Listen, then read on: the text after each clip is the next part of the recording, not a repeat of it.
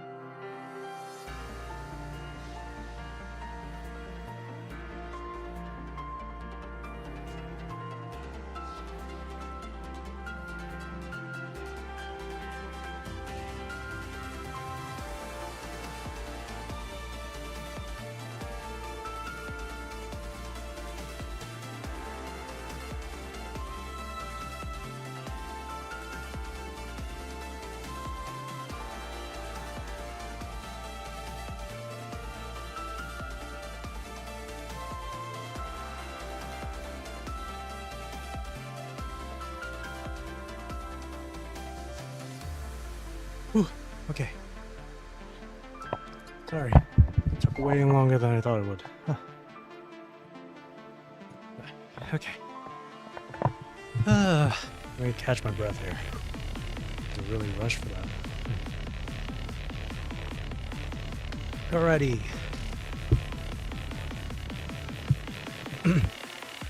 Aeon Reforged. It's chapter 27.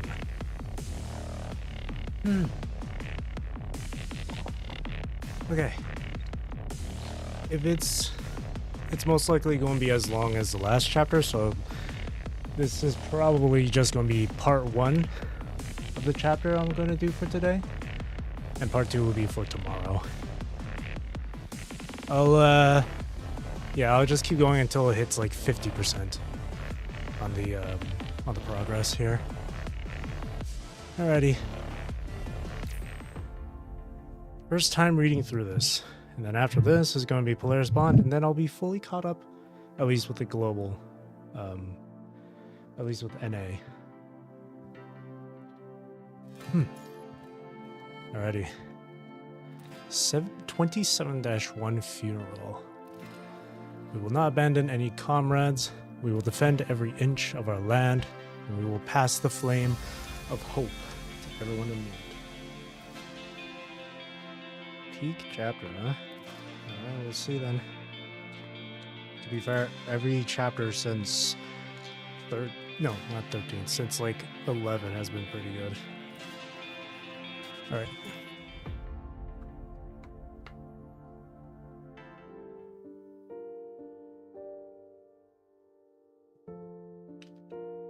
Today we're gathered here to mourn someone important. He was my best student, everyone's reliable comrade, and the Forsaken's most trusted leader. Despite all our efforts, the 6-month search has brought no good news. All we found were wreckages and the remains of a few comrades. So it is with great regret that I must announce our leader Watanabe has left us forever. Doubt. But hey, Ballard, our fight will not end here. The battle will continue as it always does. When one person goes down, another will rise to take the torch until we achieve victory and reclaim what is ours. Under the monument, Ballard's solemn voice stirs the emotions of everyone present. I first met Watanabe during the Golden Age, before the punishing virus outbreak. He was just a child, an ordinary kid. I asked him what he wanted to become, and he said he hadn't decided yet because he didn't know what the future held, or what he would be like when he grew up. When I met him again, he was not the same. He was no longer the boy from the Golden Age. He said that to overcome disasters and save others, he had to become a different person. I initially thought he had given up his original dreams of becoming a soldier since his mother sacrificed herself and the punishing virus broke out. But I gradually realized that wasn't what he meant. Soldier, construct, leader? No. None of these were what Watanabe was talking about. He wanted to become a better person. The best person he could be. To become.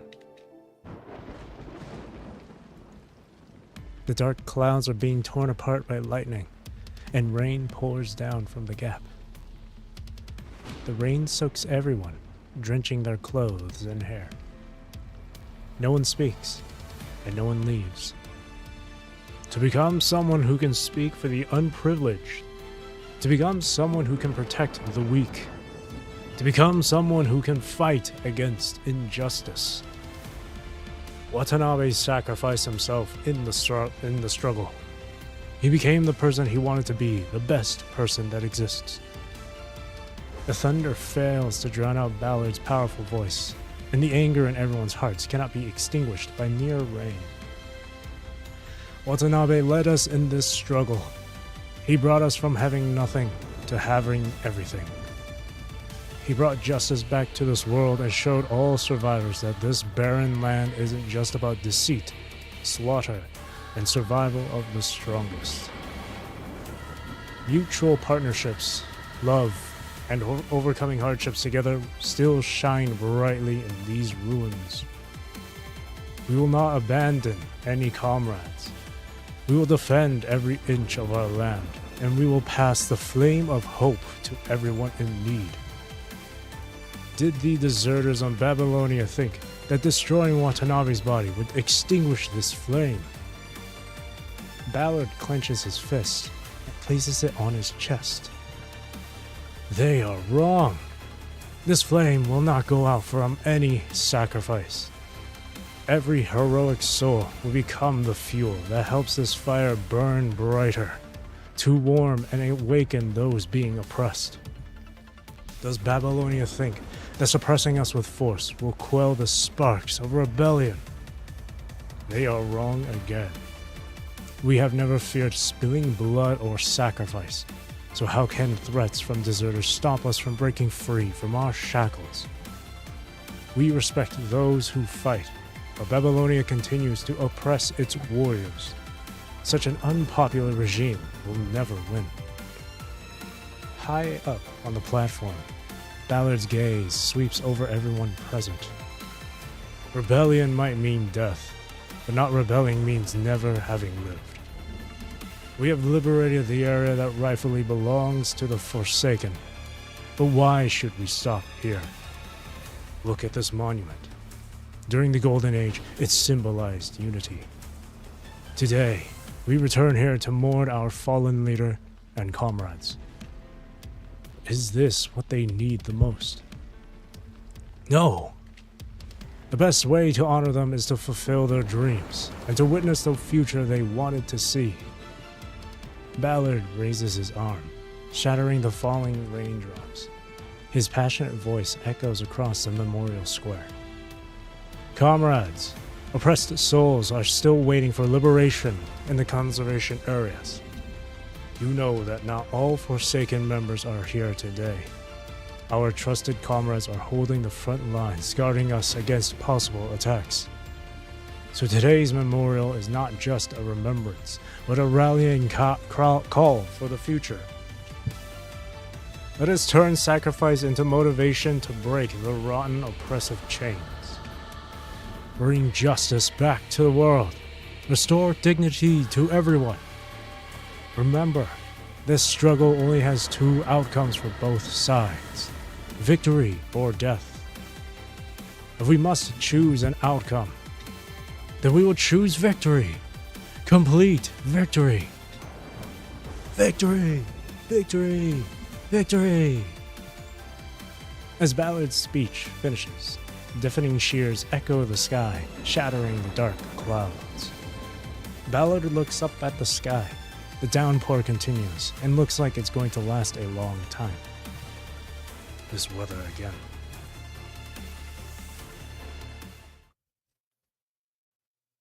That was one hell of a speech. World Government National Cemetery, 4 p.m. Tsuru, I'm here to see you again. The man places a bouquet in front of the tombstone. His light blue eyes reflect a figure that was no more. The tombstone is simple, with only the name, date of birth and death, and a short epitaph. She sleeps here along with the war, bringing peace as a gift to the world. Watanabe, give your mother a bouquet. Yes, Dad. Yes, Dad. The boy places a bouquet in front of the tombstone and uses his handkerchief to wipe away the fallen leaves. Shin and Watanabe, you're here. Looks like I'm late for once. A tall figure walks over from the other end of the path. For Watanabe, if he has to choose a person he trusts most, excluding his often absent parents, it will undoubtedly be Ballard. Although sometimes he trained Watanabe with demands that seemed harsh for a child, Ballard's posture and aura are always what Watanabe aspires to. Uncle Ballard. Call me instructor. But today, I'll make an exception. Ballard places the bouquet in his hand in front of the tombstone, and only then does he notice the 3 other bouquets already there. This bouquet is? He looks at Shin with a questioning gaze. It's from Mr. Hans. The cemetery staff said he comes here every year, but he always avoids us. You and Tsuru were his most promising students. You also met Tsuru through him. Just before the war ended, there was a misjudgment that had led to the annihilation of Tsuru's team. I fear that regret still haunts him to this day. That's war. Scars like these can't be healed by finding someone to blame. Only peace can mend the wounds torn open by war. I came to terms with it a long time ago, but Hans, I suppose that's common for someone who has fought all their life. Fortunately, we've finally achieved peace. It'll give us the time to heal those wounds. Why do you look like you have something else to say? Actually, wait, if it's classified information from your Security Intel Bureau, I don't want to hear it. It's not really classified. I mean, when Arnold had a shouting match with the president, everyone heard it, including the Environmental and Sanitation Department downstairs. Probably only space soldiers like you haven't heard about it yet. Ballard speaks in a rare tone of helplessness and frustration. You always talk about Lieutenant General Arnold like this. He's your superior, yet it sounds like you don't respect him much. I admire his achievements in the Security Intelligence Bureau, but that's as far as it goes. Privately, I can't respect someone who opens surstrumming in the office, even if he explained later it was just a joke for Hans and President Trillard. Remember the 6th proposal for military expenditure reduction I mentioned to you last time? Although the Space Force's budget wasn't affected much, I heard the Army faced significant cuts. After the last revision of the Joint Charter, most countries relinquished a large portion of their military command. We no longer have external enemies on Earth to guard against, nor do we need to maintain so many national armies. Such proposals pass every year. Was there still opposition this year? More like it got heavily modified. In a sense, it can no longer be considered a military budget reduction proposal. President Trillard proposed a contract system in the Parliament, listing part of the armed forces as contractable units. If this proposal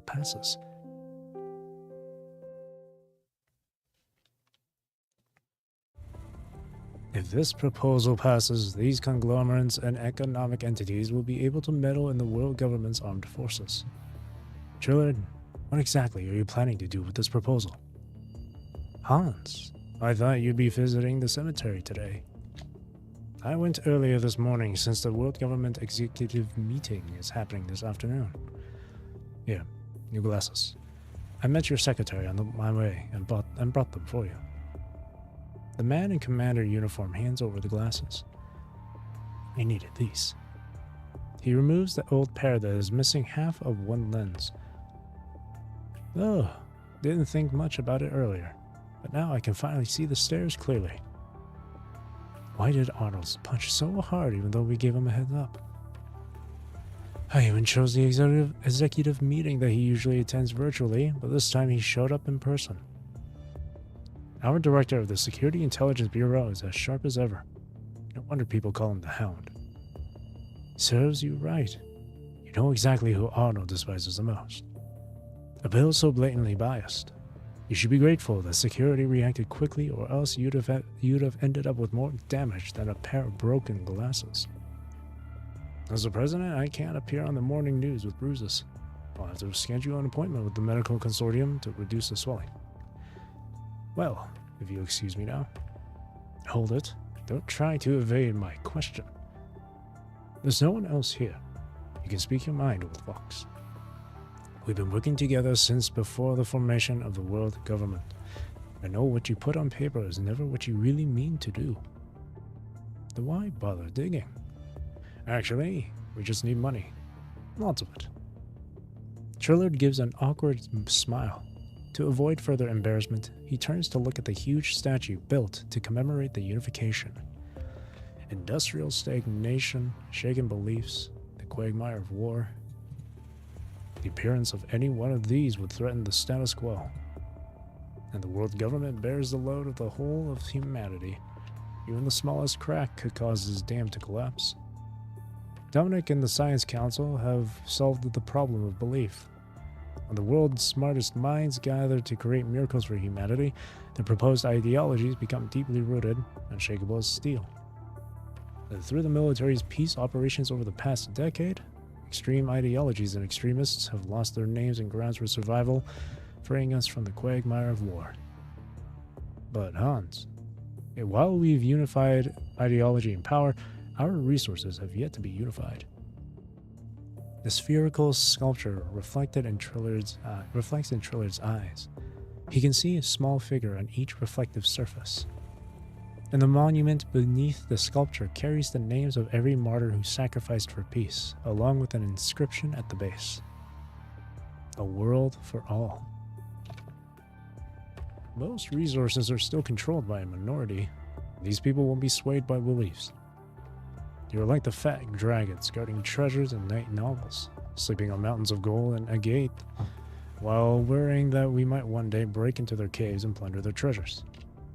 But in fact, we can never use force against them. I figure that means you decided to trade with them.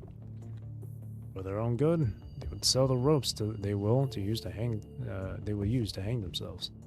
If it's a grand gift, it naturally comes at a different price.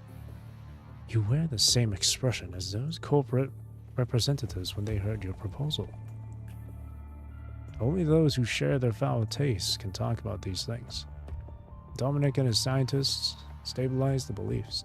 You and your army resolve the wars, and as for the mundane matters of daily life, leave them to someone as ordinary as yours truly.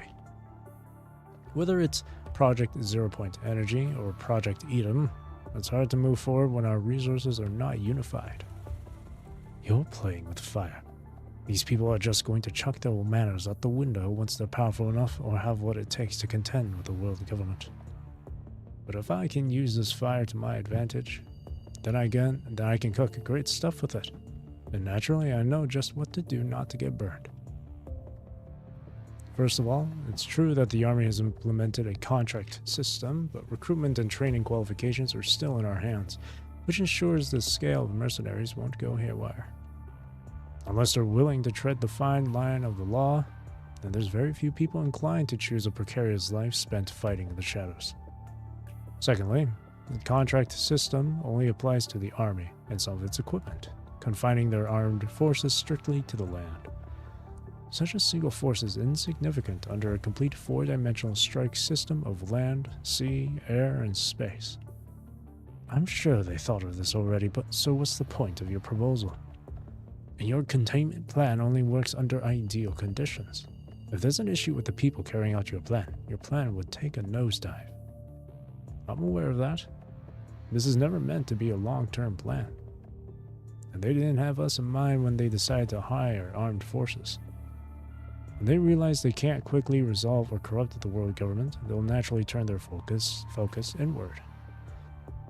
When you get a bunch of fish trapped in a pond, they'll eventually either devour or invade one another. This is determined by their operational logic, not your will. During their internal conflicts, we can break free from Earth's gravity and organize colonization teams for other planets. It won't be long before the vast resources of space are within human reach. By then, what value will the coins they hold have? A rare trace of fanaticism appears on Trillard's face.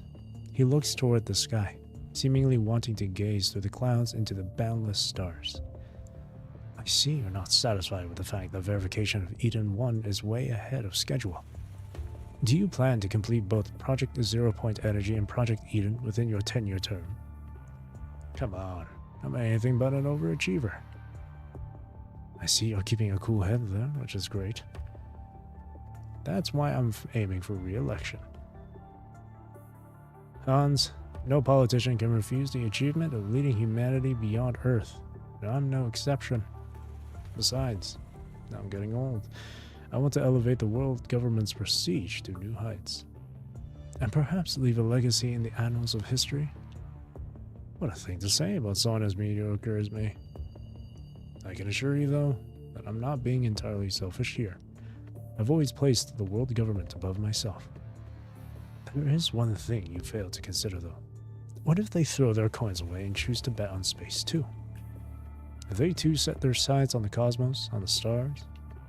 Trillard turns around, the sunlight filtering through the spherical sculpture landing on him. He spreads his arms as if to embrace the giant fireball in the sky, or the entire world before him. That'd make them like-minded people, though. What would I have to worry about then?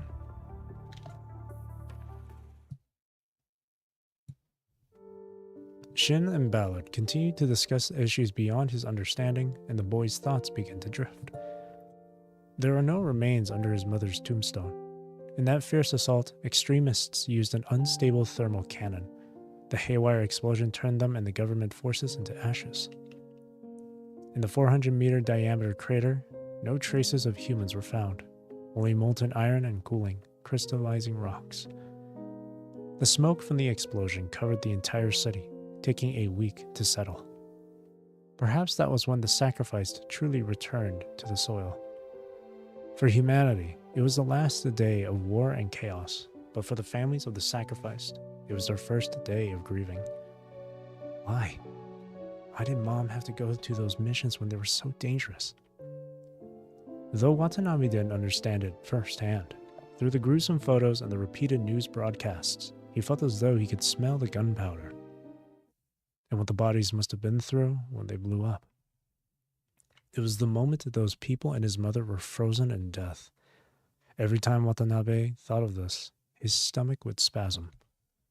This made him dizzy at the sight of injuries, because what he saw wasn't the fresh wound on his retina, but that lingering illusion of death. Countless times, Watanabe questioned his mother, who was no longer there. The same question he never had the guts to ask his father, fearing it would only add to his grief. Ballard might be a good choice, but would it make him think I'm a wimp? The boy is unable to find the answer to his question, his heart heavy with worries and overthinking. I think a youngster Watanabe has never seen appears in sight, because this was the responsibility she chose to shoulder. The youngster gently places a memorial bouquet in front of the tombstone and bows her head in silent tribute. The youngster appears to be a member of the military personnel like Shin, except they're wearing a completely different uniform.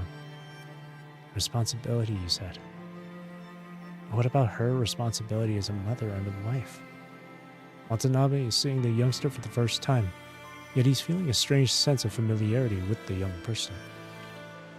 Watanabe knows he should be exercising his vigilance, and yet he finds himself asking this question that's been in the back of his mind. There are many soldiers in the world who can carry out missions, but to my father, she was his only wife. To me, she was my only mother. Did we really mean that little to her? She never ignored you. You were also the source of her faith. You will face the same choices in the future. My mother left nothing but an empty tombstone. I swear I'll never be like her. No, there's more to it than that. The sound of raindrops hitting the leaves interrupts the young soldier's next words.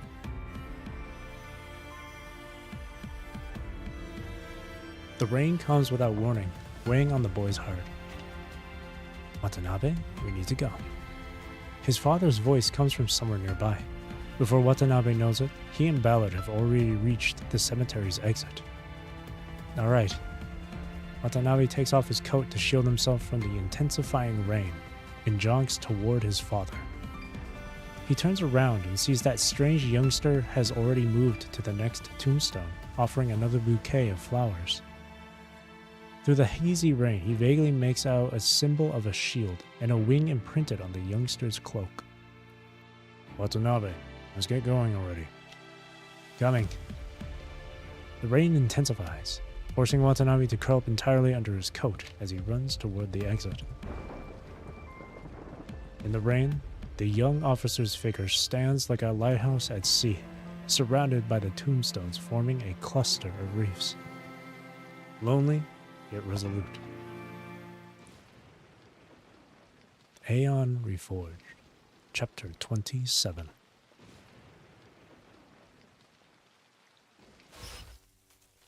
(2,900 days until the punishing virus outbreak. Whoa.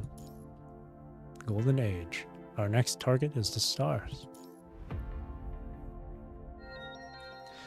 Where do we go from here? It's something people never stop talking about, no matter the era.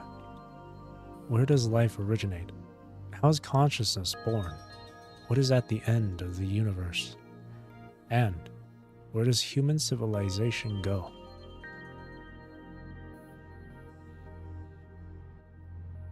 We should focus on the continuation and inheritance of civilization to enhance the advantages of the human race. Some want to follow biological instincts to keep passing on the will and life of the individual. Genes. The tiny differences in genes are what make us who we are. With molecular level manipulation, we can perfectly replicate the body one-to-one. Next, as long as we concentrate funding and Gestalt computing power on the 100% replication of consciousness signals, we can achieve continuous rebirth. Imagine the day when humanity is free of aging and illness, never has to lose its leaders to accidents in time, and our wisdom and experience will accumulate over time.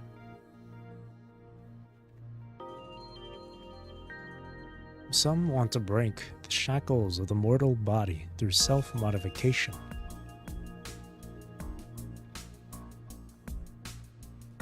Earth is the cradle that breeds life. Life is born from the cradle, and the atmosphere protects us from cosmic radiation with abundant organic matter to keep ourselves from hunger. But what is the world beyond the cradle like? What will we rely on to face deadly cosmic rays, the vacuum, and ultra-low temperatures? Move the entire ecological cradle into the sky? That would be a lot of work.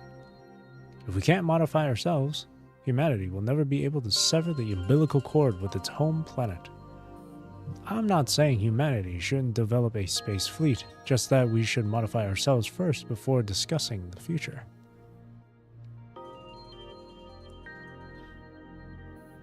When empty talk turns into reality, people making decisions realize the immense pressure they face.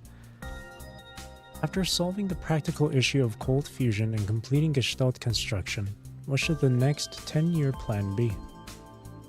Gene correction? Human modification? Digital life? With limited resources in the home planet system, implementing all these plans simultaneously is clearly a pipe dream. Going forward, humanity must tread carefully. The clash of various thoughts, moral choices, and the entanglement of interests make it difficult to reach a clear conclusion in the century-long debate. Until that person's lieutenant brought the theoretical report and construction plan to the World Government Conference.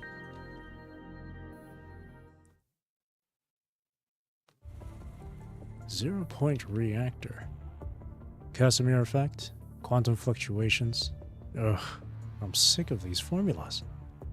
Trillard takes off his glasses and rubs his temples that were throbbing from the complex formulas.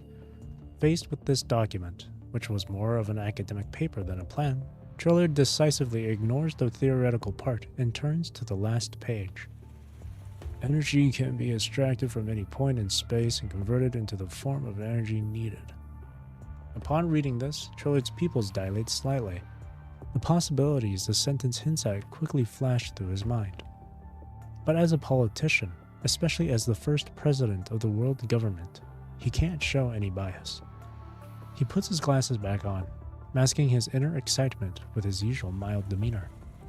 The application of zero-point energy sounds like fantasy, but there shouldn't be any doubt as to its authenticity, since Chief Technician Dominic was the one who proposed it.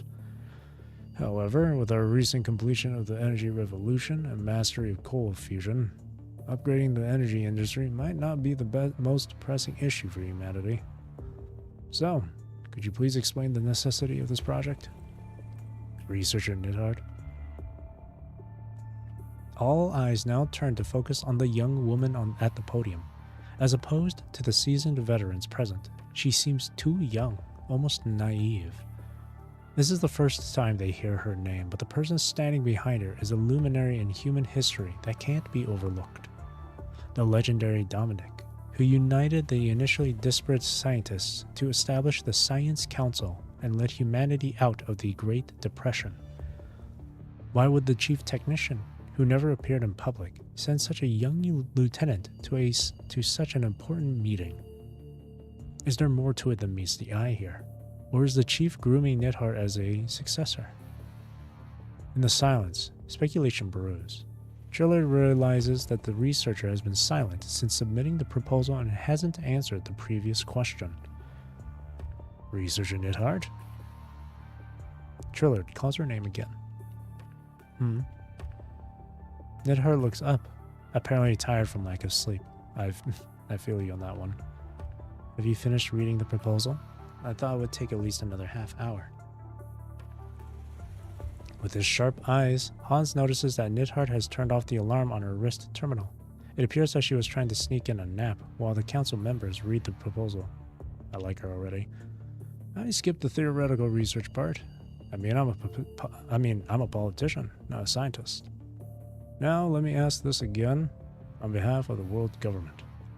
What's the point of this 0-point energy that's mentioned in the proposal when we've just completed energy revolution and mastered cold fusion? The new decade-long project is to decide humanity's next step. If this proposal is just for show and doesn't bring us a substantial breakthrough and leap forward, then I'm afraid the world government has no reason to provide financial support. You might as well handhold her through convincing us. Hans, familiar with his old friend's rhetoric, shakes his head, knowing what Trillard is playing at. A decade. You probably only read the last page. The estimated time in the proposal is 20 years. 10 years would only be enough for validation. Miss Nidhart, this is no place for bad jokes. Validation is necessary. The results will determine whether humanity can use our current technology to build colony ships that travel faster than light. If validation fails, the only feasible part of this plan would be Project 0-point energy that you mentioned. This could provide humanity with an additional 70 trillion kilowatt hours of clean energy annually, but that's the most trivial benefit of Project 0-point energy. Its true significance lies in breaking the way we've been using energy since the Second Industrial Revolution. Nidhart appears asleep, but she is laser sharp and focused when it comes to her field of expertise. Currently, no matter how we generate energy, we need to go through conversion before we can use it. We burn fossils for heat. We expand gases for power. Our methods of obtaining energy are changing, but the inefficient and wasteful conversion process has seen no breakthrough, which is why Dawn 3 has only been able to reach 1% of light speed after prolonged acceleration, despite its cold fusion engine and load capacity. Crossing the Oort cloud alone would take generations, let alone exploring further into space. With 0-point energy, it's different. Its properties allow it to be collected and converted into any known form of energy simultaneously. This is written on page 36, line 57. This means collection and conversion happen simultaneously, eliminating energy loss and conversion time, so we end up directly with the energy in the form we desire. Detailed explanations can be found on page 41, formula 65. If the initial phase of validation is successful, that would put us one step closer to bringing new colony ships with 0-point engines to reality. Our ships could break the 10% light speed limit, and in the future, even surpass light speed. Please refer to pages 79 to 92 for details. That's about it. Any more questions? Well, you can probably find all the answers to your questions in the proposal, though. Seemingly exhausted from the presentation, Nidhart props her chin with her palm, looking as if she might fall off the podium. No one in the room, however, calls her out on her behavior, because they're all held spellbound with the idea of faster than light. The sound of tapping screens becomes the only melody that echoes through the room as everyone meticulously reads the sections Nidhart pointed out. So are you saying we need to spend 10 years of resources just to validate a possibility? Moreover, the proposal mentions modifying the lunar base that's meant for starship production and assembly. We'd end up with nothing to show for the 10 years spent and a significantly smaller fleet of starships if the project fails. With only the orbital spaceport's production capacity, we can only deliver 30 starships by the deadline, when we originally planned for 100, that is. No matter how grand this plan seems, putting all our eggs in one basket is not wise. A world for all. This is the world government's founding principle, lest we forget. While it's true that the Science Council has had many an epoch-making achievement, we can't bet 10 years' worth of humanity's time on a theory that even the Science Council is uncertain about. The Councilor's opposition is unmistakable, while the crowd, having calmed down from their fanaticism over faster than light, begins to discuss the pros and cons. Seeing Nidhart still silent, with her head down, the new counselor eagerly adds. By comparison, I think Professor Godwin's comprehensive modification plan would be more solid. Found it. Excuse me, I'm still talking. First of all, I'm here as a researcher, and I would greatly appreciate it if you could address me as a researcher Nidhart like the President does. Secondly, the Chief mentioned that many members of the Science Council were too busy with research to attend the meeting, so they sent me to express their stance. Now, this is what we call a petition, I presume? Nidhart turns on her terminal and projects a short text on the screen. The projection is simple, merely a request for the world government to support the zero-point reactor and subsequent research.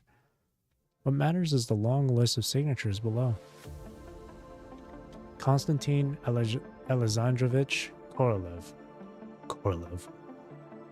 initiator of the Project Orient of Project Interstellar Voyage, founder of modern starship design standards. William Leibowitz, founder of quantum computing process standards, builder of the foundational principles of Gestalt physics. Igor Nevelyevich Landau, polymath, designer of the first cold fusion reactor, discoverer of the universal superconducting crystal structure. Chief engineer of Gestalt, proposer of marine fish farming techniques, author of the comprehensive guide to edible fungi. And the last on this long list of signatures, Dominic, founder and chief technician of the Science Council, pioneer of Gestalt design theory. Proposer of cold fusion theory and its practical application, creator of the first strong AI machine. This group of scientific elites that once led humanity out of the Great Depression has once again come together as one. Though some of them are now frail and confined to intensive care units, no one can ignore the weight of their words. For they were, and still are, humanity's beacons of hope. And when they united for a single cause, I'd say this is more of a threat. Is the Science Council trying to coerce this world government into making a decision biased in your favor? The refined counselor slams the table, pointing at Nidhart and angrily accusing her, seemingly about to curse. Biased? We seek nothing for ourselves. All this research will serve humanity. This petition is merely to voice the wishes of those researchers who can't be present today. Isn't this summit supposed to decide the future? Shouldn't we all be open to more opinions here? Most council members pale at what Nidhart just said. They are either from entrenched families, complex interest groups, or emerging enterprises. They fought hard to earn their seats at this assembly, hoping to ride the wave of the times. Faced with this petition where the list of signatures runs longer than the main text itself, their hidden agendas seem destined to crumble.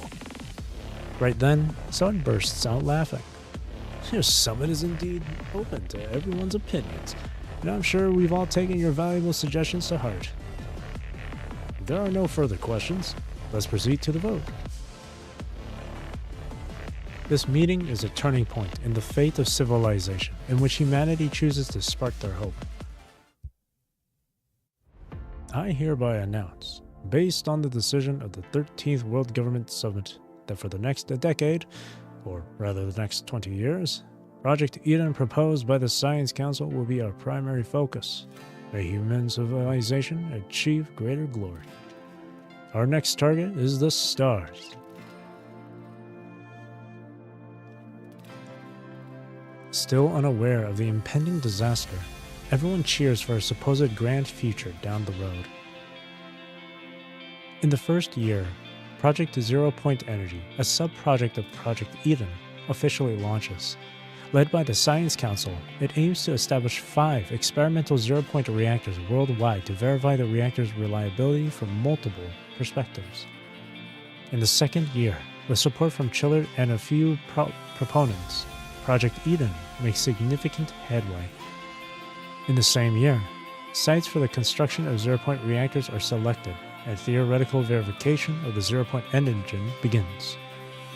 In the third year, theoretical verification of the zero-point engine is completed, making the construction of engines using zero-point reactors theoretically possible. In the same year, construction of the prototype ship capable of carrying a zero-point engine, the Eden 1 colony ship, begins at Tsiolkovsky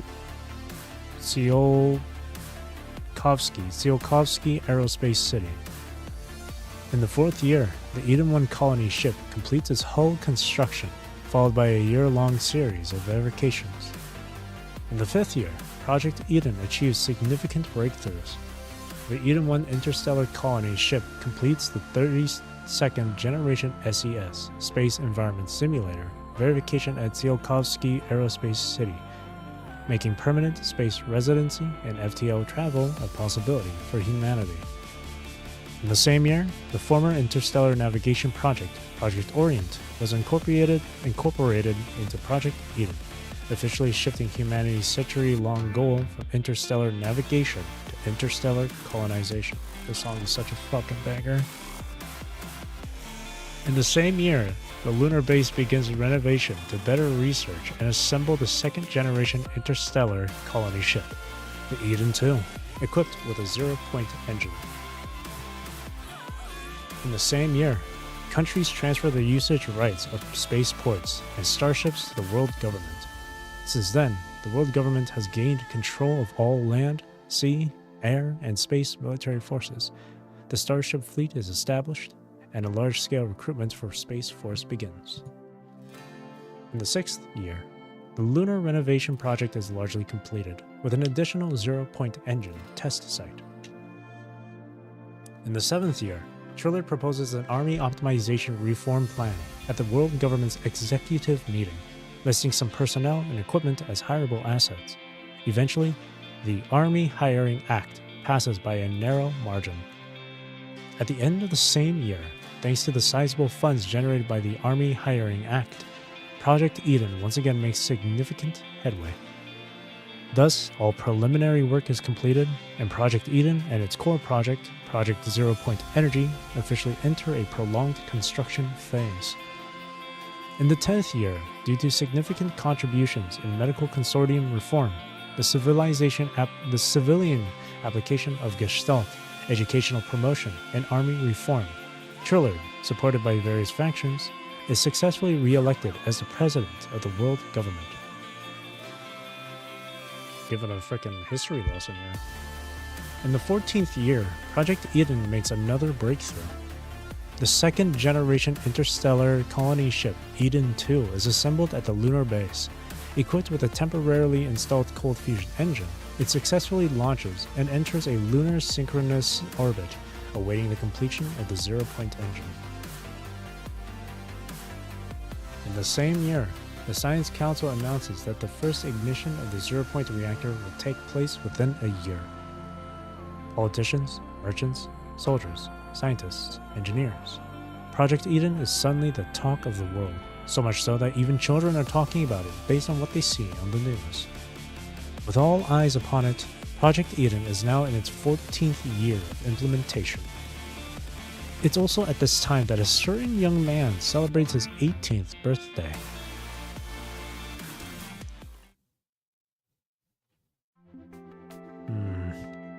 Still not as sharp as could be. It's gotta be your hairstyle. No, hair no longer than 3 millimeters. That's how a new recruit should look. No way. The hair ban was lifted 2 years ago. We've been getting new recruits that look anything but since they put the contract system in place.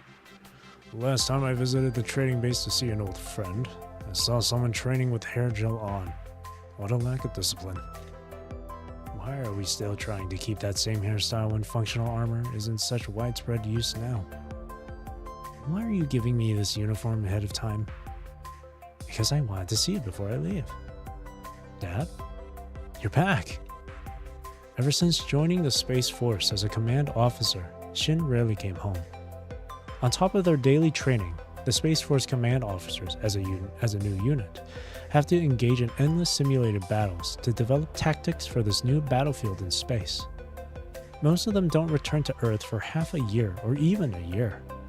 Most of the time, brief conversations via satellite phone are the only interaction Shin and Watanabe have. We still only have half a day like we usually do, but I'm not gonna complain. Ballard, thank you. Don't mention it. Kid is going to the Oasis squad, and I happen to know someone in there. I was a bit surprised that Watanabe decided to be a soldier, though. He did pass the test and all, but... Ballard's gaze is sharp, in a caring sort of way. How's your hemophobia treatment coming along? Not fully cured yet, no. Shin doesn't say anything, but through the way he looks, he expresses the same concern as Ballard's. Well, I passed partially because they went easy with the recruitment criteria again this year. I mean, we're seeing fewer people these days joining the ground force to deal with terrorist remnants and drug traffickers, and the contract system has a much lower standard too. We're pretty much there just for show, so to speak. According to Gestalt's career recommendation, this happens to be the most suitable for me too. Ballard doesn't say anything more. Having been entrusted by Shin to take care of Watanabe and train him according to his own habits, he knows that Watanabe indeed has what it takes to become a great soldier. This is probably also why Gestalt came up with the career recommendation for Watanabe. But in the Golden Age, people no longer need to rely on talent to prove their worth as they did before. People care more about interest or what they want out of life when deciding what to do down the road. And this is clearly not an area where Gestalt, programmed to determine situations based on profit and loss, is able to provide advance. Son, it's not too late to call it quits now. Looking at his son, now as tall as him, Shin breaks the silence. You don't need to follow the same path your mother and I did. Ballard did tell me that you were gifted, but being gifted doesn't mean you have to let it dictate your future. Talent sometimes comes with excessively high expectations.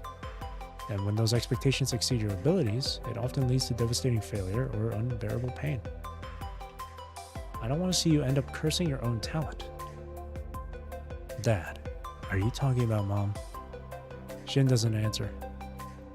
Dad, I know I shouldn't make you worry, but I didn't accept Gestalt's career recommendation without thinking.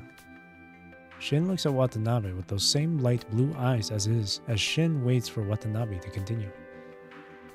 It takes long-lasting peace to heal the havoc wreaked by war. This is what she told me. I am not a witness to war, and I am very grateful that I'm not. But this also means that I can't truly feel the difference between war and peace like you and Uncle Ballard. And I will never understand why Mom chose duty over life. But what was the belief that Mom left behind? Out of so many people in the world, why did it have to be her? I think you, Dad, understand Mom of all people, and I trust that you can answer that question. But I think this wall of experience will always stand between us no matter how hard you try to explain it to me.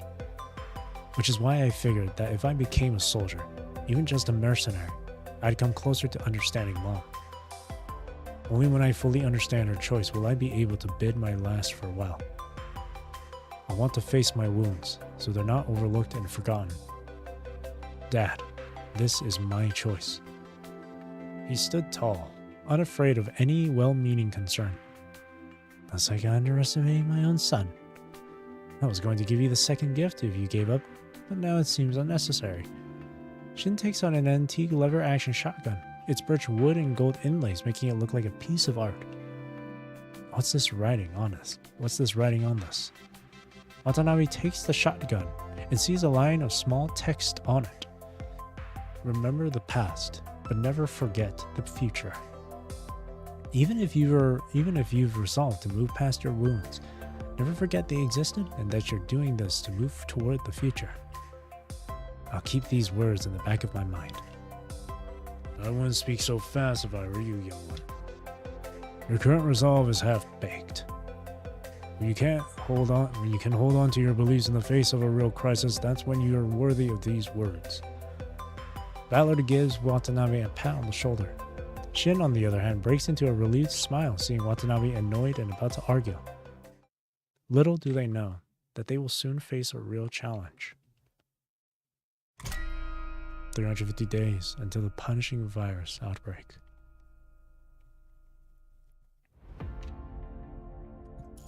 Starting point.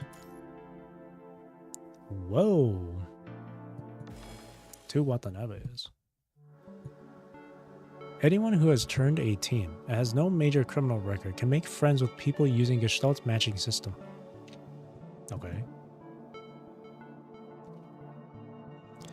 In a society increasingly connected through communication rather than personal relationships, providing convenience for citizens to communicate is our duty.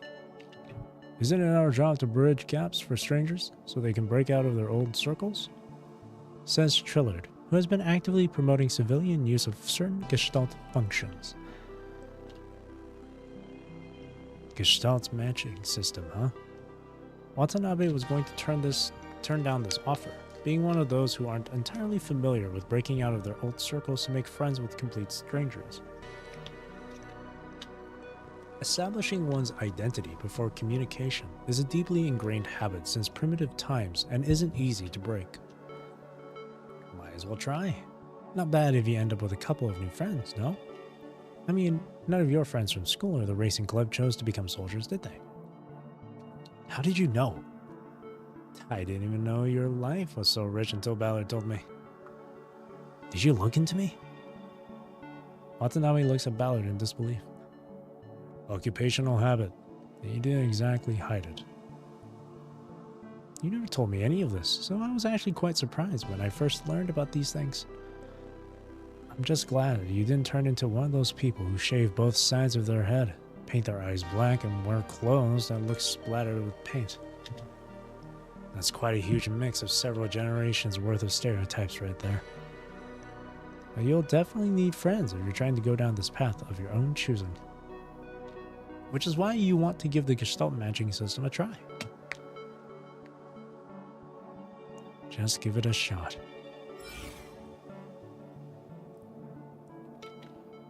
Through his terminal, Watanabe accessing the matching system accesses the matching system in a breeze. Dear citizen, hello and welcome to the Gestalt matching system. You are exercising your legal rights under Chapter 3, Article 291 of the Citizen Welfare Act. Please read the following terms and proceed after confirmation. Watanabe quickly scrolls through the long privacy terms and usage rules and presses confirm. Retrieving citizen database. This will take a few moments. Confirming information. Matching. Before the AI says another word, Watanabe interrupts it with the confirm button. Matching complete. Would you like to enable privacy mode? Sure, since I'll be interacting with strangers, huh? Understood. Privacy mode enabled. Thank you for using the Gestalt matching system. Enjoy yourself. After a brief system tone, a greeting comes through the speaker. Hello, can you hear me?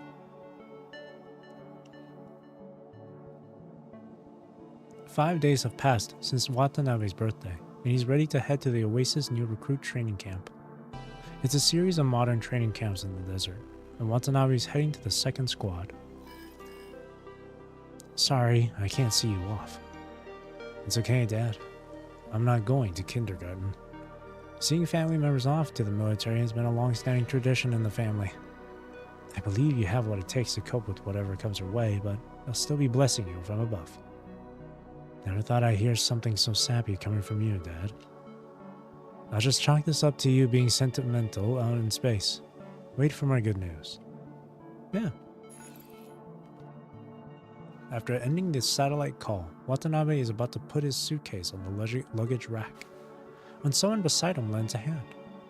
Thanks. You're welcome. The person sits back in their seat. The person looks familiar, but Watanabe can't seem to recall who they are, no matter how hard he tries. Are you reporting for duty at the Oasis too? While the person seems young, they seem well-trained. Well trained by Ballard himself, Watanabe senses the same aura in the way this person carries themselves. Yes, well, sort of. I mean, I'm actually on my way there to see someone.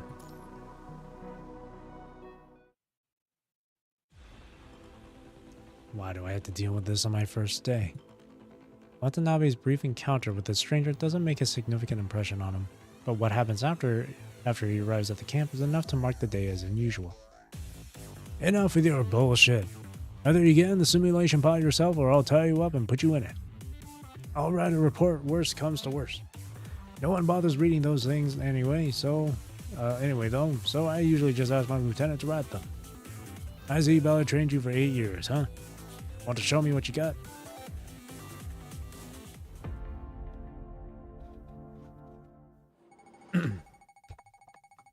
Boot camp simulation pod room. I think it said April 17th or something.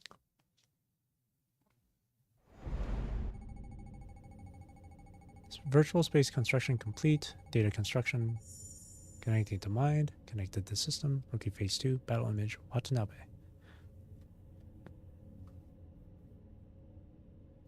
So this is the virtual training space. Everything is so blurry. Forget it. Make it quick.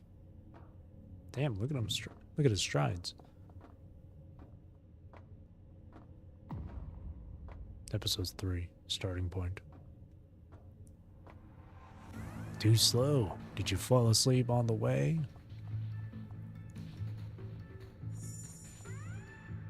Back house. I just wanted to give you more time to warm up. Ha ha ha, good boy. I like how arrogant you are. Take this.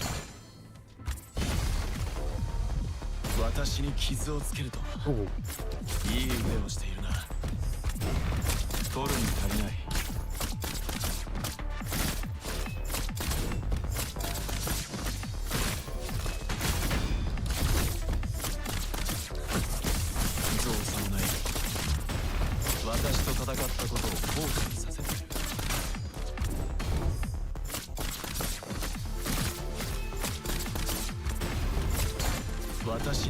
Whoops.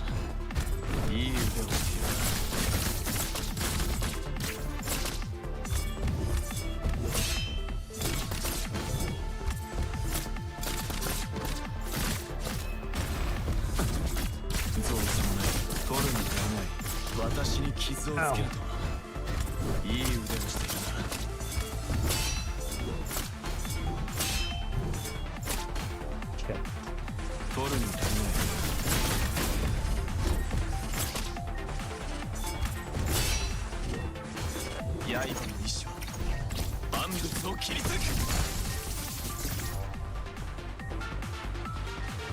What a rush. Wow. Oh. Oh, I see the showcase engage.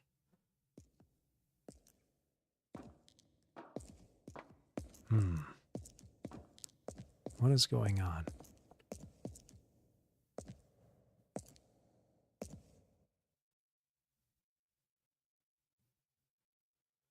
Instructor and me. When is it? Oh my god.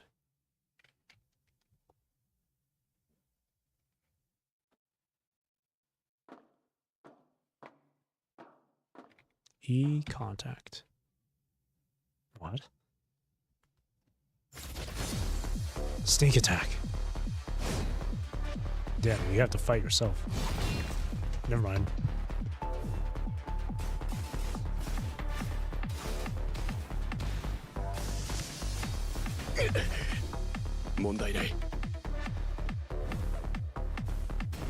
Whoops.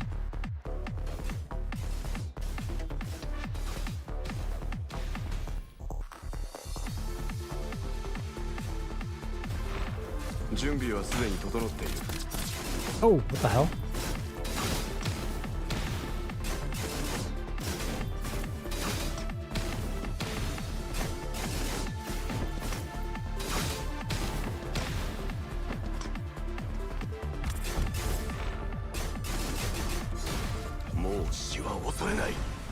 Oh, that's cool.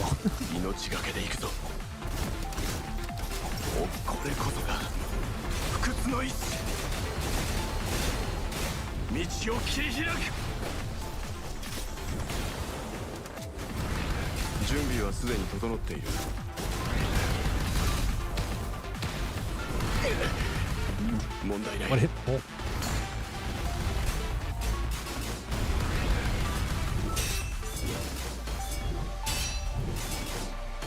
Whoops. I can't get the timing right for that parry.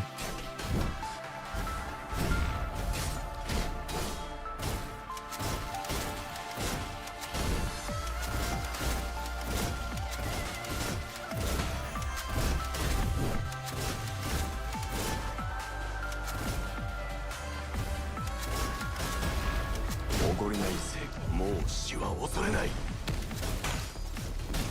これこそが不屈の意志。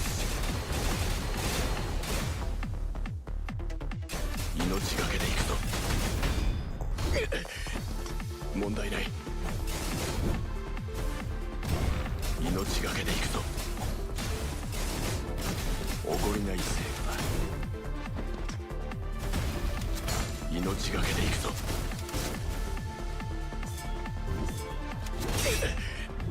問題ない。What the heck? 命、これこそが不屈の意志。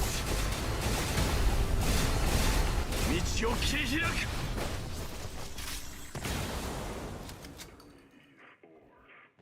Oh god, blinding.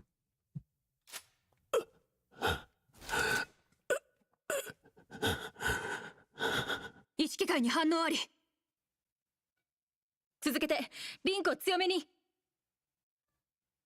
おい、まだ耐えられる？ダメよ、リンク時間が長すぎたわ。一旦切りましょう。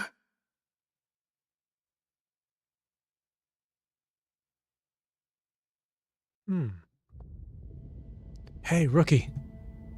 Even in complete darkness now, Watanabe can see the world around him shaking violently. Finding himself once again in touch with reality, he feels a burning pain. He never knew what injuries sustained in simulation could hurt. He never knew that injuries sustained in simulation could hurt so much coming back to the real world. But he recalls that he was hurt worse than just his face. Wait a second, what are you trying to do? Whoever that's speaking now sounds shocked. Watanabe recognizes his voice. I'm going to give it another try since I figured I didn't go hard enough just now. I'll go get the medic now. Don't hurt him any more than you have before the doctor gets here. What's that supposed to mean? His. Maybe something like that. Hey, glad to see you're awake. Right then, Watanabe sees the instructor's big face, muscular arms, and his half-raised hand. What are you doing? I was trying to wake you up since you were out cold. Well, since this is kind of an old method if you ask me. Is that why I'm feeling this burning pain in my face? At least it worked wonders. By the way, kid, you fight well, and I'll give you that, but you need to work on your willpower. I see you can't stand the sight of blood. I didn't say anything when I got hit, but you passed out like that, son. I passed out, but I remember being the last one standing. Watanabe feels as though he's been whacked in the head by a sledgehammer, erasing what little was left of his vague memories. He now recalls that he did indeed pass out at the sight of blood. Is your head okay? The instructor taps Watanabe's forehead with his knuckles, like a squirrel checking to see if an acorn is ripe. I'm fine. So, what do we make of this match? Well, I wouldn't feel a damn thing even if we counted as my win. How about another round? This time I'll enable a peaceful filter. Nope. Let's just call it your win, says Watanabe decisively. Getting dragged into a senseless duel on his first day gave him a real taste of the lack of discipline and moral decay that Ballard always talks about. Here we are. After riding through bumpy roads for hours on end, Watanabe steps off the off-road vehicle transporting new recruits. So, this is where it all begins. Recalling his resolution, the promise to his father, and the belief he set out to find. All worked up, Watanabe is feeling as unsettled as the swirling dust around him. You're Watanabe, right? However, his ambitious thoughts are soon interrupted by an arm wrapping around from behind. Come on, let me take you to the simulation pods. Let go! Who the hell are you? I'm in charge of this training camp, so you better behave yourself real well, son. Watanabe tries to break free, but finds himself unable to break out of the grapple he's being locked in, having no choice but to allow himself be dragged into the simulation pod room. Give it up already? Are you really one of Ballard's soldiers? Is this how he trained you? First of all, he told me to always keep a cool head no matter how good I am. Secondly, I'm not one of his students, but I presume you know him quite well since you just brought him up. Of course The medic is here. I heard someone passed out in a simulation pod and needs help with swelling. When the medic looks at the instructor and Watanabe, he immediately knows what's going on. Instructor Backhouse, I thought I've warned you more than once not to let new recruits enter the simulation pods before undergoing adaptive training. Well, see, kids these days like to play those VR, AR things, right? I thought our simulation pods were kind of like that. And this boy should have gotten used to it by now. Fine, won't happen again. Seeing the medic's increasingly grim face, the muscular man quickly changes his tone. Forget it. That's the rookie's name. Let's register him first. Watanabe. Watanabe only recalls who the rookie next to him is when he says Watanabe's name. Bruce? Hello, can you hear me? My name is Bruce from Islay Islands. I'm Watanabe from Beirut.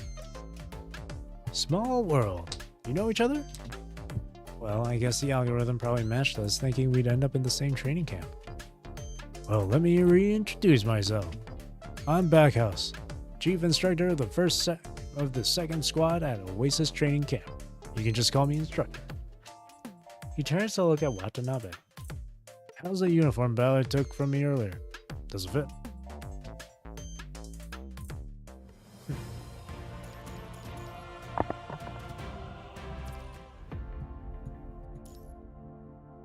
Cross.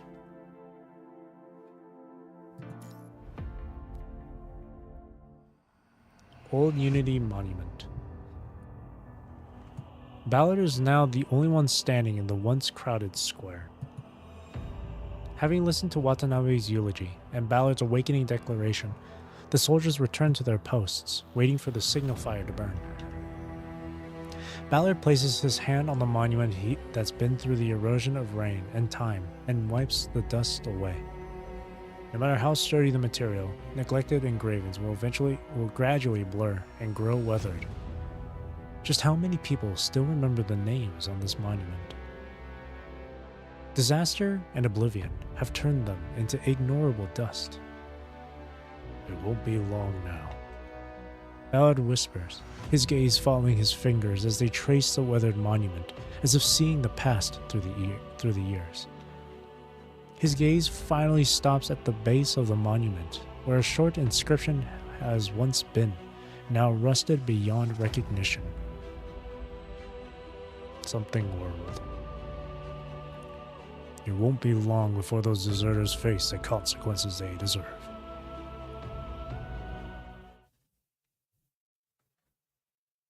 You want me to step down now? This isn't just some ordinary hacker attack or terrorist incident. It's something far more unimaginable. Those rioting machines are too dangerous. And military-grade functional armor will only become your iron coffins given the circumstances. How are humans supposed to fight a steel torrent?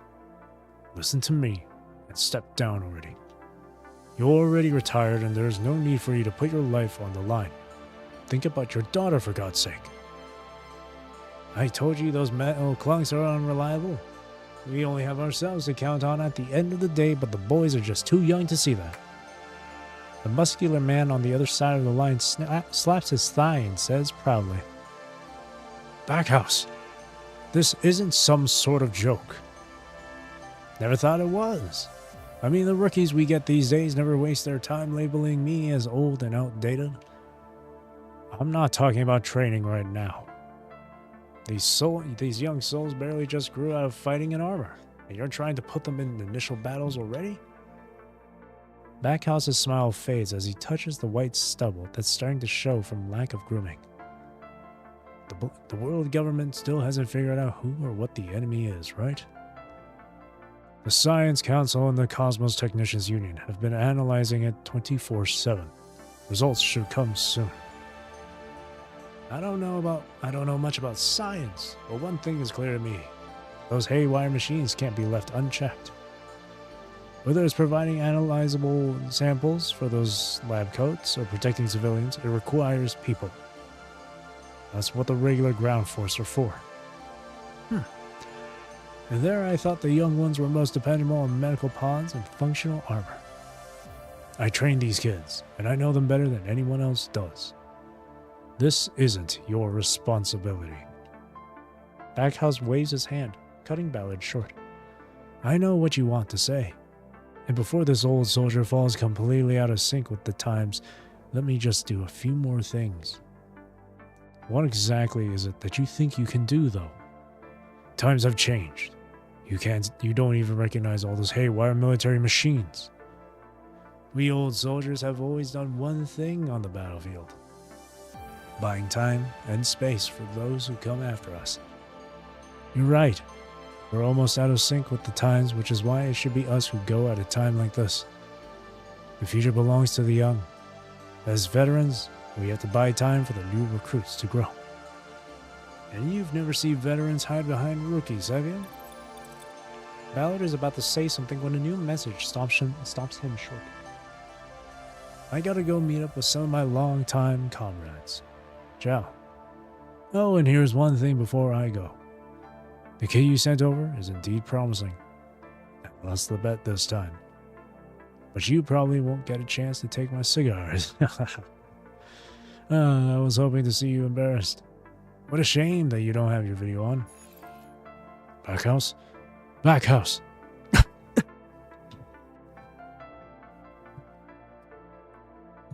When Ballard hears about Backhouse again, his name is nothing more than an inconspicuous line of words swimming in the sea of the countless frontline reports. Former Unity Hero Medal recipient and Oasis Squad 2nd Squad member, or instructor, Backhouse passed in the North Plains defense battle.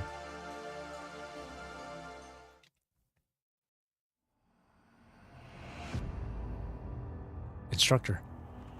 So, what's happening now? We printed new flyers and are distributing them to camps in all districts. We should be able to see how that goes within a week. But there are still many who can't believe that Boss is dead. Calls to avoid direct conflict with Babylonia have decreased significantly compared to 6 months ago, but haven't completely disappeared. Many of them are veterans who have been around Boss for a long time, and their influence shouldn't be overlooked. We won't give up searching for Watanabe. Sometimes we do have to prepare ourselves for the worst-case scenario. Protect what you can see first, then consider what lies beyond.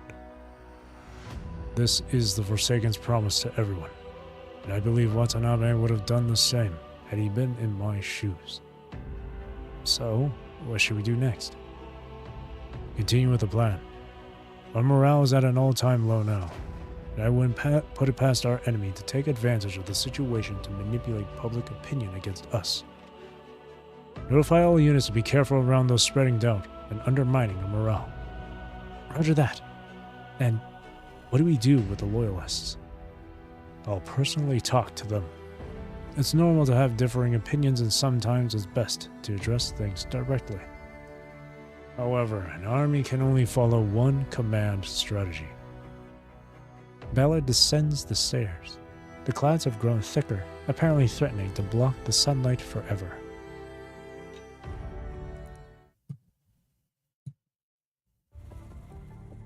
The sun is brutal. I can't take it. With the air distorted by the heat waves, a squad of fully armed soldiers trudges through the 70-degree sand. It's so hot. I can barely breathe. Physically, Albert, with his green hair, is the worst in the group, lagging behind and barely keeping up. Hang in there. I'll help lighten your load. Bruce from Islay Islands, known for his good heart and knack for boosting morale, never hesitates to lend a helping hand, even when his own clothes are soaked with sweat to the point of forming white salt stains. Bruce, don't push it.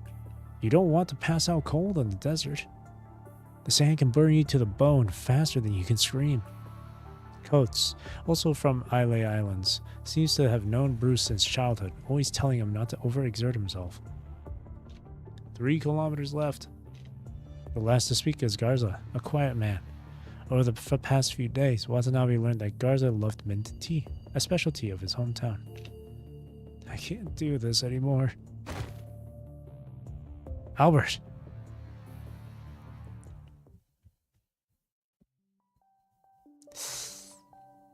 Jesus, can't you be a little more gentle here, Bruce?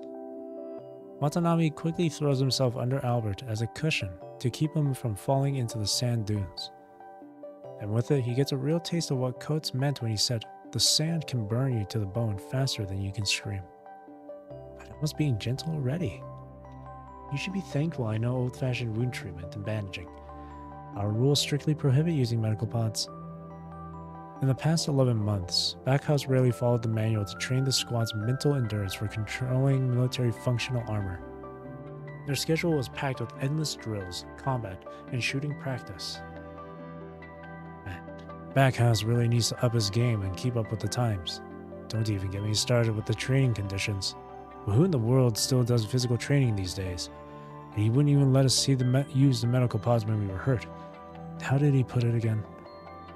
When you're in dire danger, you have no one else to count on but yourself. This was the first thing Backhouse said when the remaining three carried two injured comrades to the field base, requesting to use the medical pods.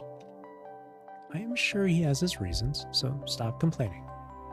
Alright, now that's taken care of. By the way, training's almost over, and then it's off to our units. Yeah. Did you change your mind? Or are you still thinking about joining ground force to die on the front lines?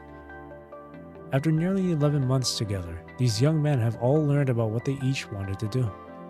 Albert, Garza, and Watanabe chose to be mercenaries, while Bruce and Coates chose ground force. Bruce once applied to the Air Force for further training but was repeatedly rejected due to his performance in the balance tests. Bruce never told anyone why he made that decision, though Coates, who also came from Islay Islands, seems to know something.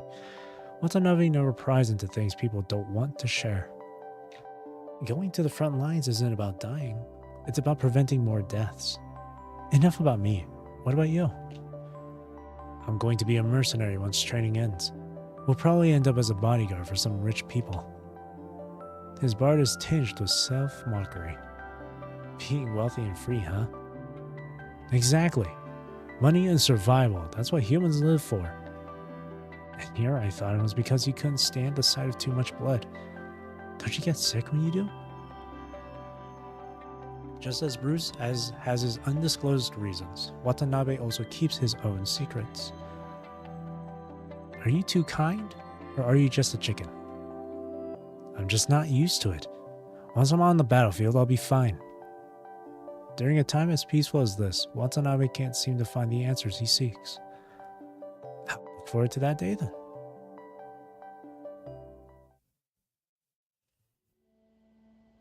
Commandant, I'll need you to review this proposal to modify the starship with the 0-point engine. This is a top secret. It wasn't sent through the terminal. Shin takes the thick stack of documents. Yep. And starts flipping through it while raising a question. I thought the first ignition test for Reactor 1 was scheduled for next month. Are you sure we aren't submitting this proposal a little too early? The engineering team seems confident in the project's success. If it weren't for the spaceport's no alcohol policy, they might have started celebrating with champagne when the reactor was completed last month. Oh, speaking of which, please deal with the crew members who smuggled vodka onto the starship as soon as possible. I thought it was dealt with last week. They busted a few more with distilled vodka this time. I'll handle it later. What's the engineering team's reason for wanting to start the modification so early? They claim that adding the 0-point engine's output port isn't a big project. With the Eden 2 blueprints as a reference, everything can be modeled after that colonial ship. Since a starship built for defense is structurally simpler than one for pioneering, this modification will be even easier. Well, they most likely just don't want to fall too far behind Eden 2. I mean, they see themselves as the pioneers of space travel. I bet they still have quite some pent-up frustration, as much as they're convinced by the design of Eden 2. And because of that, I can't approve this proposal. So are we just going to reject it? However, considering that the Starship Fleet will be responsible for guarding Eden 2, I will present this modification plan at the next general meeting. They'll be happy to hear this news. Tell them not to celebrate just yet, because the fleet isn't just going to be modified entirely overnight. Also, here's the new disciplinary notice you mentioned earlier. Take it and confine the repeat offenders. Roger that. After the lieutenant leaves, Shin looks out the porthole.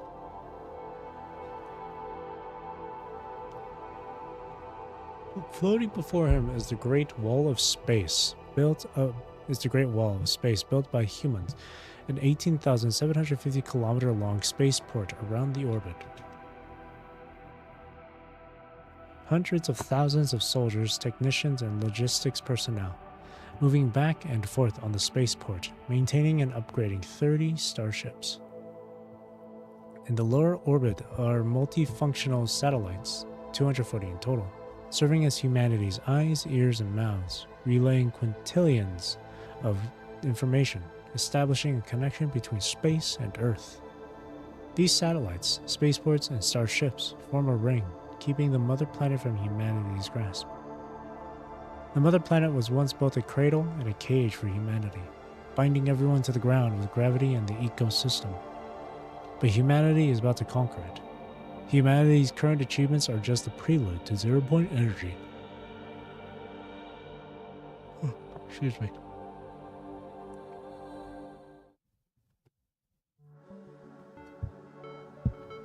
International Space Station. Hey, what you looking at, tall guy? The tall, fully armored soldier is taken by surprise when spoken to. Jada can't see the soldier's face under his helmet, but the drone by his side faithfully displays his reaction. Oops, sorry, didn't mean to scare you. The researchers at the space station are already used to how quiet he is, relying on his drone to communicate. After years of working together, the researchers already know him so well that they understand what he means with a single facial expression. You really gotta stop facing out. You'd have been in deep trouble if it were the security chief. Hey, tall guy. I see it's your turn to guard this place again today. The passing researcher gives him a high five.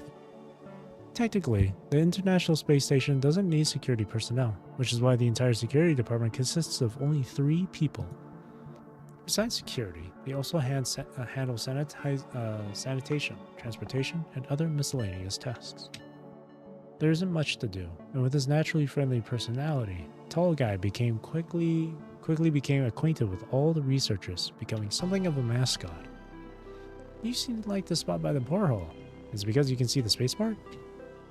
What, you don't find the space station too boring and want to apply to be a spaceship crew member? Alright, stop teasing him. Tall guy, we're heading to the lab. We should have lunch together. After the two leave, the unnamed soldier looks out the porthole again. He isn't actually looking at the starships or the spaceport, but at space itself. The girl who once described spacewalking to him had said this: "It's like floating in water, but without the omnipresent pressure squeezing your body and organs. Carefree, unrestrained." He wonders what that really feels like, and whether he'd ever get a chance to experience it.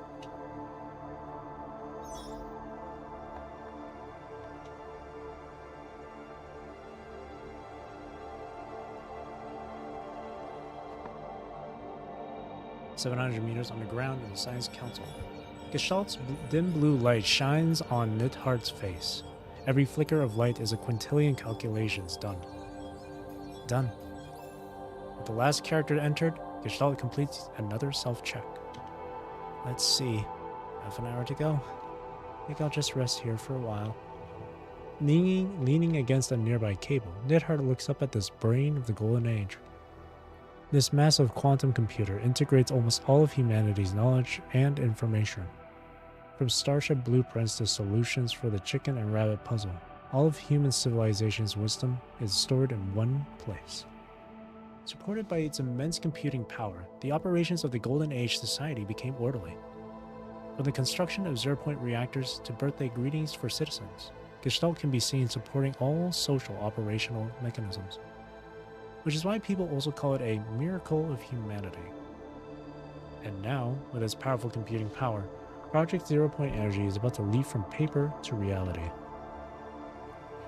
Its title would soon become Humanity's First Miracle.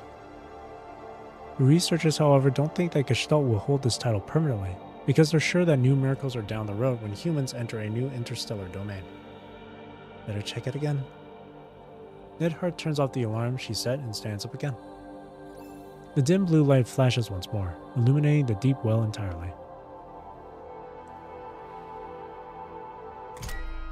20 days until the punishing virus outbreak. Before the outbreak, to tomorrow. You rascals, better not disgrace me in your new units. I can't breathe. Bruce, move over a bit. You're asking for the impossible. Damn, can't push him away. How strong is this guy exactly? I stopped struggling a while ago. On the training ground, Backhouse wraps his muscular arms around the 5 of them, hugging them tightly. 5 heads of different colors are squeezed together like the folds on a bun, each showing varying degrees of pain. Today marks the last day of training for Watanabe and his team. Their year-long training at the camp has come to an end, and it's time for everyone to part ways. Alright, for this memorable last day, I'm heading to HQ to get you all something special. Just before Albert passes out, Backhouse lets go of his arm and flashes and vanishes in a flash. I thought I was gonna die. Here, have some mint tea. Thank you. Albert accepts the canteen from Garza, while Bruce pats his back to help him catch his breath. With that green hair, you might have a hard time catching the eye of those rich folks. It's not too late to switch careers. Coates sounds harsh but sincere. No, like you and Bruce, I'm preparing to join the ground force. The regular army is 100 times tougher than the mercenaries, plus there's the elimination process. I'm serious. But you're just barely getting by the way you are. Gurgle. Albert takes a big gulp of mint tea and lets out a deep breath. Backhouse is quite the maverick and places a strong emphasis on how we do on the physical tests. When most of the regular army cares more about whether we know how to operate the military functional armor. With it, they all turn to look at the warehouse where the functional armor is stored. A thin layer of sand has accumulated on the front of the door, a sign that it hasn't been opened for quite some time. Actually, it's Backhouse who gave me this piece of advice. He's not exactly a big fan of functional armor, but he gave me this piece of advice anyway when he noticed how tough my neural resilience is. I know how much I suck, but Backhouse never gave up on me, and it even made life easier for me. You guys better not tell me what I just said, because he made it clear that he didn't want me to bring up the special treatment to anyone. Why are you all looking at me like that? He told you to? I take it that he said the same thing to you guys too? Was it just 2 days ago? Yep, verbatim. Wait. Watanabe places a hand on Albert's shoulder and says earnestly, Greenhead, Backhouse doesn't dole out special treatment to just anyone. He only does it with his subordinates. He suggested I apply for the Navy. Garza speaks in a muffled voice, before adding a remark. Interesting how he thought I could live out at the sea when he's only seen me living in this desert. His advice to me was similar. 2 days ago, he approached me and asked if I wanted to try applying for the Air Force. He said there's generally no chance of seeing blood, except I think that statement is probably only half true. Bruce, what about you? Bruce hesitates for a few seconds before he speaks. He said I'd fare just fine going anywhere except for the Air Force. Bruce breaks into a wry smile. Bruce. With it, the air seems to grow heavy, because they all know how badly Bruce wants to get into the Air Force. Only Bruce himself and Coates, however, know what's driving Bruce's obsession. A piece of advice is nothing more than a piece of advice, though. Nobody says you need to do as told. You have to walk your own path. What Backhouse said makes a lot of sense, though. I'll give it some serious thought. I'll go pack my things first. After Bruce leaves, the remaining three turn to look at Coates. Don't look at me like that. There are some things I can't explain. Ask Bruce yourselves if you're that curious.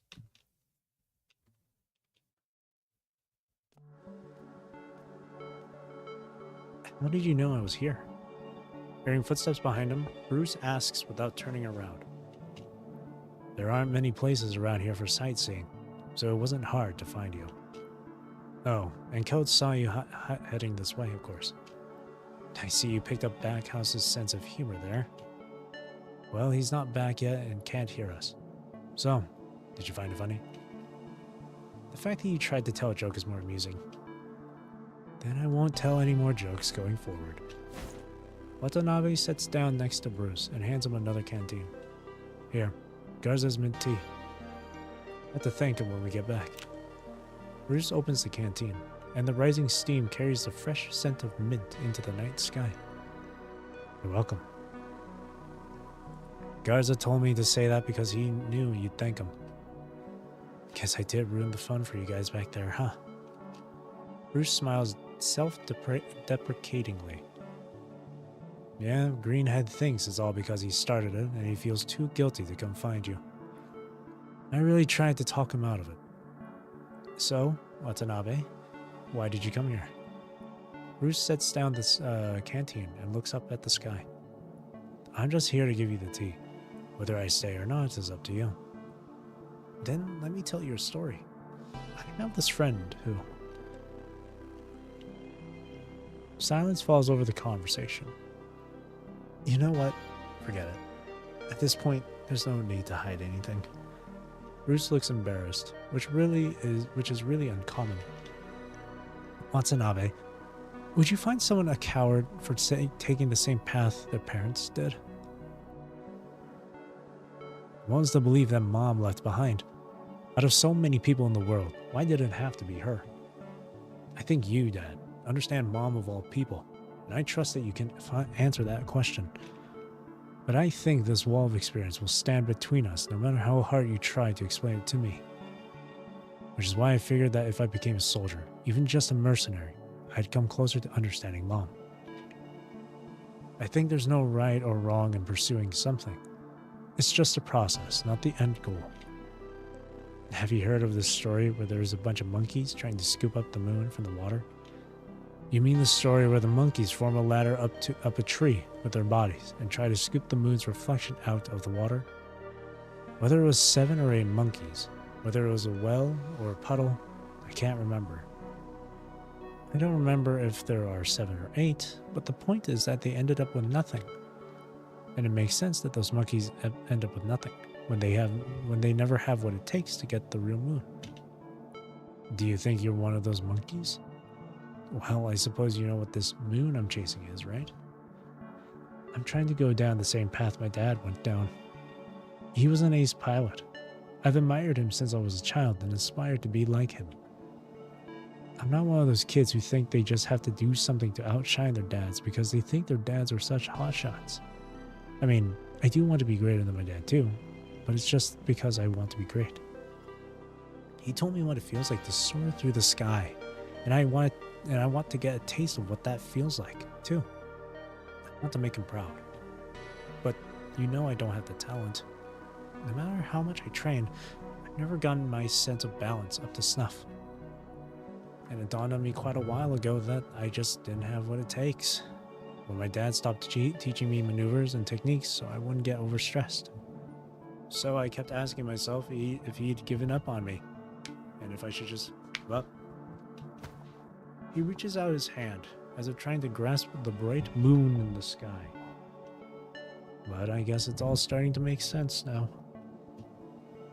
Why am I wasting time trying to scoop up the moon from the water but I know it's mission impossible. The two fall silent, taking their time to digest those words. They might have come from different backgrounds, but right at this moment, they find themselves in such similar circumstances. One of them tries to go down the same path his father did, knowing full well that he doesn't have the talent it takes, while the other tries to understand his mother's will, which he finds difficult living in a world so peaceful. Could it be that Bruce is right, for thinking that they are going nowhere? Even if you've resolved to move past your wounds, never forget they existed, and that you're doing this to move toward the future. Watanabe suddenly recalls what his father said on his birthday. He didn't quite understand what his father meant then, but seeing Bruce struggling now, Watanabe seems to have reached that eureka moment all of a sudden.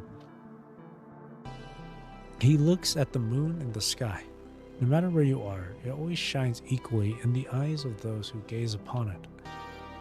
Well, can't really say you don't have a point there.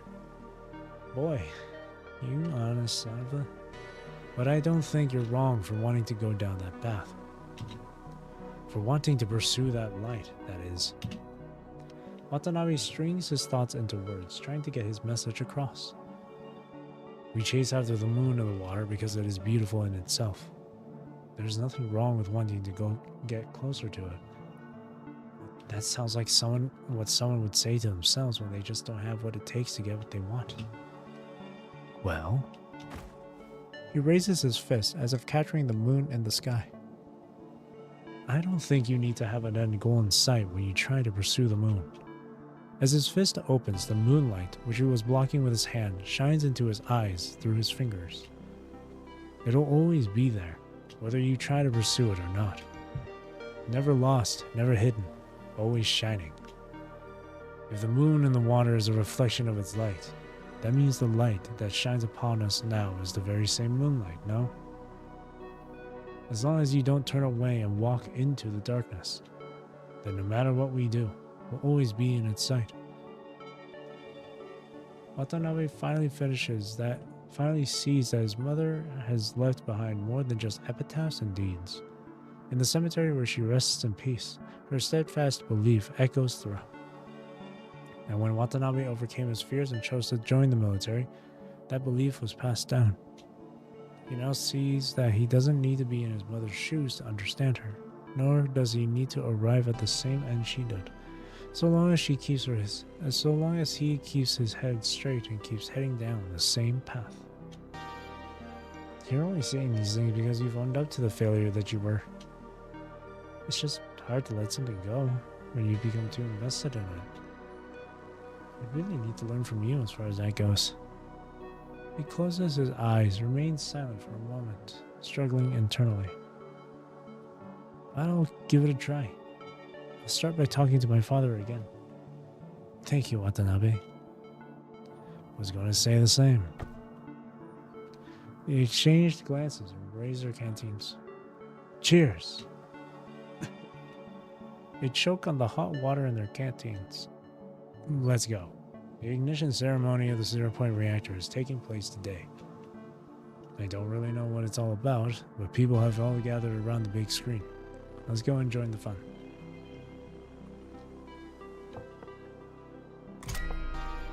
"30 seconds until ignition of 0-point reactor 1.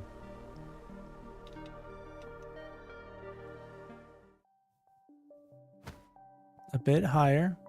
Yes, just like that. That's it. Any higher and it'll hit the ceiling. Alright, stop micromanaging. See, the poor tall guy doesn't know what to say now because of you. Say that again after you get off his left arm. In the cafeteria of the entire International Space Station, a huge projection screen is live streaming the first ignition of the 0-point reactor. Almost everyone in the space station, regardless of their duty or how busy they are, has gathered here. What are these guys doing out here when they usually prefer to run the lab? No one wants to miss the ignition, I presume. Thanks to this, the two who arrived late because of their shift had to ask a tall guy to lift them up. I say, why not just switch the cabin to zero gravity mode? Pretty sure we'd be able to use the space more efficiently that way. Forget it. You're not gonna rebalance your gravity field afterward, are you? Shh, the countdown's starting.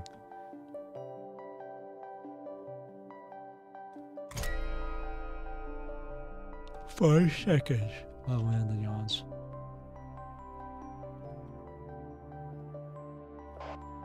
This is spotted deer. Area 2 is all clear. Area B2 all clear. One stealth drone shot down in Area C1. Anomalies all cleared. A total of 26 monitoring zones completely cover the area within 2 kilometers of Reactor 1. The Security Intelligence Bureau has deployed half of its elite forces to ensure their ignition is free from interference. Interference reports stream into the command vehicle through the communications device as newly appointed director of the Security Intelligence Bureau personally oversees operation. Stay sharp and keep an eye out for the surroundings, especially the areas covered in vegetation. We don't want to let anyone in who's trying to wreak havoc here. 10 seconds.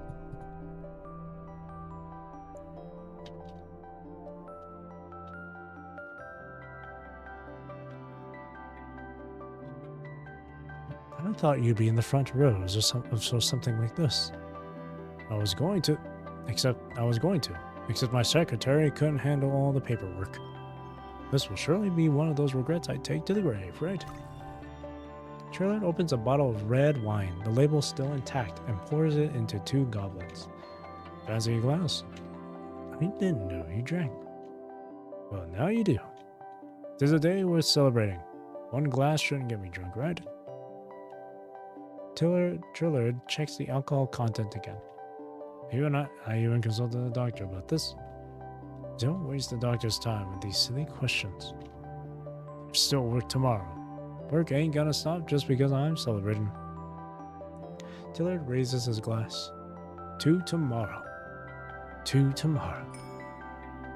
The sound of glasses clinking echoes crisply, and the red liquid swirls under the light.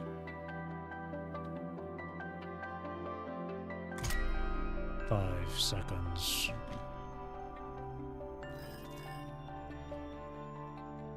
Father, can you hear me? Excuse me. What is it? I have something too.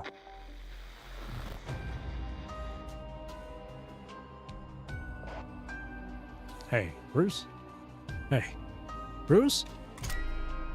0-point reactor 1 ignited. Punishing virus outbreak. Day 0. And then the whole world died. The end. True Heart.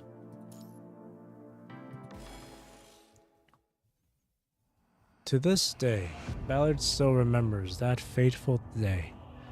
At first, when the lights went out, communications went silent and the machines shut down. People thought it was just a massive power overload or a major electromagnetic interference. However, when the blue light turned crimson and the rebooted machines bared their fangs, humanity, having finally realized what they were up against, had already missed their chance for self-rescue. Safety measures became the danger itself. Haywire armor turned into coffins for the soldiers, and crazed drones hunted down every living thing within their camera's view. When Ballard led the security team armed with non-intelligent light weapons and encountered the escaping crowd, they realized the area around the reactor had become a death zone. The Red Plague, spreading from the reactor core, not only drove machines mad, but could also dissolve flesh. Yet more than half of the people hadn't managed to escape. They were either possibly dead, or still hiding in some temporarily safe room where the Red Plague would eventually come for and devour them. Wearing the last remaining protective suits, Ballard led the Suicide Squad into the Red Zone. 3 hours. This was as much time as they had to save the day. Because after that, Even the protective suits would lose their effectiveness, and the distance one could move before being killed by the Red Plague had shrunk to just 10 meters, rendering the operation meaningless. Ballard had to use his remaining 3 fingers to signal a retreat. In this rescue, he lost his entire right arm, half of his left hand, and his right calf. Moreover, his vocal cords, respiratory tract, and organs were severely damaged. 3 hours. I think they failed. I don't know what it is. But I think they failed too. It's not because Ballard lost half of his left hand. Surely not. Hey, Carefree Dot. Of the 68 members who formed the Suicide Squad, only 4 survived. Ironically, they only managed to save 4 people. When he was rescued from the brink of death, he learned that his close friend was about to head to the front lines. He didn't try to dissuade him.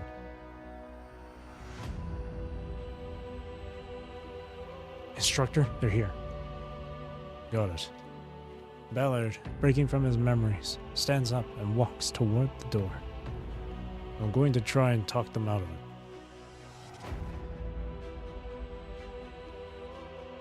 Watanabe would never forget those days. On the 3rd day of the communication blackout, Backhouse returned from headquarters with bad news. It seemed that the communication blackout wasn't just at the Oasis camp, but something that was happening on a global scale. Worst of all, none of the 240 satellites in orbit were operational, and people believed that something had gone awry when zero-point energy was initiated. All training programs paused, everyone went into wartime mode, and supplies came under wartime control. Defense lines were erected, patrols organized, and potential attacks prepared for.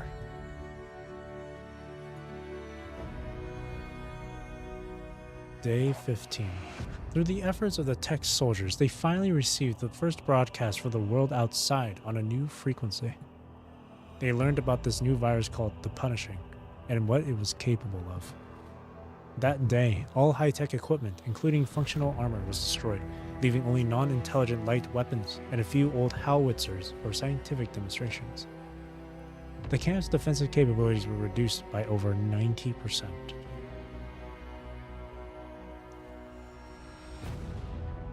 Day 30. Communication was basically restored, establishing stable contact with headquarters and command. However, during the time without communication, humanity suffered heavy losses fighting on their own. The corrupted machines devoured human territory at an alarming rate.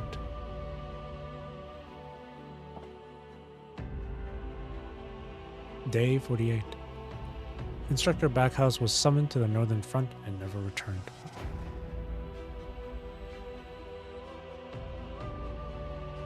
Punishing, it makes robots bad, people dead, and sometimes waifus? Question mark? Insane. Maybe the virus ain't that bad after all. I'm just kidding. Just the one good thing. Waifus? Question mark? Hey, you know, this punishing ain't that bad. Dies. The Oasis squad received orders to advance to the snowy plains to rescue trapped civilians. Encountering a large number of corrupted, the recon team ran out of ammo and all perished. During the rescue, acting leader Bruce single-handedly held off the corrupted for 6 hours and died a hero. He no longer got the chance to say what he wanted to his father.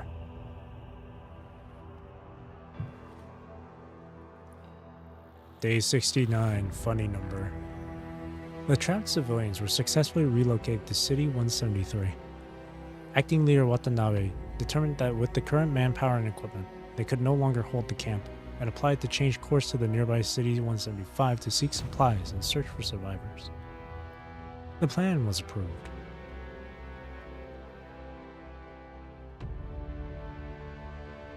'73. The Oasis squad arrived at City 175 and began searching for supplies and survivors.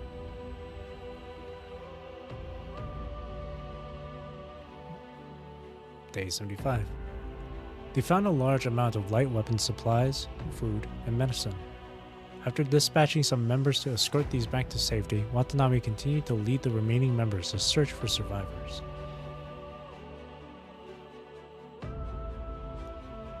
Day 80.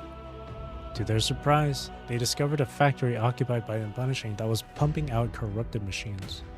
They managed to blow up the factory through a stealth operation, but the operation attracted most of the corrupted in the city. Day 81. On the retreat, they came across 2 survivors, one of whom was a child.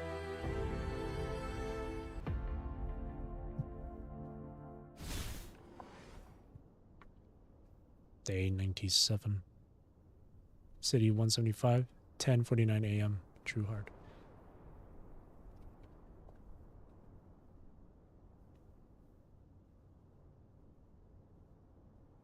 Quiet.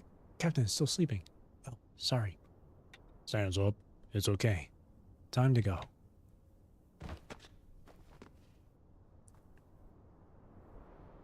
You haven't slept much ever since we were surrounded by the corrupted, attracted over by the explosion. What's the situation? Not many corrupted ahead. Though, the half-month siege is finally going to end. Gonna have a good sleep when we're back. Remember to wake up.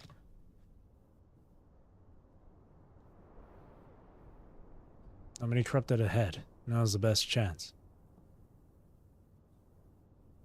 Outbreak was November 23rd. 2160. I see.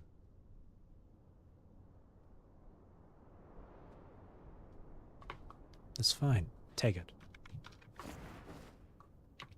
Thank you, Watanabe. Let's go. Cover the civilian retreat.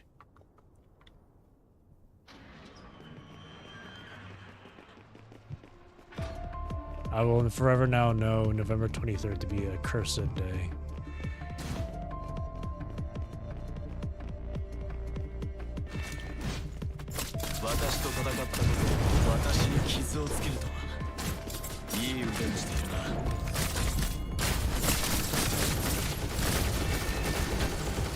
Jesus Christ.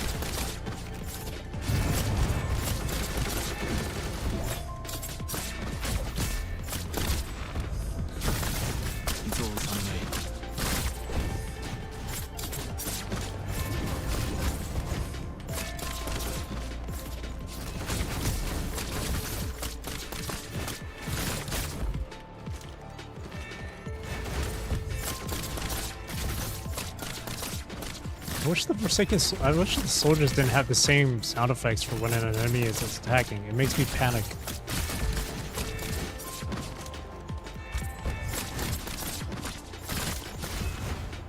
Happy Thanksgiving. No, this is Outbreak, and this is Outbreak Day. Spoke cigar. Every year I await impending doom. I await doom.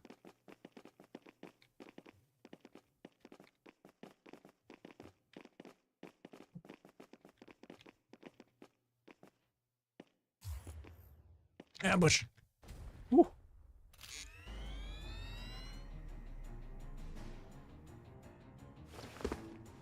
Oh, they're alright. Let's distracted. Captain, you go with the citizens first. Help your teammates. The corrupted seems hard to deal with.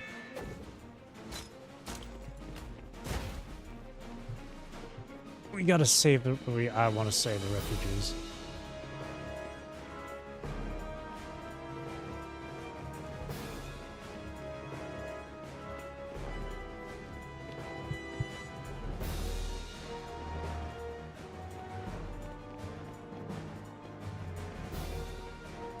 Choices in my PGR game? Oh my god, is that gear? Oh shit.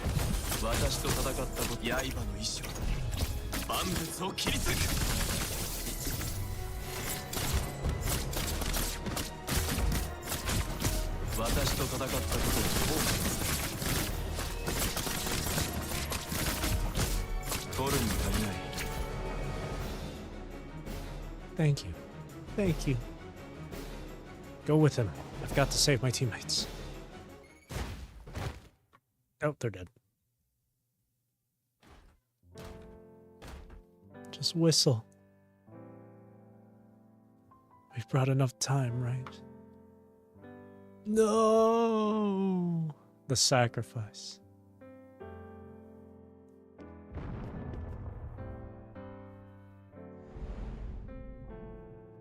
They died with dignity. What is this place? Just take it as the inside of a mirror. Who are you? It doesn't matter, and it's not the right time. I used to wonder what is most important as well. Choose again if you're still hesitating.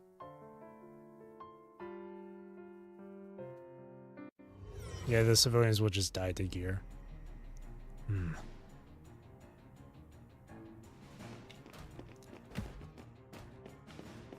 What happened? Okay, we're just gonna see the different outcomes.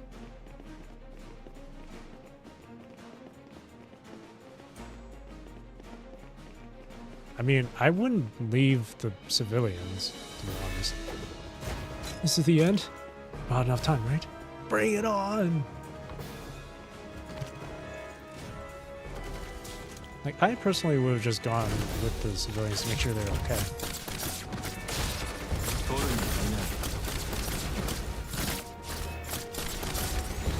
But then again, the more fighting power we have, better chances we can, like, fight against these guys. You want to save people? Wrong choice, idiot.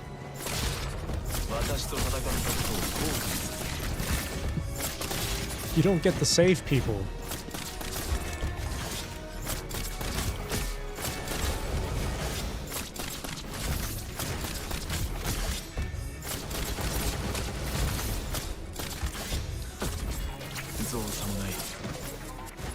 I knew we could always count on you, Captain. Go, meet up with the others. Captain. It still happened. The corrupted came out of nowhere and stormed that place. We couldn't save them. Sometimes you just can't be in two places at once. I know how you feel. This is quite common.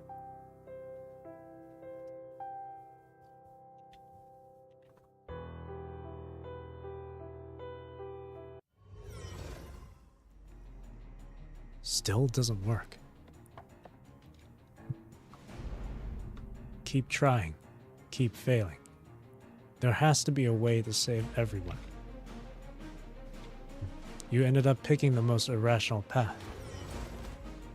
Don't save either one of them. Come here. Ah, you're the distraction instead. I alone am enough. Bring it on. I can do this all day. Okay, good start, man.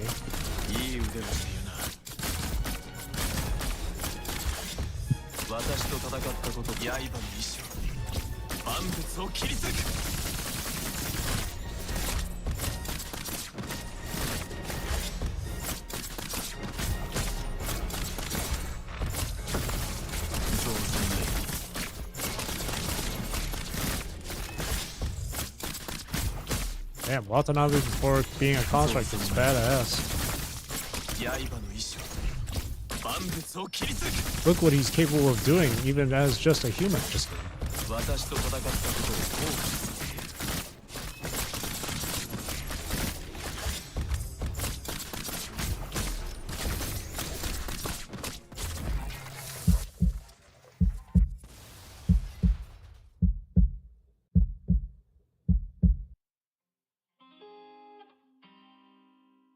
They're dying.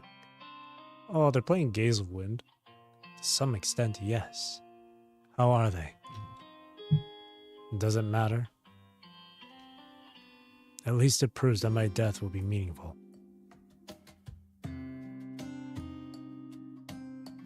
Sometimes things don't change due to individual will. We always dream of sacrificing ourselves with the best result and end up proving that we're just ridiculously something. Life holds many regrets. Sometimes we have to accept it. It goes by too quick. I can't read that fast. Our own will is small, but people who are affected by it could change the future. Still failed. You guys.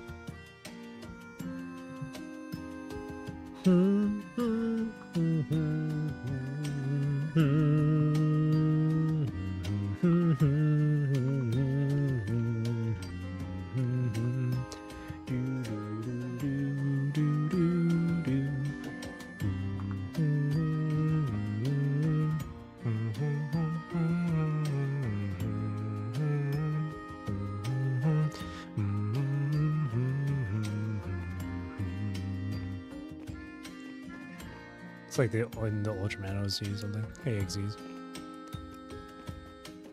And yes, chapter 26 was yesterday and the day before. It was in 2 parts. A great chapter. Really good chapter. Blech. False solace teetered on the brink of collapse. Before the body became ethereal, the pain came first. So this is the truth. I no longer fear death. His knees are quickly becoming feeble. Having found a way out, the blood in his body pours toward his chest. Yeah, back then I wasn't blah, blah, blah yet. Only one thing could have happened when you were ambushed by a corrupted of that size. Death. But I'm still alive, because as this thought went through his head, his hands, having gone numb, felt the weight and warmth of the young life that he was holding tightly in his arms. Right. At least I need to get him out.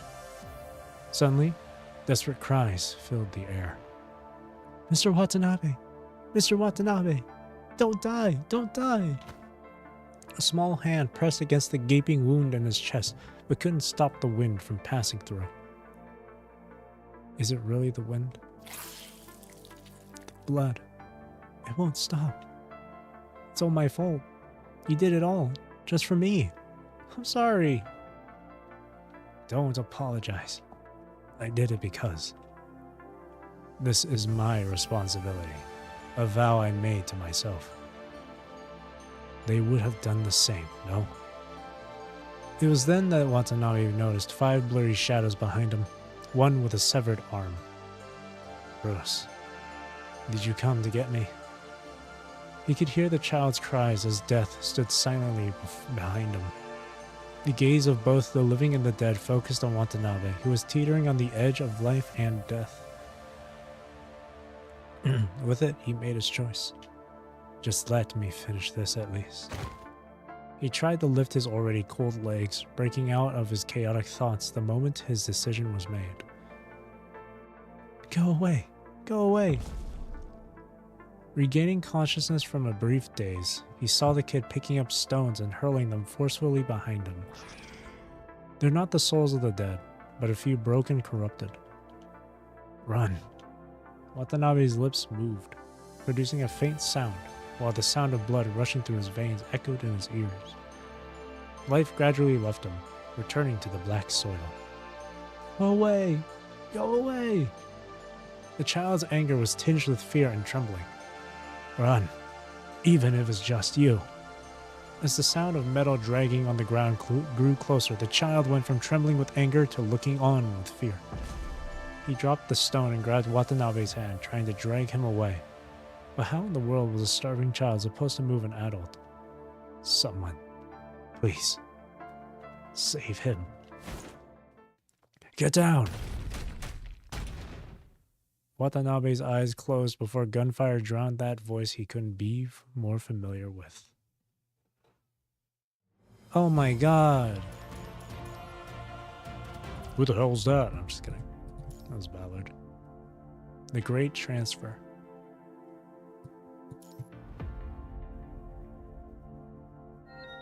I want to say like a really I want to say like just like some random character's name. But I couldn't think of a name quick enough. I would have been like, oh my god, it's Yarha! Or some shit. Just as a joke. Right angle pliers. Watch the hydraulics.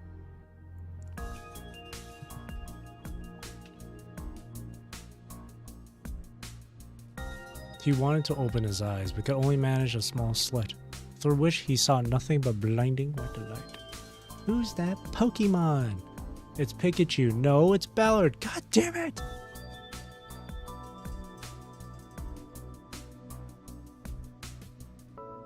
He could feel his body being cut open and replaced, but there was no pain. Only occasional words reached his ears, reminding him this wasn't a dream. Bonesaw. How's his mind signal? Stable. Mind. When he heard the term, he felt as though a sea had appeared before his eyes. But the sea was like a dead pool. Dead pool? With no waves and no flow. Sea. Suddenly, a point of light appeared in the dead silence, like a lighthouse on the sea. It stood firm in the center of the sea, guiding a ship to an unknown destination. The lost ship slowly approached, gradually surfacing from beneath the water.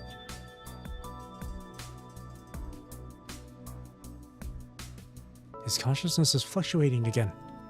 Bump up this connection. I'm sure we can wake him up. Two more people said something, but Watanabe couldn't make out what they were saying. He tried to grasp something, but the whirlpool of memories pulled him in harder. Still. His consciousness sank beneath the surface again.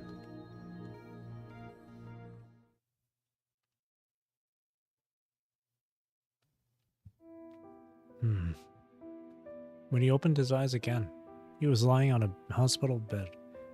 But instead of common medical equipment or IV tubes, he found himself hooked up to some strange machines he had never seen before. Feeling somewhat lightheaded, he patted his head out of force of habit and heard a metal-like clank. Head empty. He looked at his palm in confusion, thinking he could remove the word like. As he tried to move his fingers, the mechanical structure of the spherical joints in his body moved as he willed. Looks like you're pretty much now awake. A voice he'd recognized instantly came from the side. Ballard, is it really you? Wait a minute, the heck, I never thought about constructing a mind bead to help him not deviate. He's connected to Wata. True. Who is connected to Wata, actually?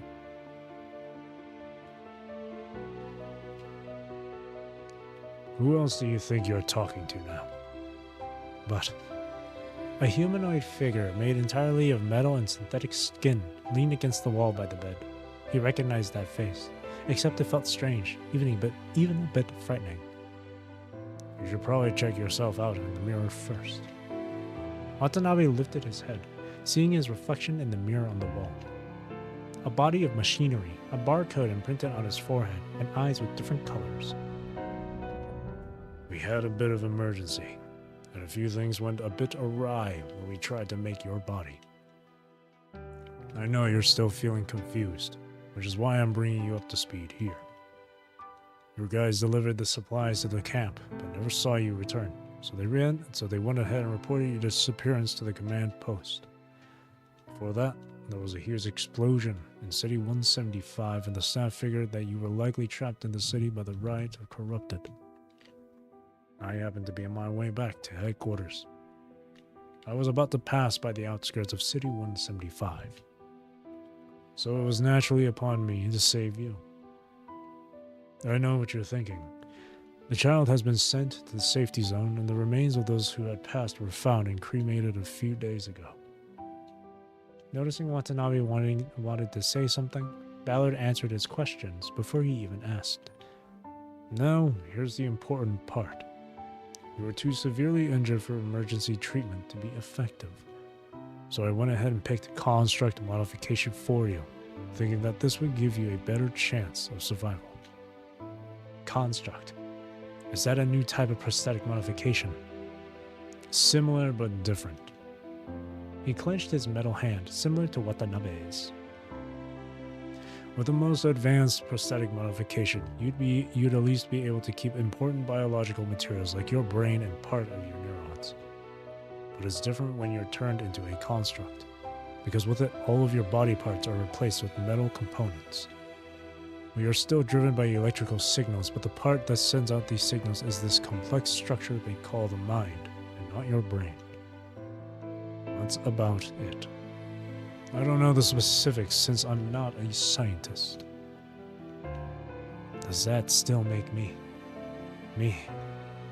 He couldn't help but think of the classic Theseus's paradox. When all the wood that makes up a ship is replaced, is it still the same ship? I wouldn't worry about that. Will what you intend to do change just because you're no longer flesh and blood? Will the people you save stop thanking you, and mourn the chunk of flesh that you once were? Ballard grabs Watanabe's shoulder, forcing him to look into his eyes. Modification isn't going to negate what we've done. Neither is it going to change what we seek. We're beings of experience, and we've been leaving footprints behind since the day we were born. Modification is just part of that journey. Someone may hinder your future, but no one can truly take away your past. Jeez, when did you become so philosophical? I ain't. I've just got more time to adapt and think than you have. I mean, I wouldn't have signed that consent form for you if my own modification had been a failure. Feeling better? Yeah. Great. Let me get down to the second thing on the list then. He lets go of Watanabe's shoulder and sits on the chair by the hospital bed. I'm setting up an intelligence department consisting entirely of constructs. I would like you to be part of it. I thought you were already the Director of Security Intelligence Bureau, no? Ballard shakes his head. The Security Intelligence Bureau lost so many people at the beginning of the catastrophe that it's practically defunct now. Besides, I wasn't planning on adding new personnel. Can't find suitable candidates, I presume. Just sensing some changes in the times. The fact is, Construct's capabilities have far surpassed humans. But there's more to it than that. In the foreseeable future, long as this calamity continues, we'll only be seeing more and more constructs. Potential enemies are changing. We'll only be making ourselves vulnerable to infiltration if we remain stagnant. Ballard didn't show any displeasure at Watanabe's subtle tone. Do you think I'm overly suspicious? Watanabe didn't answer. Watanabe, as long as there are differences, there will be enemies. This is something that's never gonna change. The ones you can't see often prove more deadly than the ones you can when they come at you. Extraordinary enemies call extraordinary measures. That's why I want to form an all-construct intelligence department. Which is why I was hoping you could help me. Watanabe didn't respond immediately. He placed his hand on his chest where a mechanical heart lay. The heart was beating strong and powerful, and he would never forget why he had his real heart replaced with it. My mother left nothing but an empty tombstone. I swear I'll never be like her. Ballard, I think I figured out what my mother truly left behind. A pit filled with drifting ash could no longer trouble him, and the persistent hellish visions were shattered. He stepped out of the shadow and once again stood before his mother's grave, this time facing the short epitaph. Oh my god, epitaph. She sleeps here along with the war, bringing peace as a gift to the world. I wouldn't have been here had it not been for Backhouse, Bruce, Coates, Albert, Garza, and the rest of the Oasis squad.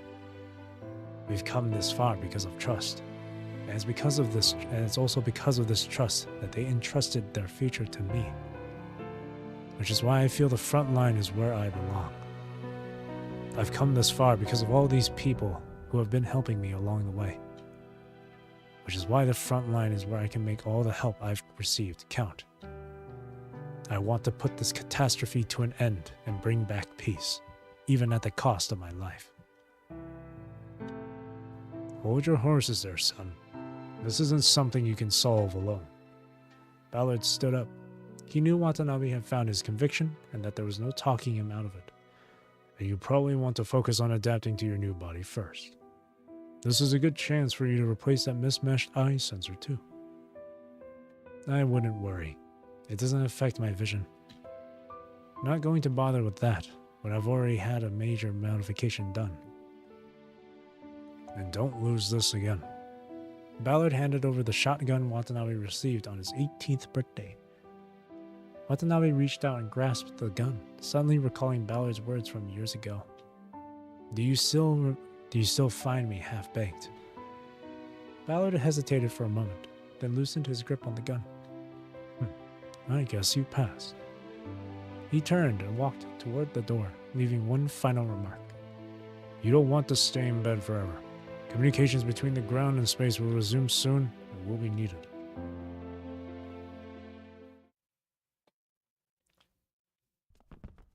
Evacuate the Constellar construction personnel to Line G111. The Actolite Commercial Alliance convoy will meet them there. Kalong Chamber of Commerce said they'd halted the southern advance of the corrupted. Update the tactical map. We need to replan the area defense. Deploy the Second Army to City 169. Nice. There are many shelters donated by the Transatlantic Economic Community. The former World Government Summit Hall is now bustling with activity. After the brief chaos of communication silence, it's been repurposed as the command center for the battle against the punishing virus. Nothing really merits a discussion until this calamity is resolved. Hans furrows his brow at the world map projected in the center of the hall. The Red Plague has taken over a quarter of the world's land and a tenth of its oceans. Humanity, now reconnected, has stymied the corrupted's advance, but the speed at which the troops and equipment are being consumed far exceeds that of production. The latest constructs have achieved notable victories in local battle zones, but it was a drop in the ocean for the larger picture. So far, humanity's pinnacle of technology and military might, the Starship fleet, remains out of contact. Whether they're still under control is a matter of life and death for humanity. Since the completion of the ultra-high energy transmission antenna array constructed by the Arctic Route Union last week, Jesus, the world government has been trying to contact the fleet in space. What's that? What's that antenna? It's not just an antenna. It's the ultra-high energy transmission antenna array. Before a new satellite communication network can be established, this antenna functions as humanity's lifeline to space. But no one can say for certain whether these signals can be received by the Starship fleet, or if the Starship fleet is capable of receiving these signals at all for that matter. Where is humanity supposed to turn if space falls before the ground?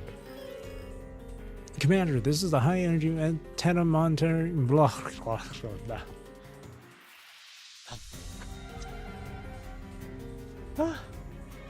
Commander, this is the high energy antenna monitoring station. We've received a signal from outside the atmosphere. Based on the signal strength and characteristics, an analysis team speculates it may be from a miracle. Should we accept the signal and respond? Connect immediately. Everyone pauses their work and waits to hear from the other side of the signal. Their response will determine humanity's fate. Mere seconds feel like centuries. This is Shin, a command officer on board Miracle under the World Government's Starship fleet. Please identify yourself. I repeat, please identify yourself. The gentle male voice brings a sigh of relief to everyone in the command center. Space is still under human control, thank goodness. I am Hans, Chief Commander of the military. I'll brief you on what's happening on the ground in just a bit. I'll need you to bring us up to speed on what's happening in the space first. Got it. Currently, 30 starships, the International Space Station, Eden 2 colony ship, and the lunar base are still under our control. Excuse me, jeez. That snuck up on me. It's like a hiccup and a burp combined. Jesus.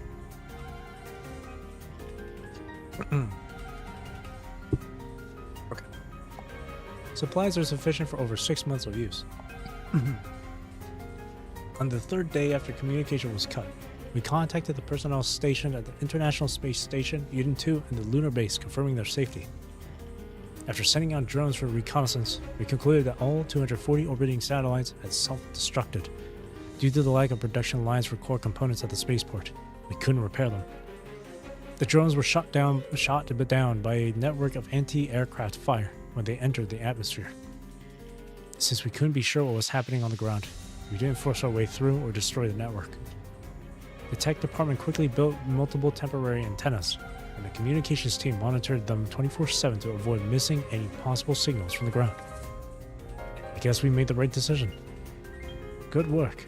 Now, let me update you on what's happening here on the ground. 3 months ago, during the ignition ceremony, an unknown virus came out of the core of Reactor 1.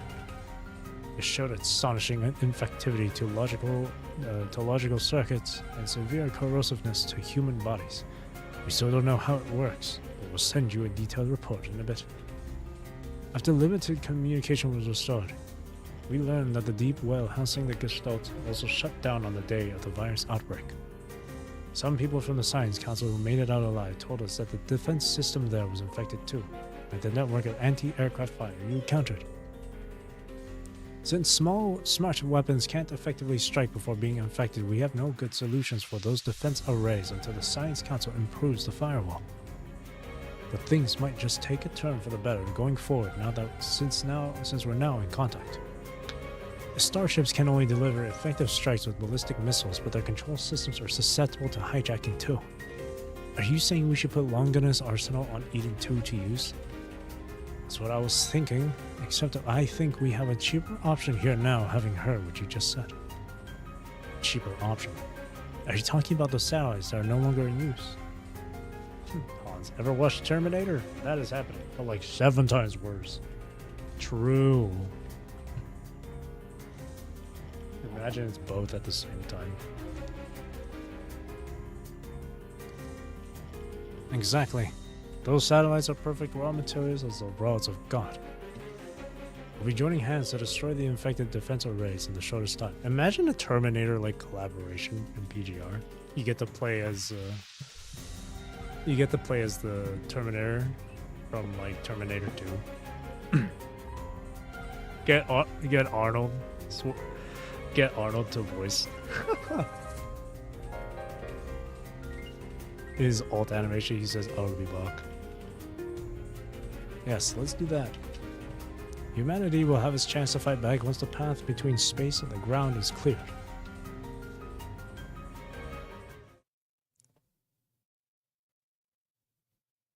Within the next month, the Space Force, aided by the ground forces, launched a total of 115 high-density metal rods made from decommissioned satellites at the infected defense arrays. Among them, 21 are intercepted, and 7 deviate from the intended impact area, failing to deliver effective damage. Well, that failed. The remaining 87 directly hit their targets, never mind, delivering a devastating blow to the infected defense arrays. Auto system online. That's not Black Ops 2. That's isn't that Call of Duty Ghosts? The Odin system? That's Call of Duty Ghosts, isn't it? You would think Black Ops 2 would have that tech. Humanity finally regains its footing through the successive victories brought about by the meteors that are the rods of God. The last barrier between space and ground is broken, re-establishing the 4-dimensional strike system. The newly formed Purifying Force eradicates doomsday rhetoric, human trafficking, illegal trades, and inhumane experimental sites established under the guise of the world government. The world government gradually regains the credibility lost due to the punishing outbreak.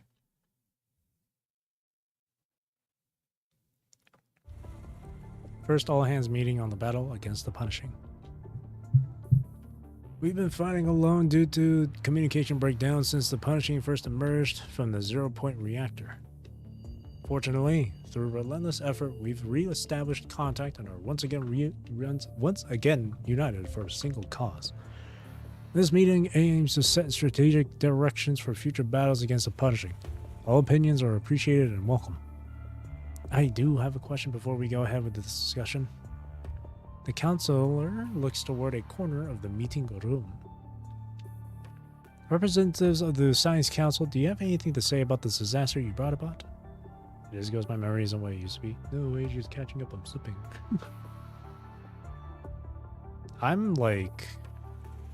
I'm surprised I even remember that. Odin system. The last time I played Call of Duty Ghosts campaign was like years ago. I actually thought of like replaying like the Call of Duty campaigns, like just in my own free time. I thought about doing that just for fun.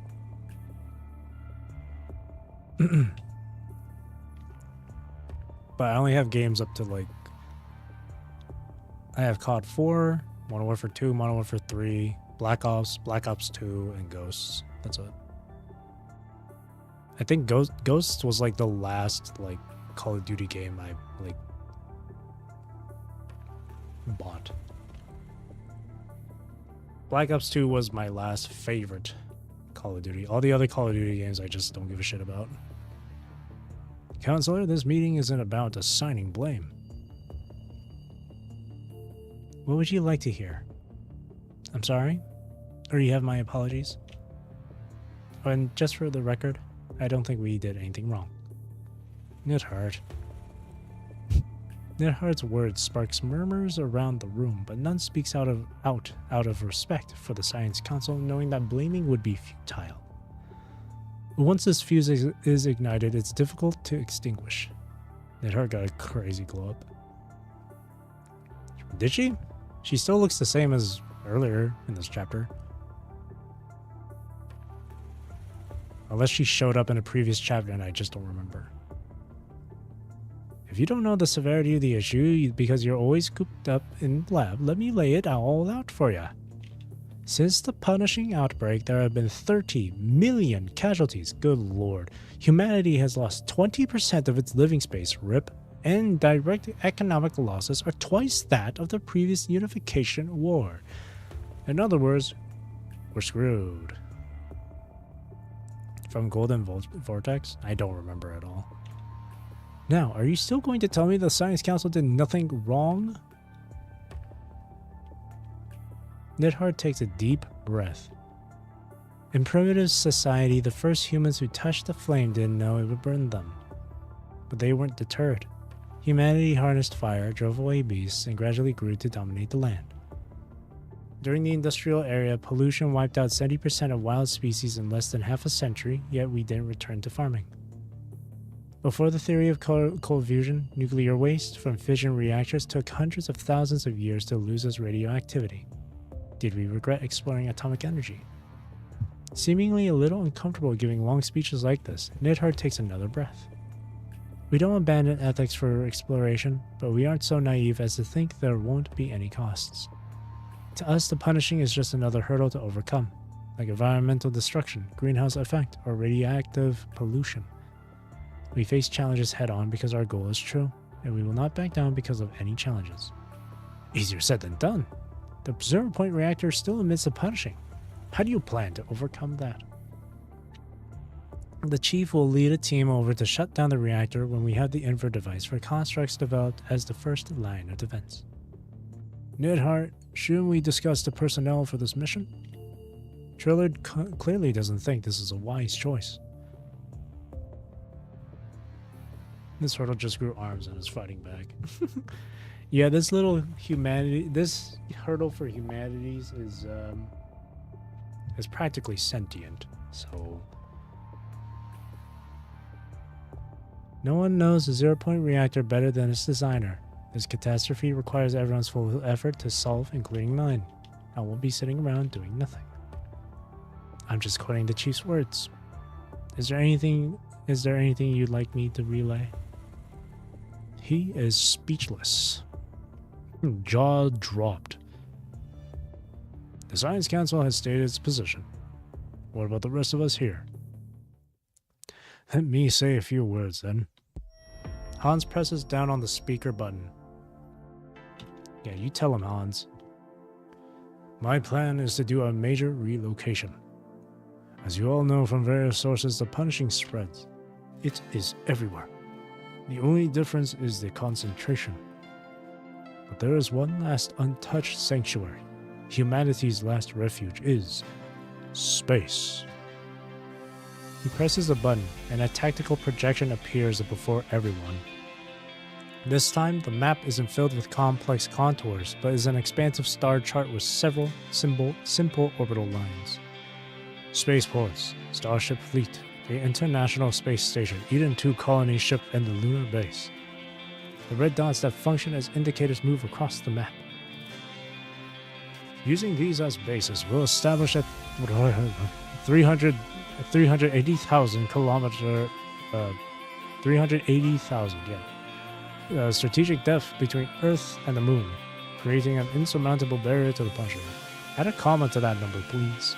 I struggled for like 2 seconds there. By relocating non-combatant civilians in batches, we'll have enough workers to work on spaceports and starships to accommodate subsequent populations. This will enhance other production functions, which will give us a stable base support. The Moon and other planets in the solar system will serve as our resource reserves. Some modified starships will shuttle between these locations to transport industrial materials to our space factories. With a continuous supply of weapons and equipment, and the enemy lacking reinforcements, we will eventually eradicate the corrupted on Earth. 30 years later. We'll then be able to research ways to deal with the punishing without hindrance. Ladies and gentlemen, his gaze sweeps across the room. History is a cycle. Some generations enjoy blissful ignorance, while others are burdened with great expectations. Now it is our generation's turn to shoulder our responsibilities. Humanity will take back our home, no matter how long it takes and what it costs. Silence falls after his speech. After a while, a counselor breaks into what seems like a self-mocking laugh and drops his prepared proposal into the recycling bin. Now, that's truly something. He starts clapping his hands. The sound echoes through the silent, empty hall. Soon, a second, a third, a fourth. Almost everyone starts clapping.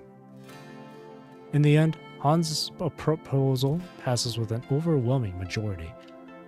The official name of Hans' proposal is Project Acadia Transfer. Wasn't the Acadia evacuation not failed, not a failure, but wasn't that really wasn't that disastrous or something?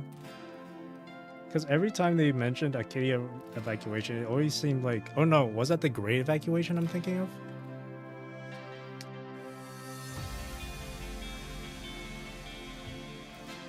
They mentioned they mentioned it being a disaster. Or disastrous. Hang on. You don't know this, but I wear glasses. I'm just cleaning my glasses. Okay. If it is because they abandoned so many people on Earth, I'm typing up the rest of the explanation. Oh, okay.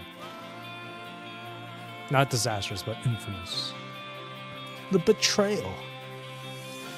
Right, and that's what led a lot of the people on Earth to really dislike Babylonia. You abandoned us. How could you? While you're sitting up there all happy and safe away from the punishing, we're down here having to feed on scraps, scavenge all we can to survive. Understandable, actually. Honestly, understandable. I understand how bad PV turns out, but at this point they already lost 30 million people.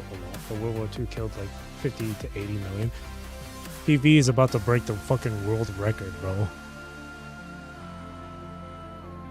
World War II is looking at PV and is like, damn, I wasn't aware of your game. Gestalt Crisis 1, The Tunnels. Damn!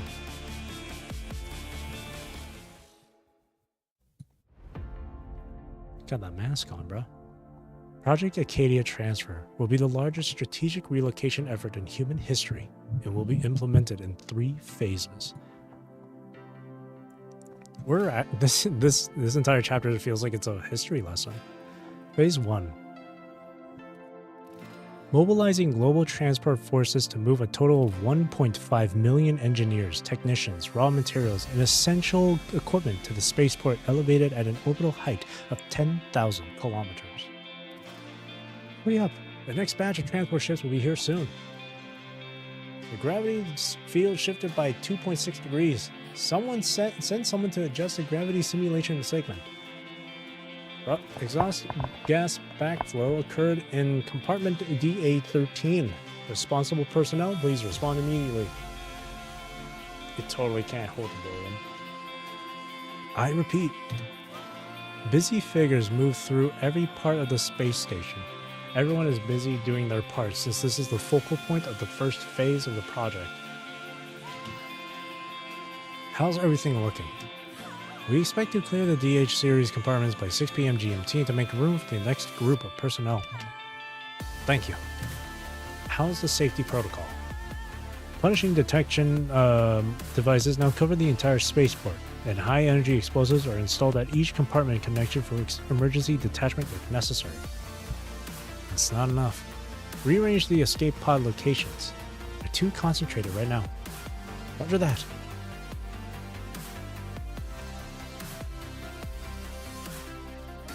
Phase 2. Over 20 years, 20 out of 30 starships will be converted into small colony ships to accommodate a larger population. At the same time, half of the spaceport's compartments will be upgraded for military industrial use to meet production targets. Tall guy, help me lift this up. The tall soldier takes the box. Puzzled? You want to know what the commotion was about? It was mainly about starship modifications. The plans aren't decided and the deadline is approaching, so a few supervisors almost started fighting.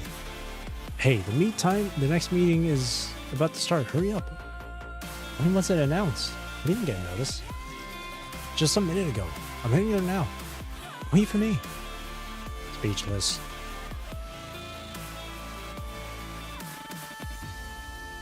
Phase 3.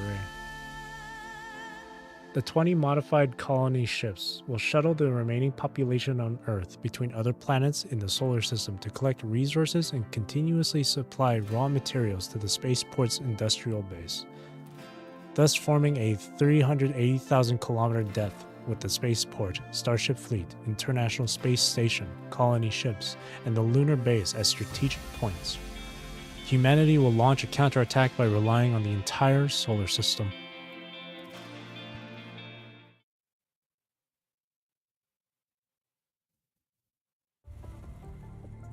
All procedures are complete. Congratulations, you're discharged. After confirming the signature, the person returns Watanabe's personal terminal. Thanks for taking care of me during this time. We're just doing our job, but you adapted surprisingly fast despite the emergency modifications. Didn't expect you to be the first to be discharged. Even the director is surprised. I can't stay in bed forever. This body will rust if I keep lying around. I know you're trying to be funny, but tantalum polymers are actually quite resistant to rust. Okay, thanks, nerd. I'm just kidding. She really went, actually. Speaking of your body, are you going to replace that mismatched eye? No. It looks cool. Resistant, not immune.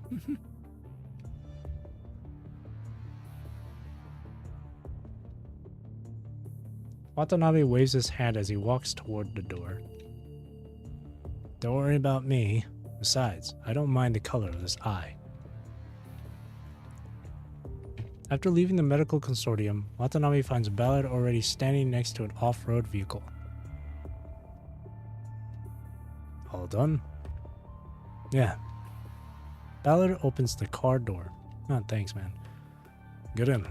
We've got a job. What a gentleman. Opening the door for me. For Watanabe. Gestalt Central Core. Watanabe flips through his terminal, which is filled mostly by an image of a spherical machine. Yeah, let me explain while you do that. After the Great Transfer was confirmed, the first thing we did was order the existing important equipment. Superconducting crystal processing equipment, full space ecological cycle systems, fusion material refiners. They're all on the list. There's one piece of equipment that's surely the most important. He points to what looks like the eye of this spherical machine. The pinnacle of human achievement. Gestalt. Population relocation, resource allocation, and space management involved in the Great Transfer require immense computing power. Without Gestalt's help, this project would take twice as long to complete. Also, moreover, if a Gestalt gets infected, the damage that its computing power can cause would be unimaginable. So, we must ensure that it's under human control at all costs. Right. Sounds like your hospital stay didn't do your brain damage. My injury wasn't on my brain. But why me? I just completed my adaptive training. Surely you can find others to take on such an important mission? There are still some dangerous areas. I've sent all my trusted subordinates to handle those. Dangerous as in? There are conspiracy theories that the world government is abandoning the masses. Others try to reap benefits from the project through bribery. Some are taking advantage of the information blackout to deceive the public into participating in illegal experiments that have already been halted. He lets out a rare snort of disdain. He made those words up. Article 1092 of the Law on the Advancement and Protection of Science and Technology? Nonsense. Even at a time like this, you still. In the eyes of some, disaster and misfortune are not bad news but opportunities for gaining power. Fortunately, there aren't too many of those scavenging jackals. Unfortunately, the more they take, the longer they live. Eradicating them won't be easy. We need to prepare for a long-term battle. But after dealing with Gestalt, I have plenty of time to deal with them. You know, people like you might not have a good ending. Watanabe shows a wry smile, but doesn't try to dissuade Ballard because he knows Ballard won't compromise or back down on this matter. This persistence has evolved into stubbornness, and, in a sense, aggression. Ballard sees compromise as helping those people. Watanabe remembers his father talking to Ballard about this many times, but neither side ever convinced the other. Why should we let them reap huge profits from the gamble and leave unscathed? Ballard shakes his head. No, someone needs to drag them back to the table and make them pay back with interest. Forget it. Let's not talk about this. Faced with stubbornness, Watanabe decisively chooses to give up, just like his father would have. I see that besides the military, the Science Council and Norman Group are all involved in this operation. Did you notice how it's referred to as the Great Transfer, but every time it's mentioned in the current time, it's called the Great Evacuation? Yeah, that's what I noticed it. He said Great Transfer like 2 or 3 times as he was talking to Watanabe, and in my head I'm like, that's not what it's called. That's not what they call it now in the current timeline. That's interesting. It's gonna go real bad. Oh no. Yeah, I guess it was like it's originally the Great Transfer, but something went wrong to a point where it's like, never mind, it's the Great Evacuation now. Let's just get the hell out of here. Who cares about everything else? Yes, their assistance is crucial for this mission. We'll meet them soon enough. But before the mission starts, Ballard hands over another terminal to Watanabe. You can leave a message for someone. Headquarters will deliver it to them. We don't have many satellites and wires now. Long-distance communication is mostly reserved for military and government use, so don't waste this rare opportunity.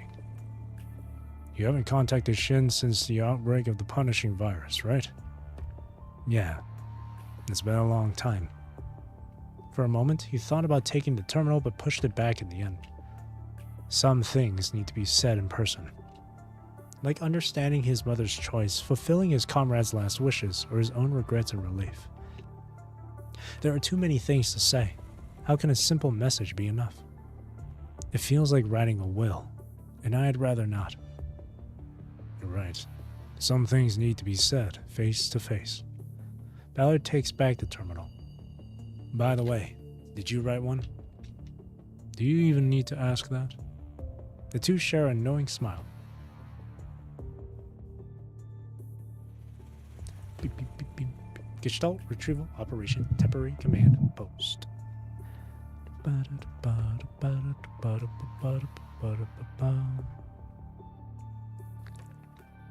The scarred off-road vehicle drifts over, leaving charred brake marks on the ground. It comes to a steady stop by the roadside.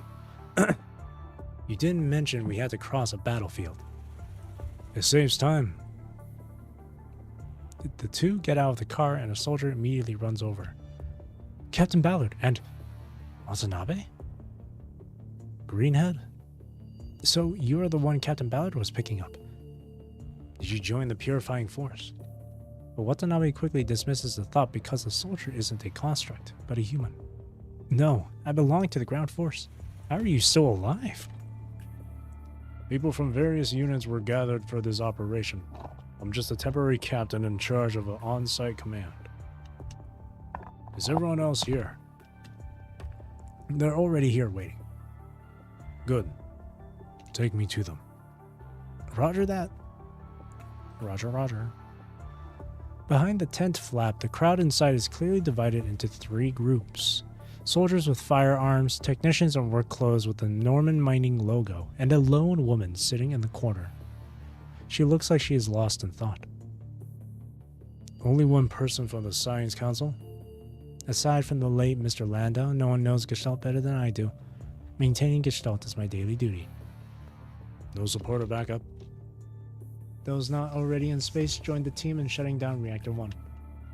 I'm the only one left behind. Sorry, I underestimated you. Let me reiterate the operation plan. First phase, Norman Mining will use heavy-duty cutters to open a path to the Gestalt deep well. You were the contractors for the entire underground area, right? No problem, but I must remind you that the underground space where Gestalt is located is complex.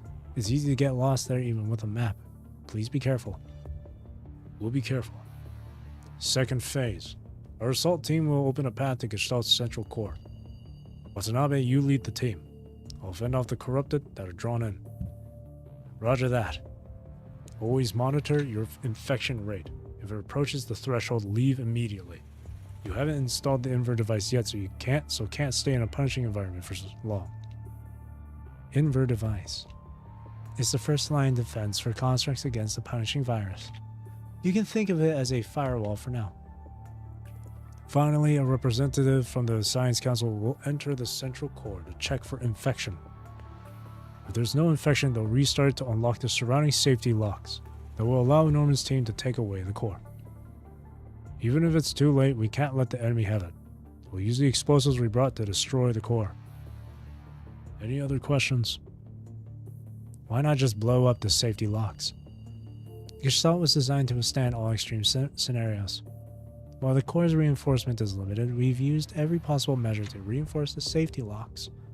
The locks will remain intact even at an epicenter of a magnitude 9 earthquake. Of course, we could use stronger explosives. That would obliterate the core, defeating the purpose. I have another question. Wouldn't it be more efficient if I joined the assault team? No. Your safety is second only to Gestalt. Only you can restart Gestalt, and you can't take any risk. Nidhart falls silent. Then I declare. Operation start. Go, go, go.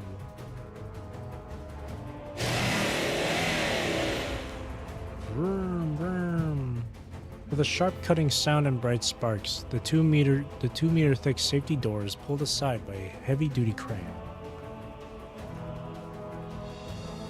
I was literally about to type, what about a magnitude 9 nuke? And that like cut me off. Damn you, Ballard. How rude. We'll leave the rest to you. Thank you. He looks into the deep passage and takes the first step. Move out.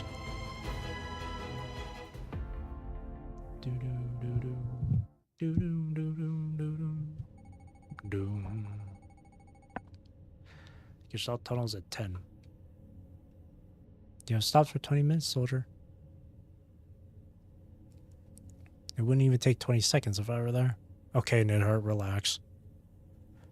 You want us to carry your body to Gestalt?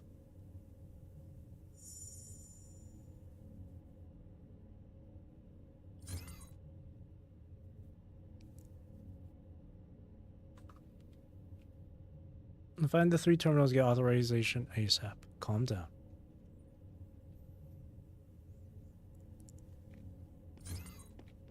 Then please hurry up.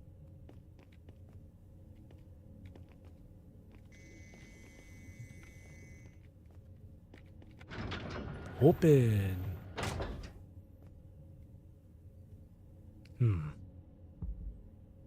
Oh. Nani? Oh shit.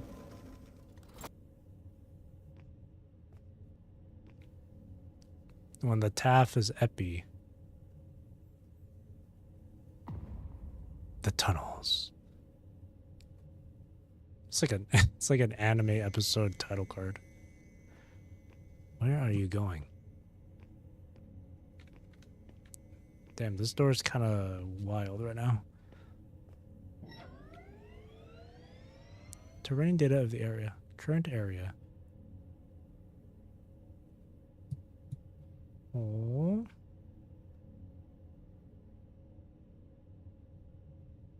Okay. We just have to keep heading down. Now this is more convenient. Resident Evil lasers, hello? I hope I don't turn into short halt here. That would suck. Okay, well. Maybe I should shut up.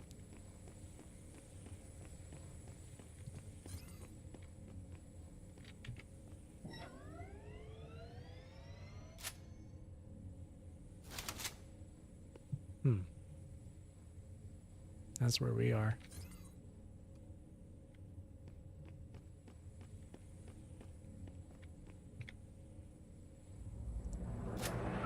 Hate a wall by police. Ah!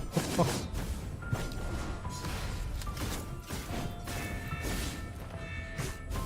All of a sudden it feels like I'm in Signalist.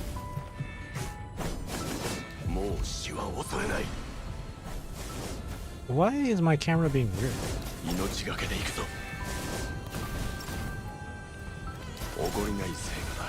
Oh wait, hang on. Wait, change. I forgot that I had my camera on manual, or my lock on manual.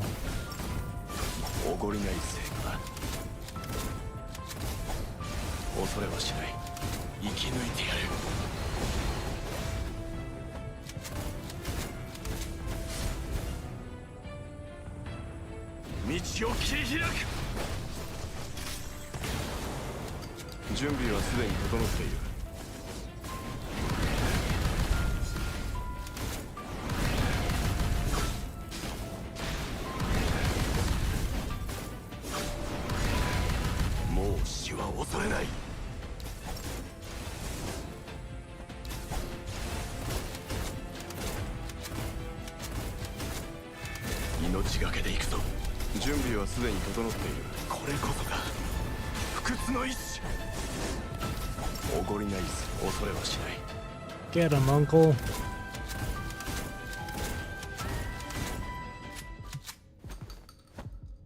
Nice. That's been authorized.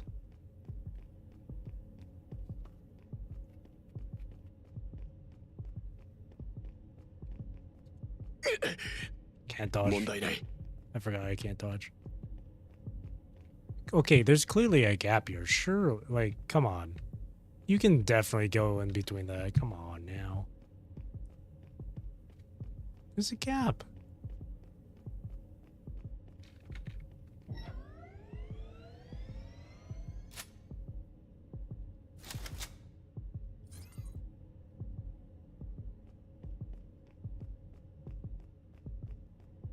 We work by anime rules. It's like when you're playing like an open world game or whatever, and then you run into like an invisible wall.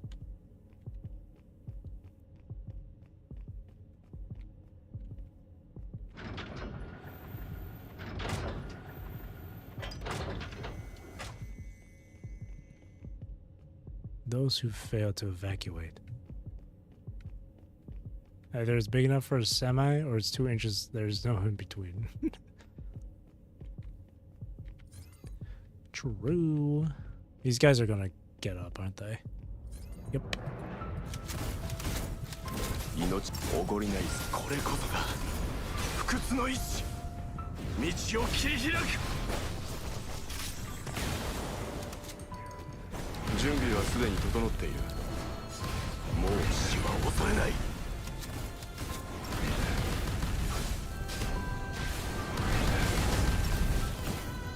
命がけで行くぞおごりない正義は We can't do anything. 命がけで行くぞ準備 You're はすで getting に stuck 整って locked. これこそが不屈の意志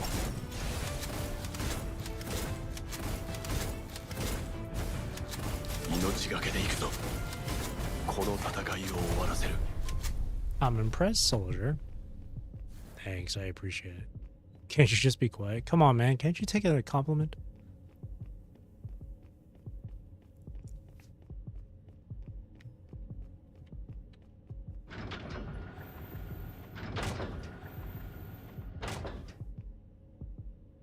I can hear his heartbeat. That's cool.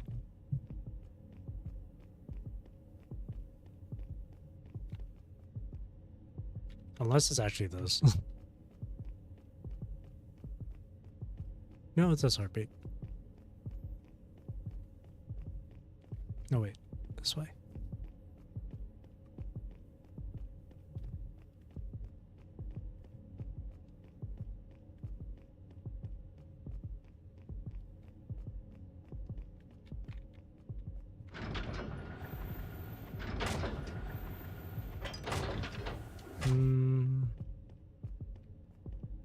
Oh, yeah.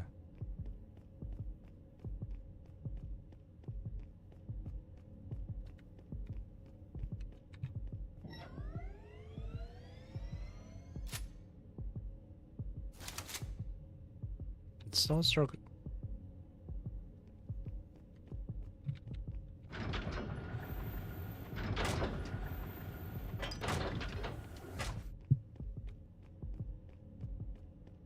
Oh, here.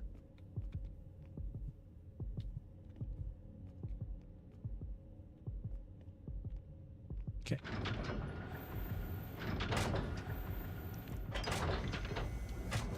Shit. Oh, I forgot to use my... Shit. That's okay.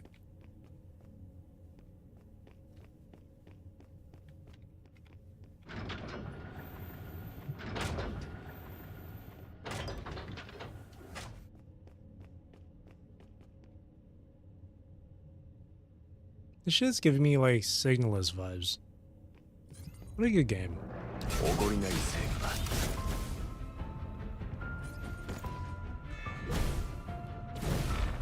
What in the Artorias? 準備はすでに整っているもう死は恐れない準備はすでに整っている命がけで行くぞこれこそが不屈の意志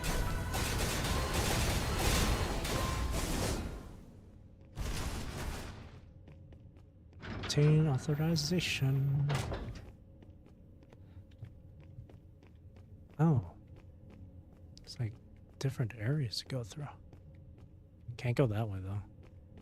That's where we came from. That's over here. A shortcut.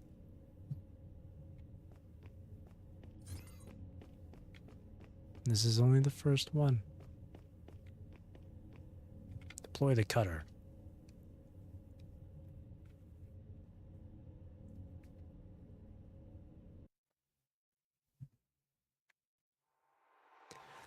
We're out of fuel for the cutter. After being repeatedly blocked by the safety doors, Watanabe decides to forcibly dismantle them. However, the Science Council already considered this in its design, so each safety door costs a large amount of fuel to cut. Retreat and refill the fuel. Looking at the thick safety door in front of him, Watanabe has no choice but to order a retreat. If it weren't for these safety doors in the way, they might be able to reach the bottom pretty fast with the map. But now, there's no need. A weary voice echoes in his ears again. I know you're in a hurry, but we must retreat now. I'll crack the security protocols. Heavy footsteps sound as a figure in a thick, protective suit approaches. But first, let me catch my breath. So heavy. So sweaty. Damn, Nidhar got thick. Her voice also makes her sound exhausted.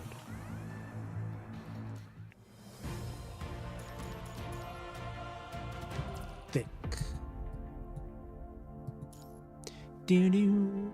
Gestalt crisis 2. The deep well. What percentage are we at? 28. Epitaph.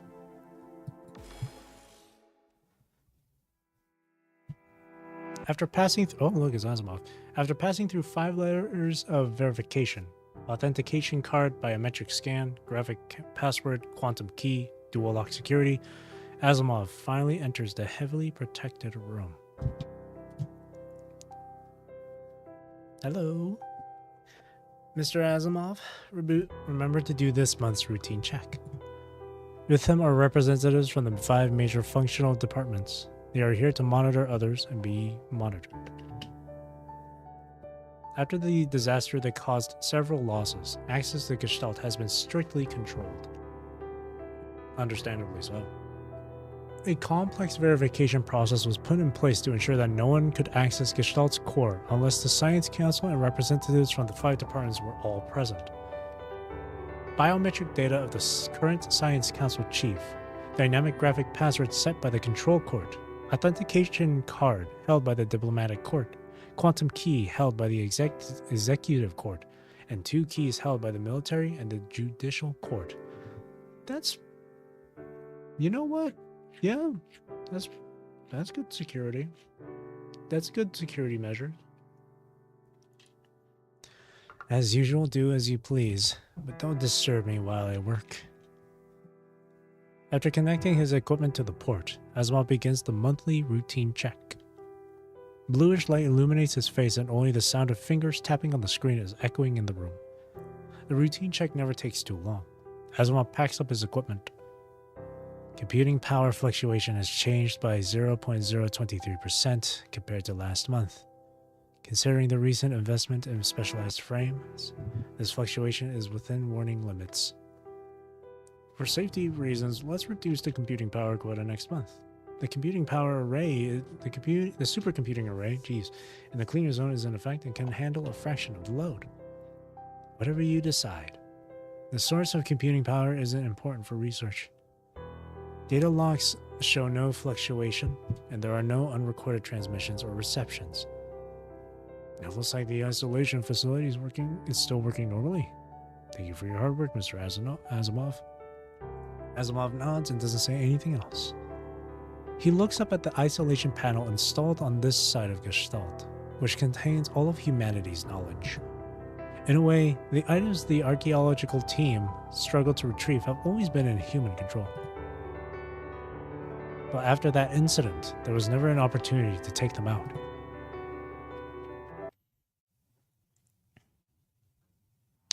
Gestalt maintenance tunnel, 500 meters underground. Many, many years ago. Neidhart? Ballard, what's going on? Watanabe immediately opens the communications and questions Ballard. She's more persuasive than I imagined. Let me explain. Wearing a heavy protective suit, Neidhart finally moves to the terminal in front of the safety door. It's working, thank God. Her fingers dance across the keys like she's playing a piano, unaffected by the gloves. The primary objective of this mission is to save Gestalt. Whether we retrieve it or destroy it, we must reach the deep well. But with your current speed, you won't make it before the infection rate hits the threshold because these safety doors are in your way. Of course, repeatedly dismantling the safety doors is an option, but that would extend the mission by at least 2 days. With the delay, the risk of Gestalt getting infected and being surrounded by the corrupted will require your military expertise to deal with. Well, when my application was approved, The data and calculations convinced him, not me. I mean, he said, your safety is second only to Gestalt. Meaning if we can't reach Gestalt, I'm not important. I don't think that's what he meant. I don't know what he thinks, but that's how I see it. No matter the cost, Gestalt must be saved. That's my mission. Sensing the unwavering tone, Watanabe knows that saying more would be disrespecting her resolve. All units, switch to defense formation. The assault team shifts formation, forming a double-headed triangle to protect Nidhart in the center. Wild mental gymnastics. She succeeded the persuasion check. I'll leave the next safety door to you. Don't fall behind. Got it, and thank you. The group continues to move deeper underground. Narwhal. It's too risky. How's your situation? So heavy. But it's okay, my mind is still clear. Something's off. Defense formation! 問題ないもう死は恐れない準備はすでに整っている恐れはしないこれこそが不屈の意志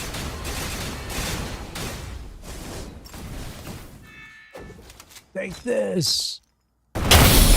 Jesus Christ, why was that so loud? Oh my god, that was so loud. Fuck. Ah! Freaking jitter bombs. Oh. That was so unnecessarily loud, wait. Ah!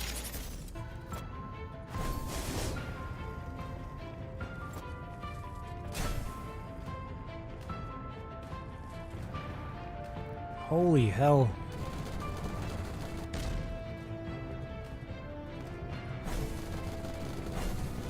What? Okay. Can I not destroy that? Oh.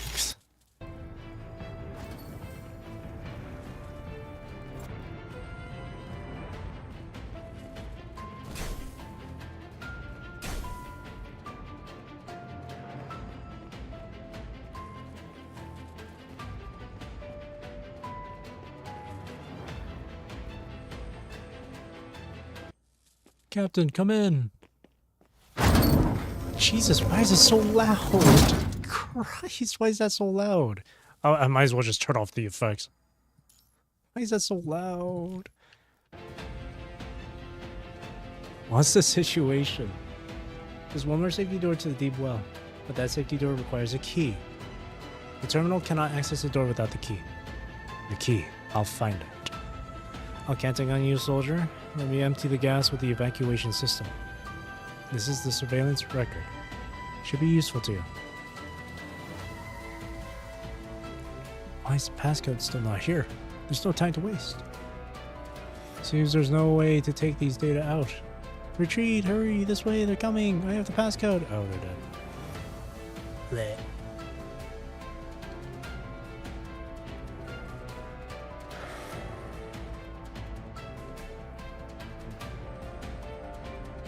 Did you find it? Yeah, I got a dead guy as it. There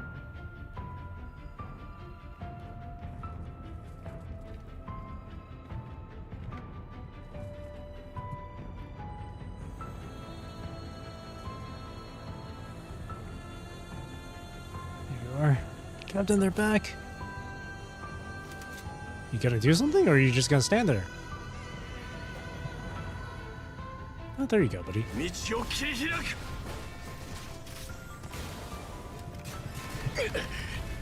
問題ない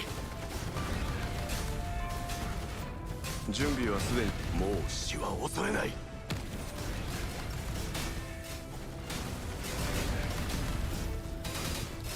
命がけで行くぞ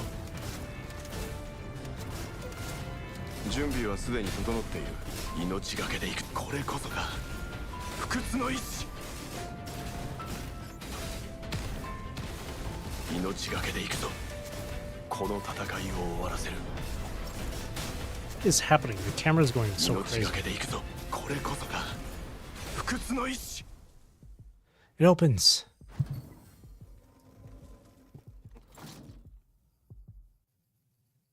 PGR is one of those games where you can just taste the colors on the screen because of how many goddamn effects are happening at once. In fact, it's all 5 of your senses. Not just your sight. You can smell, feel, taste. you can it's all 5 senses with the colors in this game and the amount of effects. We only have 1 soldier with us. What a trooper. おごりないぜ。準備はもう死は恐れない。命がけで行く。恐れはし You're ない。 getting a medal of honor, boy. 問題ない。命がけで行くぞ。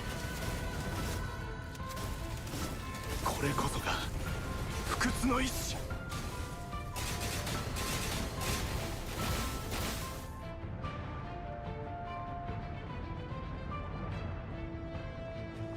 Dude, this is like zombie Call of Duty zombies. Just 道を切り never 開く。 mind.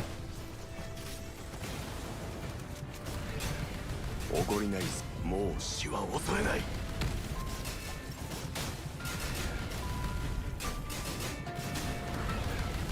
命がけで行くぞ。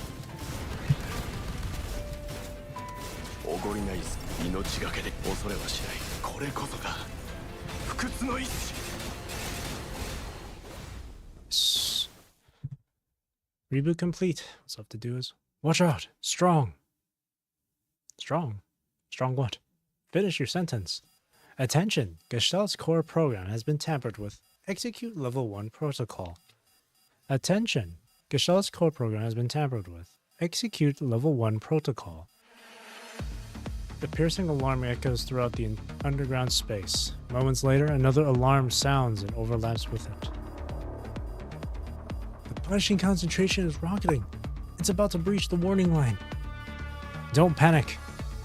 Having experienced a failure before, Watanabe knows that panicking in such moments would lead to unsalvageable loss. Nidhart, what's the status of Gestalt? 10 minutes. You can't handle the punishing concentration in here. Evacuate immediately.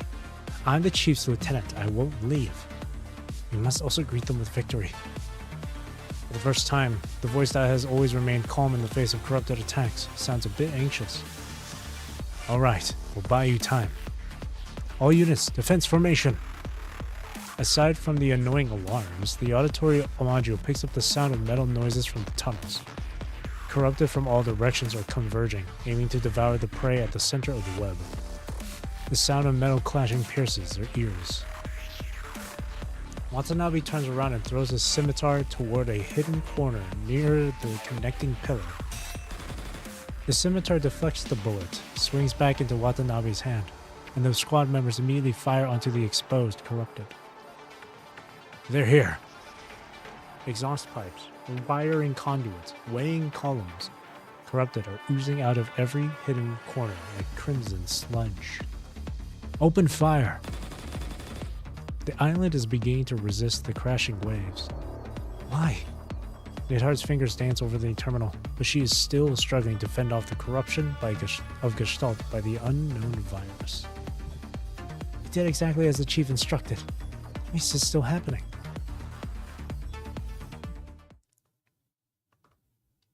"24 hours earlier.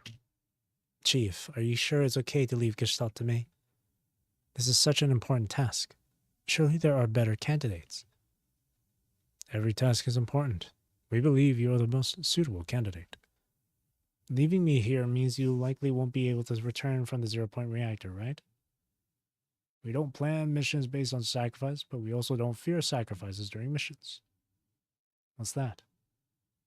If Gestalt goes haywire, connect it to this.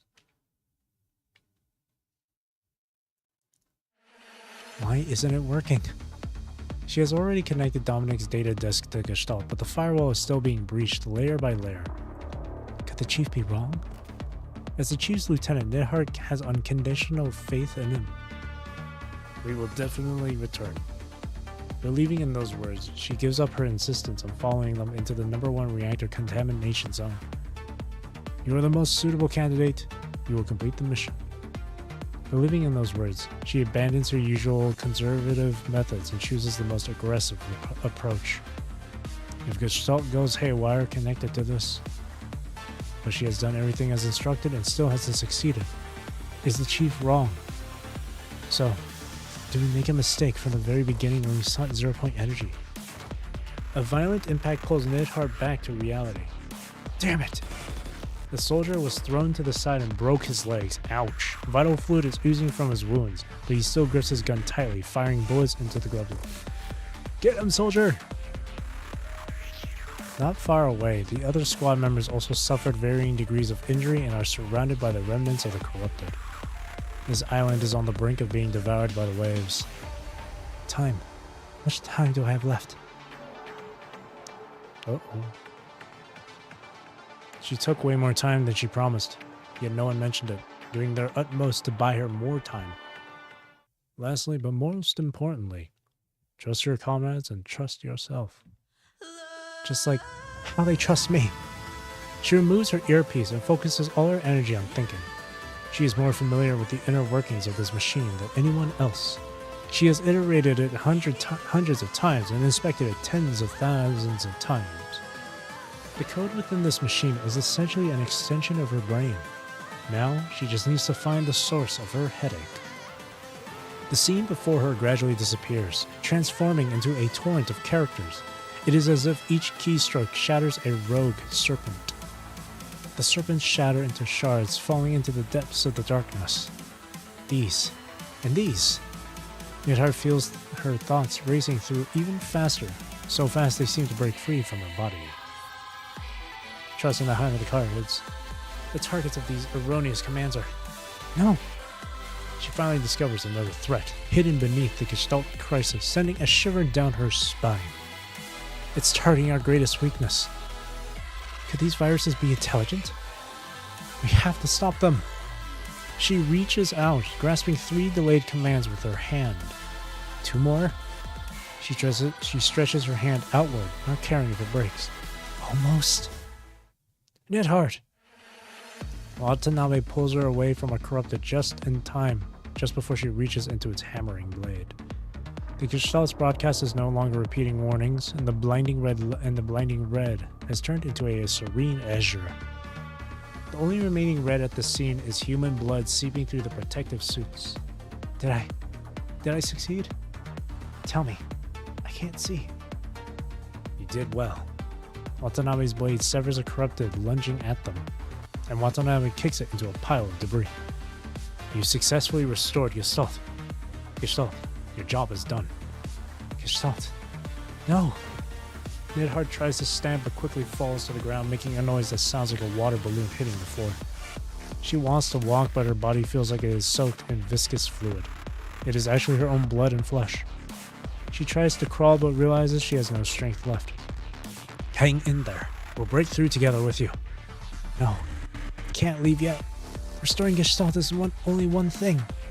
The targets of the erroneous commands are the troops in space. What? Watanabe, report the situation immediately. With the Gestalt chaos resolved, communication with the temporary command post seems to have been restored. A water balloon hitting the floor. I mean, you can imagine that though. Just a splat. That just means the suit is like, there's blood. There's just like a little pool of blood inside the suit. Just splat. Gestalt is back to normal, but we're surrounded. Nidhart is severely infected with large areas of necrosis. Backups, follow me. Hold on. Backups are on the way. It's getting crazy.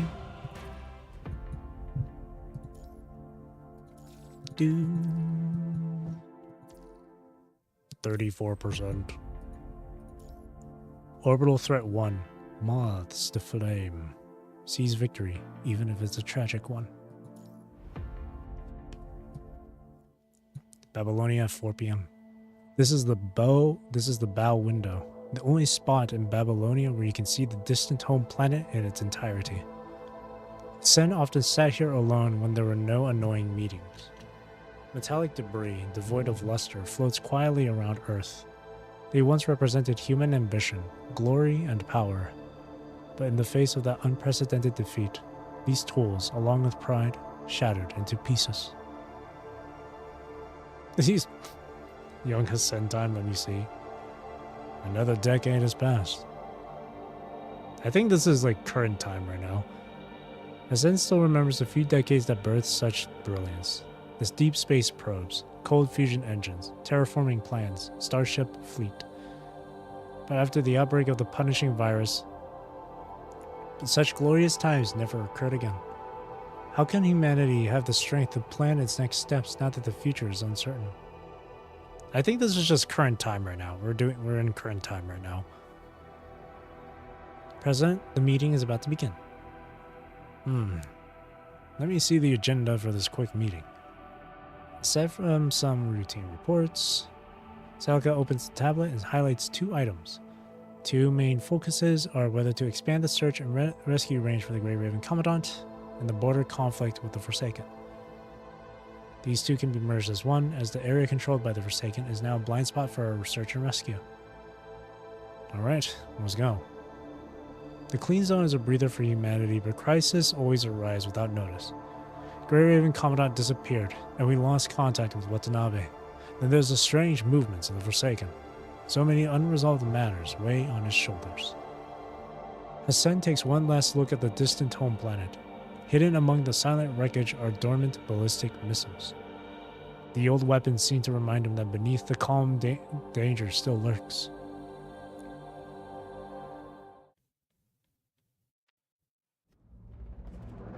Now we're in the past with Watanabe. Reload! Cover me! A soldier retreats and is quickly replaced by another. I'm out of ammo. Anyone got some? Catch! A fully loaded magazine is tossed over. That's also my last one. Last mag, make it count. Ramirez! Last mag, make it count. The gunfire has become sporadic. Of the original 12-man assault team, only 4 remain. The corrupted in front of them are crawling from every corner out like pests. After the final few shots, an empty magazine clicks sound. Magazine clicks sound simultaneously. Okay. All units, tighten the defense line. Prepare for melee combat. The remaining soldiers immediately retreat to the command area. You're unlocking my memories here. Yeah, when he said, that was my last mag, I immediately got taken back to Modern Warfare 2. Where you're in, like, I think you're in Washington, D.C. in a crashed helicopter. And you're fending off against, like, the Russians. Ramirez, last mag, make it count. They throw you a last magazine. Then a giant, like, EMP happens or whatever. The memories. See, I really do feel like just revisiting Call of Duty campaign stories. They form a semicircle so that Nidhart, who is wearing a protective suit, is at the center.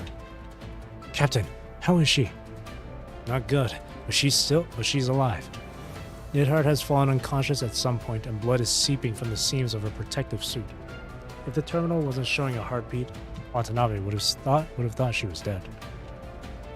These researchers may look fragile. After plunging his tactical knife into the integrated chip in front of him, the soldier kicks away another corrupted that tried to attack Nidhart. But they never miss a beat when it comes to missions. Yeah, so it's our turn now. We must hold on until the rescue team arrives. It doesn't look good. They were probably corrupted along the way. It will take time for the rescue team to break through. Shouldn't you be saying something more encouraging now? Why are you being pessimistic? I meant for you to talk less and do more. A corrupted nearby is sliced in half by a curved blade, and a military boot crushes his head. Ballard, where are the reinforcements? We've taken a heavy blow. We can't hold on much longer. The only response is the harsh noises of the communication channel. Damn it. Is the communication malfunctioning again? Did you hear something? Is the ground shaking too? It wasn't until Watanabe ended the communication that he noticed the harsh sound wasn't just coming from his headset. It's getting closer. It might be a large corrupted. A beam of light pierces the dark underground space like a flash of lightning in the dead of night. Flash of lightning? My god. It's Alpha. Crimson Weave. Crazy, I'm just kidding. Are you trying to blind the people inside with your high beams? A harsh scolding can be barely heard from the driver's seat. The roaring engineering vehicle charges into the corrupted like a bull, crushing and grinding down the troublesome machines. The red tide is split in two, and the ship that broke through the waves stops steadily in front of Watanabe and the others.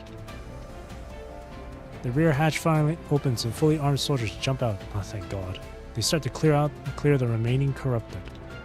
Sorry for the wait. It took us some time to get this big guy running. Thanks for opening the safety doors along the way that allowed it to come in. His gaze sweeps over the remaining team members before resting on Nidhart lying on the ground. Medical team, save her. You all should head to the rear cabin and report the situation.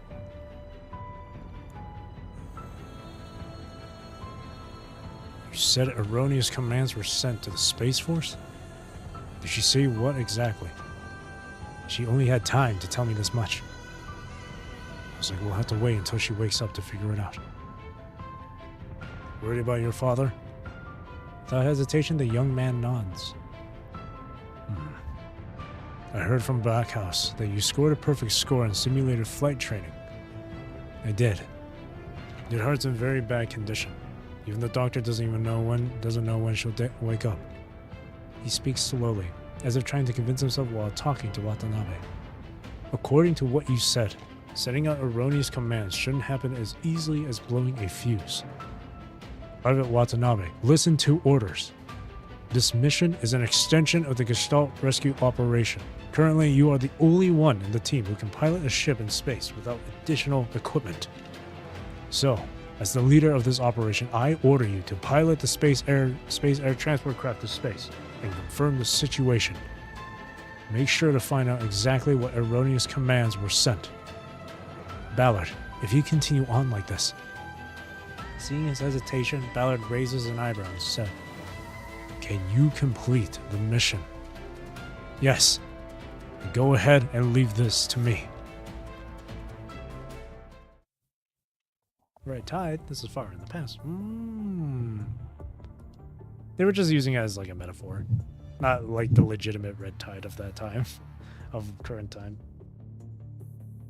Because earlier they were saying the island's about to be devoured by the waves. Before the meeting starts, let me introduce someone. In the conference room, commandants from various starships sit on both sides of the table. This is their monthly report meeting, a rare chance for them to leave their starships. I'm sure you've all heard of him. Beak of Islay. The Beak of Islay, or Islay. I say Islay because I think of the word island, so... The world government's ace pilot. At this time, the commandants on both sides of the table begin to murmur. Islay is where the world government trains its pilots and tests new aircraft. Dozens of ace pilots come from there, but only one can be called Beak of Islay. Cyril, please come in.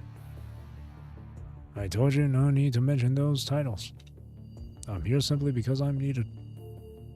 Years of battle have taken their toll on him. His body is deteriorating, and though he is the same age as Shin, his face is already covered in wrinkles. These are the marks of his battles, his permanent medals. Last month, the latest aerospace fighter, Fenrir, was transported to the spaceport. Cyril will lead his team to train the new recruits from now on. During the training, a massive tremor strikes the conference room, and alarms blare immediately. Administrator, report the situation. The channel goes silent after a brief static noise. Instead, a broadcast begins. Attention all spaceport staff. The flagship Miracle has departed. Navigators, take your positions. Attention all spaceport staff. The frigate Ambition has departed. Navigators, take your positions. Why does he look so majestic? The continuous announcements state that all 30 starships, including the flagship, are leaving the port. How is that possible? I never gave an order to start the engines. The control permissions have been revoked. Shin tries to contact one of the subordinates still on the flagship, but a cold automated message tells him that he can't connect. Hello, can you hear me? I am Shin, a command officer from the Starship Fleet. Get the administrator to report the situation immediately. The administrator? It's already perished. He was at the docking port when the starship's cold fusion engine started. The worker paused. My condolences. I will now report the situation. Just now, the engines of 30 starships, including the flagship, suddenly started at the port. 320 staff members performing routine maintenance at the port died instantly. The reinforcement locks were severely damaged, and the gravitational field was imbalanced. We attempted to connect the personnel left on the starships, but received no response. Additionally, our communications with the ground are cut off. We've already sent someone to the ground headquarters to establish contact. Where are the starships headed? Eden 2. They are heading straight for Eden 2 and accelerating. Collision is expected in 10 minutes. The conference room falls silent. The commandants, who are most familiar with the starships, know that the spaceport's defensive firepower is not enough to stop the starships. I'll lead a team to intercept them. It won't be enough. Shin already considers Cyro's flight squadron, but Fenrir is not designed to fight starships of this size. Even if they depart now, by the time they're done preparing, the starships would have finished their acceleration phase, making it difficult for Fenrir to catch up. Is there any other way? Wait, the Ambition seems to have stopped accelerating. So has the Starlight. Are you certain? Workers on the starship must be doing something. However, before he can inquire further, a noise from the terminal interrupts him. Stop it. This is our last chance. Steve. Sorry, just random, just very common name. Steve. The glimmer of hope in his heart dies again. As more messages come in, more starships have stopped accelerating. Each short message is a final farewell. Make it stop. We'll leave the rest to you. We will not be the sinners of humanity. See you around. Finally, Shin's terminal also begins ringing. He knows it will be a final message. There's no escape. I'm the last survivor. So, don't hold back. No one will know of their battle, but no one can bid them farewell. Those on the starships are making the same choice because they all share the same value. Those brave souls who are already gone did everything they could. Now it is their turn. Everyone, gather in the central hall.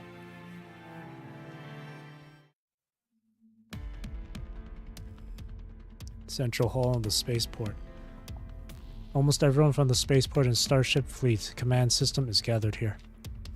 Is ground communication still down? Still down.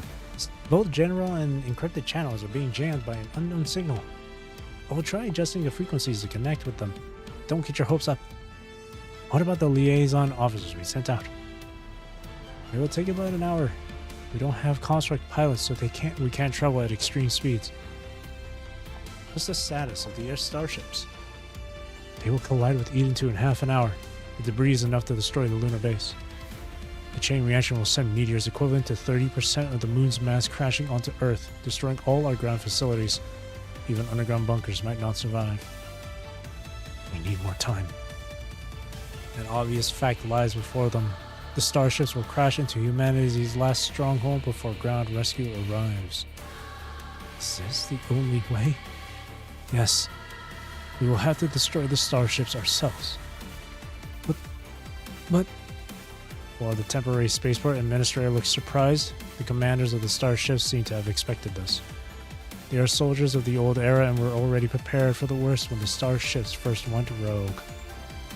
Any uncontrollable weapon can only bring disaster, so the only option is to destroy it.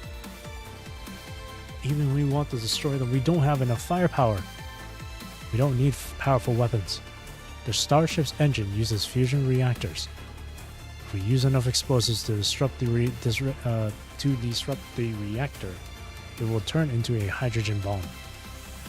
Even though the engines are running at low power, an explosion from inside will be enough to split the starship in half. But we can't get into the engine room. Isn't there another entrance? He points at the nozzle spewing out flames. You want to send explosives in from here, right? Yeah.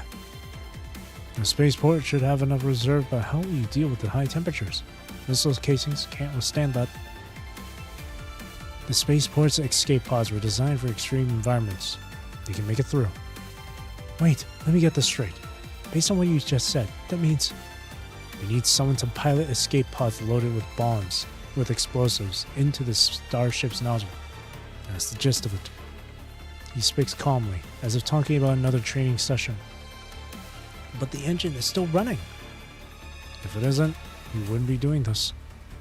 Fortunately, the bomb only takes a moment to detonate. So, who will go?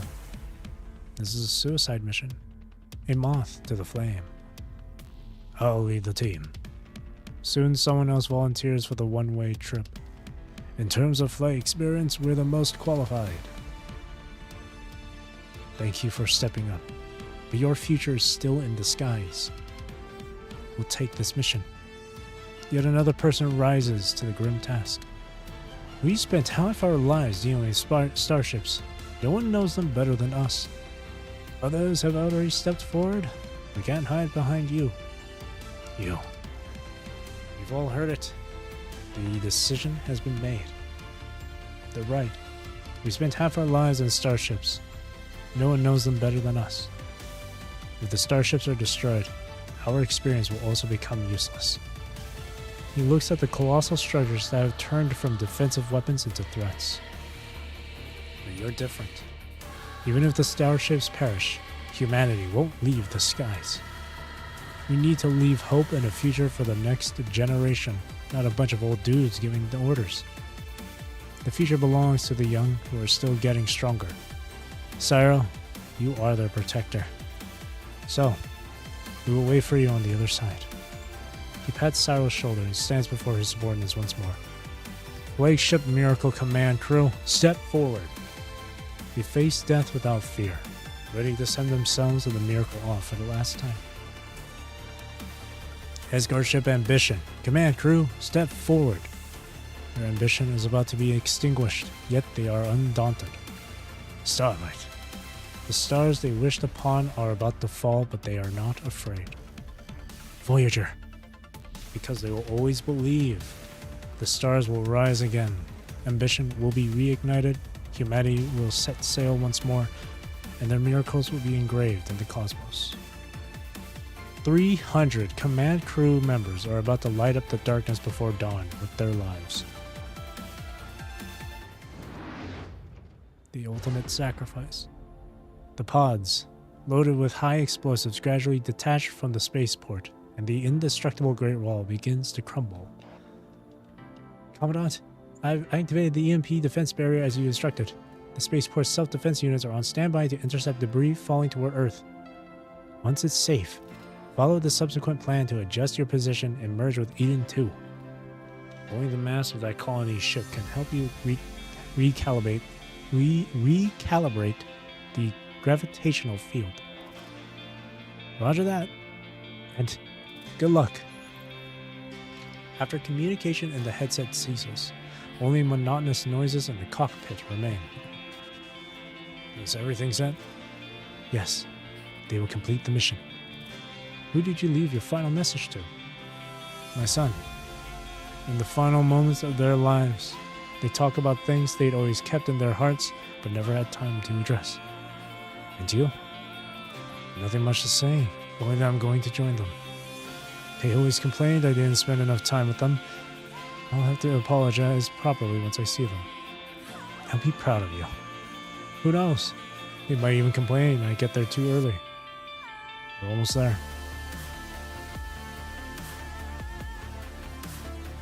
Oh my god. The massive starships are already in sight.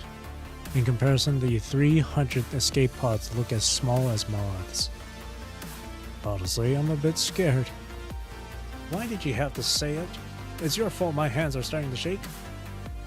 Can the 300 of us really complete this mission? My display shows that the starship's defense array is still active. Stay focused. That's why we assigned 10 people to reach each starship. Disperse immediately after entering the attack range to avoid being wiped out. We only need one person to get through. It sure feels lonely to have no backup support. You don't need to worry about the defenses. A raspy voice suddenly breaks into the communication channel. Cyril? It's not just him. Suddenly, dozens of green blips appear on the radar, indicating friendly units. Cyril, didn't I tell you to stay at the spaceport? Don't underestimate the determination and stubbornness of the young. You are always trying to protect them, but did you know they can already shoulder responsibilities? No one can run from this battle. We all have a role to play. 1st Air Squadron Ivor, reporting in. Highway Phase 3 trainee Kenley will intercept those defense drones. 3rd Carrier Battle Group Pilot Sophia, please focus on your mission and leave the rest to us. 2nd Special Operations Brigade Willing. One report after another fills the communication channel, and for a moment, the lonely space is no longer silent. Since humans first discovered fire, we've continued our journey with wisdom and courage. 250,000 years ago, we conquered beasts and climbed to the top of the food chain. Thousands of years ago, we conquered the land and let civilization take root across the planet. In just 200 years, we conquered the sea and the sky. And now, those creations of ours want to stop our progress. As the chief instructor of Project Fenrir, my order is: open fire and cover the Suicide Squad with everything you've got. Let's show them with our guns and ammo who their true commanders are. Countless energy beams and live ammunition spew out from the fighter jets, marking the beginning of humanity's first space battle in the silent void. All units at full speed. Even moths have the courage to fly into the flames. Seize victory, even if it's a tragic one. My God. Orbital Threat 2. The Nameless Soldier. Damn, we're playing as Lucia? I'm just kidding. International Space Station. Jada, this modification plan will work. How many times do I have to say it? The ecological dome is essential. Are we to rely solely on the spaceport for all our organic resources? Are you kidding? This is equivalent to building a new Eden 1. There's no way we can beat the deadline. Cutting corners will ruin the entire project. What's the point even if we meet the deadline? Can you get off the table first? Whose side are you on? The sound of fierce arguing seeps through the isolation door from the room behind Tall Guy. Tall Guy never imagined that the usually soft-spoken and gentle woman could let out such an angry roar. At this point, as long as it works, who cares about the quality? Thud. Ouch. That hurts. Are you even an engineer? With a muffled thump, it feels like the entire space station has begun to shake. Maybe it doesn't just feel like shaking. Another violent shake almost knocks Tall Guy off his feet. Ouch. I should be the one saying ouch. I told you not to stand on the table. Get off now. Korolev, report the situation. No response. There's nothing but the blaring sound of alarms. Warning. The space station is experiencing an unidentified intrusion. All maintenance personnel, please take your positions. Warning. The space station is experiencing an unidentified intrusion. All maintenance personnel, please take your positions. Unidentified intrusion? At an altitude of 25,000 kilometers? The door won't open? Oh, they're dead. Hearing voices inside, Tall Guy immediately presses his hands against the door crack. With a grating sound from the exoskeleton's hydraulic rods, the door slowly opens. 3 terrified faces appear in front of Tall Guy. Watch out! By the time Tall Guy notices the sound of the wind behind him, it is already too late. A tremendous force hits him, sending him crashing into the conference room wall. Tall Guy! The attacker reveals itself. It is a massive spherical machine towering over the three. Oh, they're so dead. And eyeing its prey. Watch closely, kids. It raises its alloy claws, still dripping with red remnants, casting a shadow over the terrified trio. Next, I shall demonstrate the oldest hunting method. The three unarmed individuals closed their eyes in despair, but the pain never came. Oldest hunting method demonstration. The spherical machine stutters, repeating its previous words like a broken tape. A sturdy hand helps them up. Electromagnetic restraint device. Did you make this, tall guy? The device at Korolev's feet is emitting a strong current, preventing the machine from killing them. The tall figure nods. We need to get out of here. No, we need to leave the space station. The person already starts to flee in a panic as they finish their sentence. Why are you standing there? Run! He shouts in exasperation when he sees the remaining three are still frozen in a daze. Coming! Tall guy, are you okay? He doesn't answer but pushes the two trembling individuals forward with his hand. Thank you for saving us earlier. The two researchers' legs finally gain strength as they hurriedly follow the manager ahead. As they turn around, Tall Guy quietly wipes away the blood seeping through his armor. No, Tall Guy. Oh, we're playing as Tall Guy? No, not Tall Guy. Oh, he dead as hell. Be careful, Tall Guy. We'll stay here.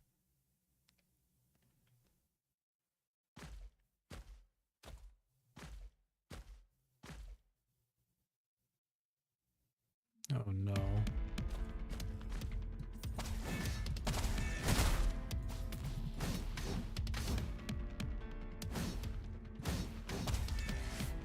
Tall guy, no. Hey Nico, it's been a while.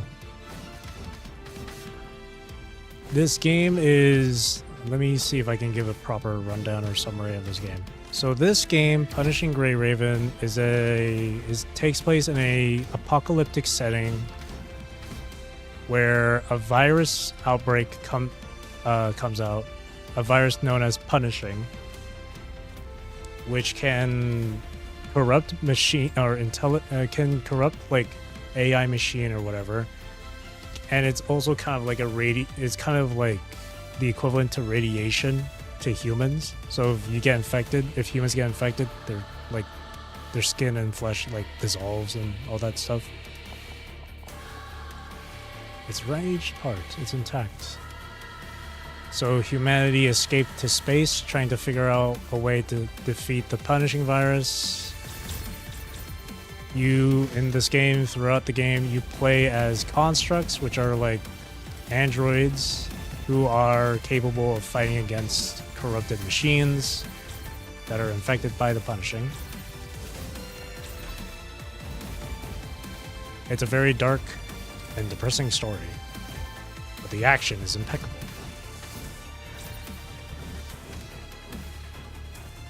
And I'm just playing catch up with the story. Right now I'm really close to being caught up.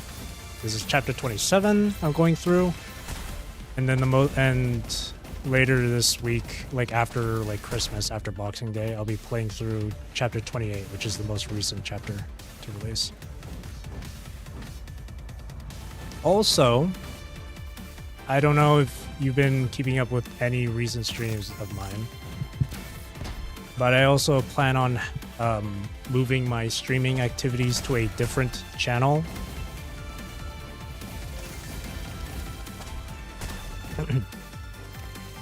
So just before New Year's, I will have like a quote-unquote final stream.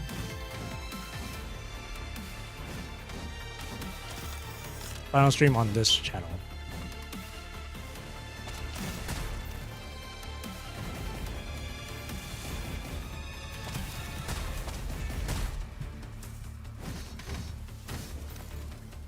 Come on, tall guy, you got this, man.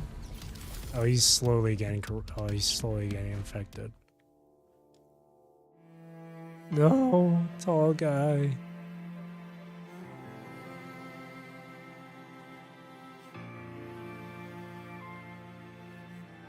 No. Oh god. Keep fighting until the end, tall guy. Get him. What a fucking hero.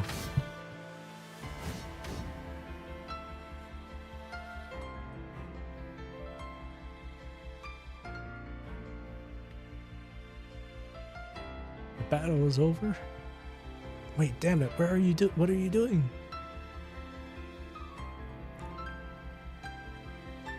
Oh no.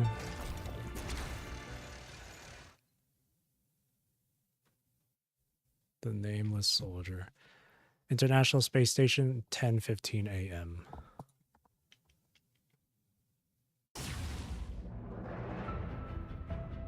Narrowly dodging Korolev's energy beam, tall guy feels his left arm go numb. The burnt smell of protein fills his nostrils, reminding him of the fire that took his voice and face.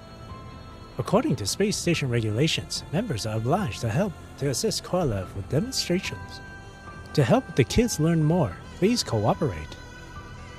It raises its claw, intending to demonstrate the structure of the human body. Next, we will begin disassembling this model. The extinguisher clangs against the metal casing. What are you doing?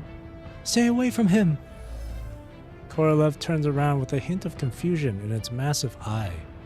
When visiting the space station, please follow the rules and regulations and listen to your guide. Korolev is okay with touching and graffiti. Theft and vandalism are prohibited and will be punished accordingly. It raises the fallen extinguisher, ready to throw it. Punishment will match the offense. The extinguisher explodes, and white power instantly obscures everyone's vision. Violation! Violation! The corrupted swings its claws around wildly, leaving deep scratches everywhere. Damn it, I can't see anything. Ah, found it. Korolev trivia. In a 21 degrees Celsius environment, 60% of the human's body heat is dissipated through radiation. So under thermal imaging, you can see clear as day. A claw pierces through the powdered cloud, heading toward the researcher but freezes in midair. An electrified cable bound it tightly, with a tall soldier pressing his full weight on the other end. No! Tall guy is still. Can't you see? That cable was shot from his weapon and needs to be maintained by him. If we don't leave now, we'll all die here. Damn it, I still can't see anything. The green drone enters everyone's view. Go this way. Is he guiding us? Wonderful. Let's go. We'll need an escape pod if we want to save Tall Guy. She grits her teeth and follows the drone and the two others. Damn it, the escape pods are ruined. There's a broadcast device here. Password. What's the password again? Get out of the way.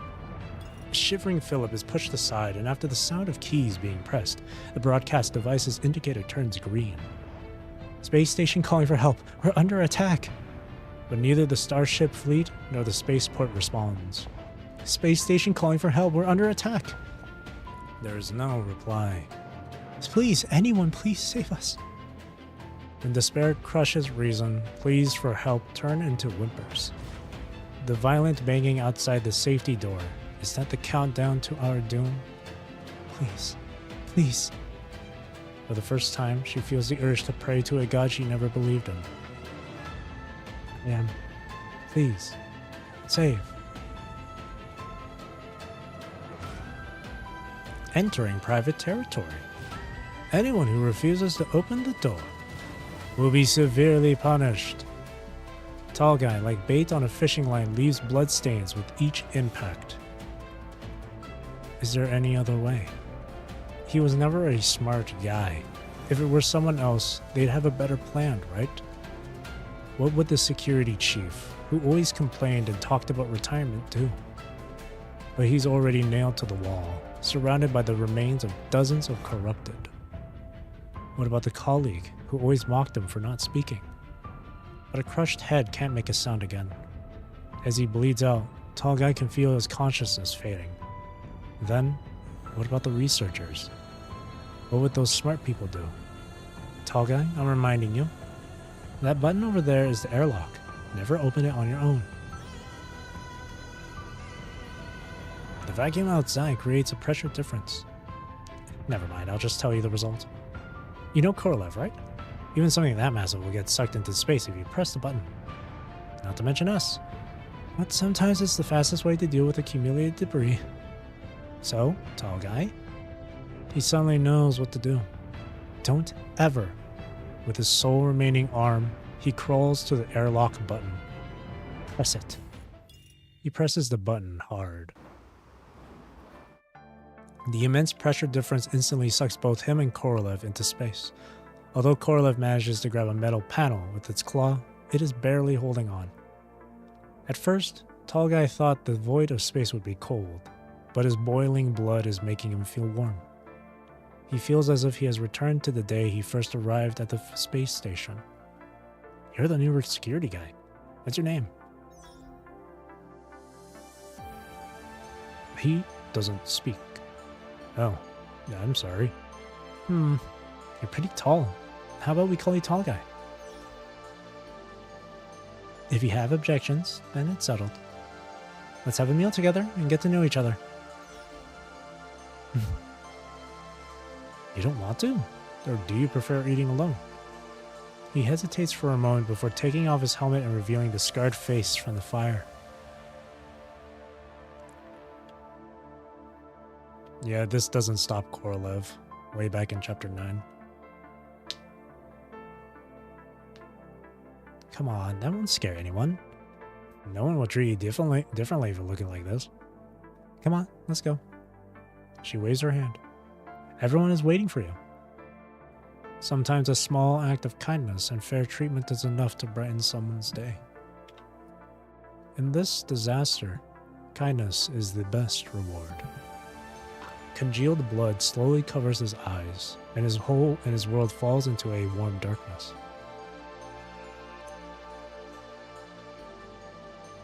I'm so glad to hear that.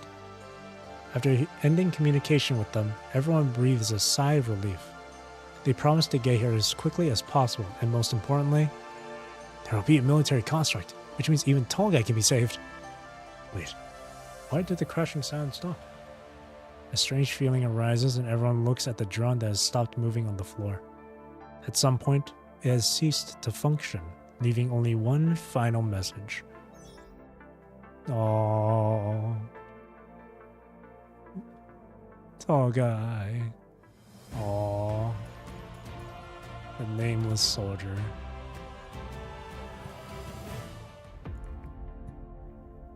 Oh. That's really sad. I almost brought a tear to my eye, not gonna lie. Yeah, rip Tall Guy. Orbit Threat 3. Operation Eden. Epitaph!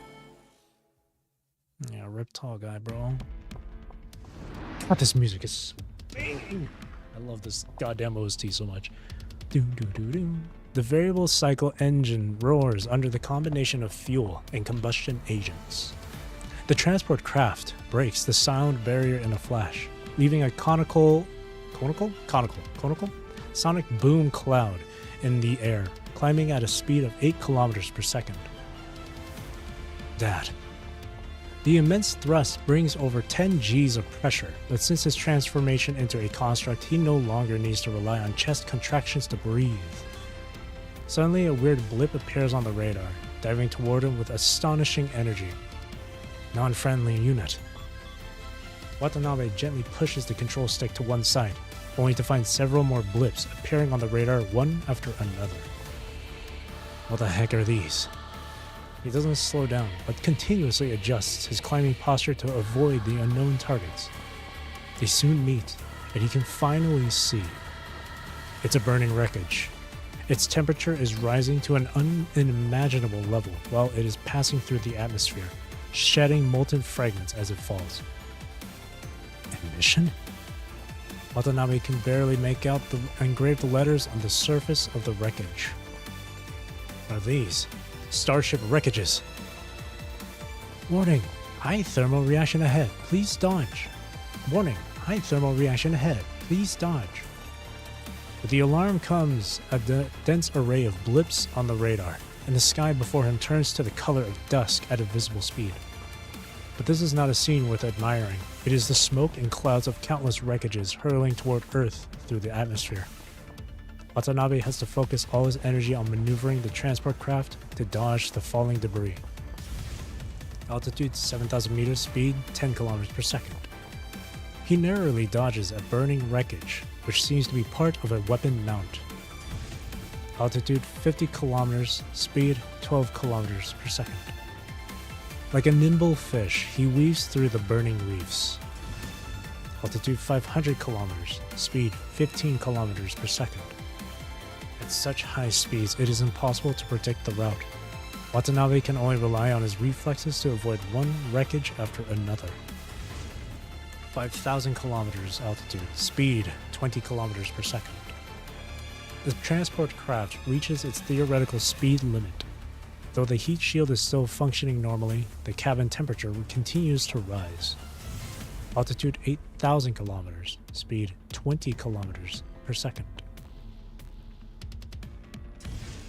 The moment the system indicates they have broken through the atmosphere, countless flames immediately catch his eye. The shattered wreckages are either flying off into deep space or are captured by Earth's gravity, turning into deadly fireballs. The spaceport is in ruins. Anti-aircraft cannons roar silently in the void but still can't intercept all the debris. A starship is split in half by the violent explosion, forming a massive fireball at the explosion site. Its central core is the brightest. The outer shell looks a bit thin due to rapid expansion, and the magnetic field is twisting into an elliptical shape like a peeled egg. A green egg, several times brighter than the sun. The transport craft immediately activates its isolation shield to prevent the radiation from damaging the plane and its occupants. After the explosion, the surviving Fenrir fighters speed toward the last airship, the flagship Miracle. This is Watanabe of the ground force. Please identify yourselves. Watanabe quickly opens the all-channel communication, but under the intense radiation interference from the nuclear explosion, the channel is filled with meaningless static noise. Watanabe, does the ground already know our situation here? After a long while, a voice finally came through, although severely distorted by the interference. We learned during a mission that the space fleet might be subjected to malicious commands. Relevant information is currently being synchronized with headquarters. Malicious commands. So that's it. Only that could have done this. Friendly unit, please report your status. The starships went haywire. The Suicide Squad decided to stop the ships by self-detonation to prevent them from reaching Babylonia. Is Shin, the command officer, still alive? He's on the list too. I'm his lieutenant. The channel is filled again with static noise, but Watanabe feels even that is fading away. Help! Space station! Under attack! More messages seem to be coming through the communication channel, but he has no time for it. Help! Space station! Under attack! Please, help! Is someone calling for help? Go now. The command officer made these choices to save more lives. Now it's your turn to do more. Got it. The person is right. Even if his original goal was lost, there are still more things he could do.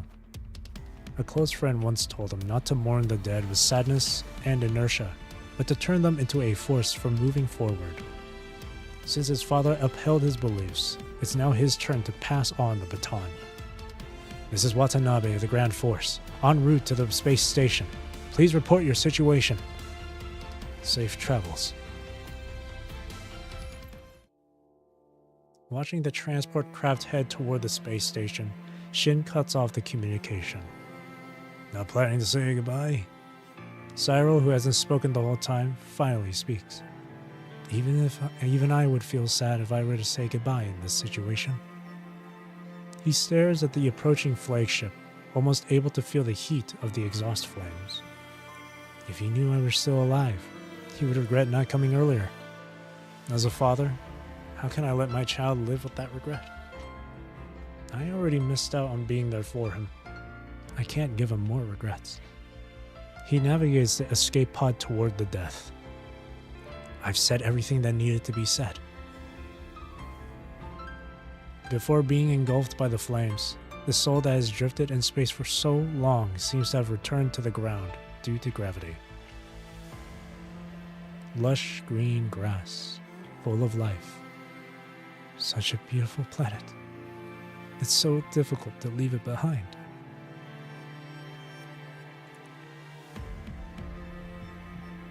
A sudden unease grips Watanabe's heart.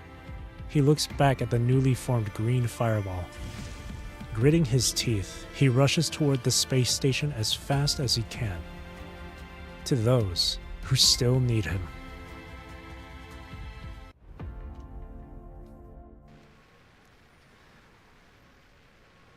Great chapter so far. Holy shit. Crazy perceptive thing to say to save Wata. It's hidden. Yeah, it's hidden. Man. Is this the space station? Oh my god. After passing through countless debris and almost reaching the space station, Watanabe finds it hard to believe what he is seeing. The once white hull is now covered in red growths, and spherical structures eerily spread over the entire core module. As the transport craft approaches, these structures turn in unison, pointing the remaining white parts at him like curious eyes. Whatever those things are, it is clear the space station has been completely ruined and is no longer a human research outpost. In his peripheral vision, he sees the drifting, lifeless remains in space. Must rescue the survivors now. He moves toward the location he received in the communication.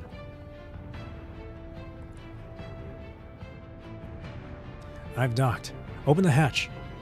Alright, opening the hatch now. As the isolation door opens, 3 pale faces appear before Watanabe. Are they other survivors? The one who looks like the leader shakes his head. We didn't encounter any other survivors. I'm afraid we are the last living souls on the space station. Are you sure? I'm the head of the research department. My terminal tracks the life signals of all space station employees. He hands over his terminal on which most of the portraits have turned gray. Turning gray means one of two things. Either they're out of reception range or their brain activity has ceased. Upon hearing this, the woman leaning to the side hugs her drone tightly. Get on board. We need to leave here now. The space station has mutated. Nobody knows what's going to happen next.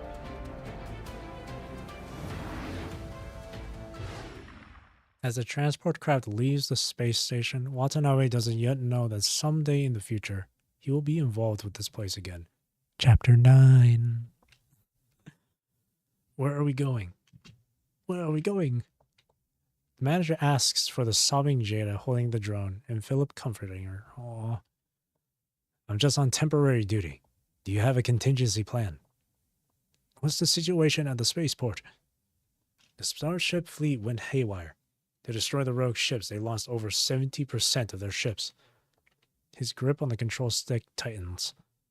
Then, where can we go? The spaceport is gone. The starships are gone.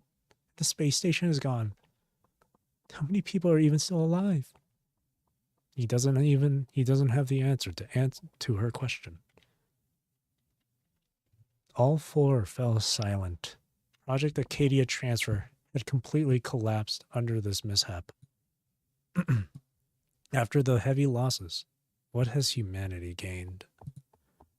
In this lonely universe, there will no longer be grand spaceports and starships ready for battle. Humanity has taken its first step into the cosmos, only to quickly wither. And the efforts didn't even make a single ripple in this disaster. Head to Eden too, even though it's just an empty shell now. Yeah, Watanabe changes direction and heads away from Earth.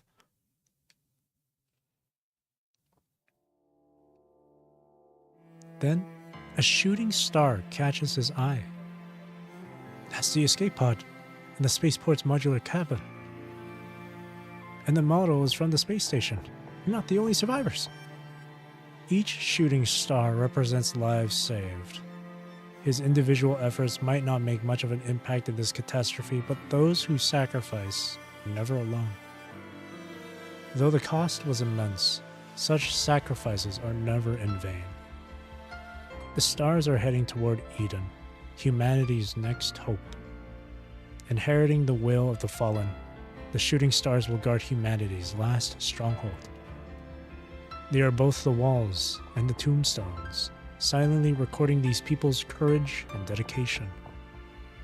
Thus, Eden will no longer be an empty shell. Babylonia, the spark will be carried into the future.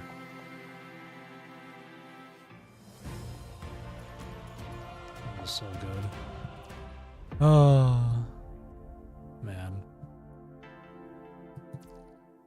48%. Okay. So, I think after this node, or maybe 2 more nodes, I'll call it a night. This will be part 1, obviously. Let me just add part 1 to the title. There we go. It's such a heartwarming scene, but Wata's eye patches was on the wrong side. Was it really? No, it was on the right side. Because it's his reflection. That's his reflection. So it's reflecting off from... His eye patch is on his left. So his reflections... So, you know, that's his reflection. So no, it was in the right spot.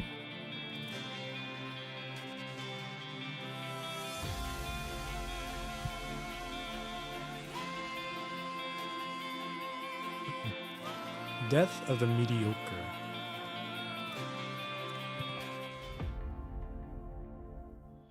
World government. Okay. Report the losses.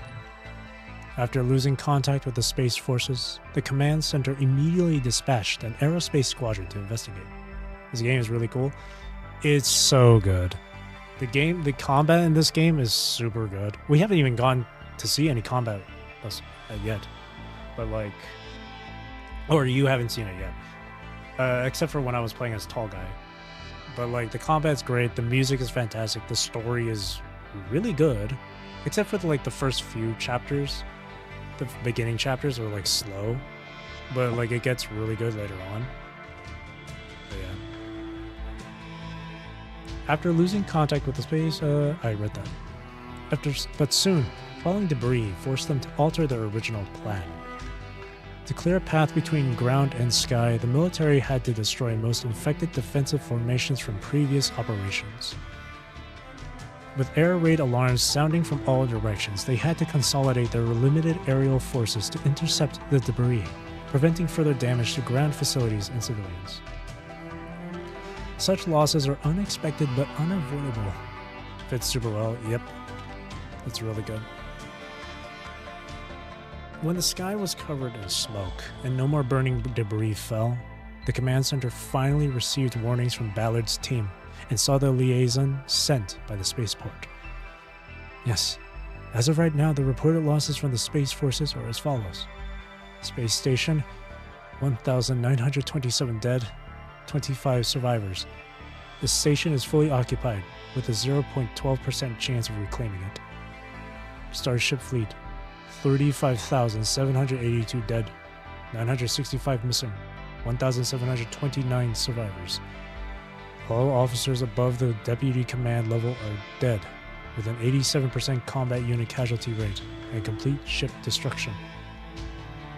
Spaceport garrison, 1,792 dead, 298 missing, 23,597 survivors. The smallest loss, with remaining modular sections detached and docked with Eden 2 colony ship. Aerospace Squadron, 9,300 dead, 125 missing, over 80% personnel casualty rate, and over 97% aircraft loss rate. Additionally, losses from radiation and falling debris caused by the space nuclear explosion are still being assessed. Any other news? Gestalt's central core has been dismantled and is on its way. Have the tech department draft an isolation plan immediately. We must make sure this doesn't happen again. And the report from Reactor 1. 30 minutes ago, our 45 monitoring stations simultaneously detected a spike in punishing concentration in the area. Within 300 milliseconds, it rose to 20,000 times the original level, and we lost contact with Dominic and his team. Did they fail too? No. The command staff thinks they succeeded. Because in the following 30 minutes, there were no further increases in punishing concentration, and it is now spreading according to our diffusion model. Most importantly, no energy reactions were detected in the area after the burst. The command staff ruled out all other possibilities, so we can infer that Reactor 1 has been shut down. Commander, what should we do next? Although the chaos has subsided, this is not the end. This is not even the beginning of the end, but merely the end of the beginning. With the loss of the spaceport, starships, and the International Space Station, Project Acadia transfer has completely failed. While soldiers and civilians mourn their lost comrades and loved ones, decision makers must step forward to carve a new future. First, establish quarantine zones and evacuate the masses based on the diffusion situation. Dispatch rescue teams. Determine the Geiger index in nuclear affected areas. Plan safe areas. Conduct cleanup and restart power facilities. Compile accurate casualty numbers and reorganize the surviving units. Go and finish these tasks first. Got it. After issuing the orders, Hans stands up and walks out of the command center. The nearby guard immediately follows him, but Hans waves him off. There's no security risk here. Leave me alone for a while. He slowly walks outside. Even the steadfast pine tree has bent slightly.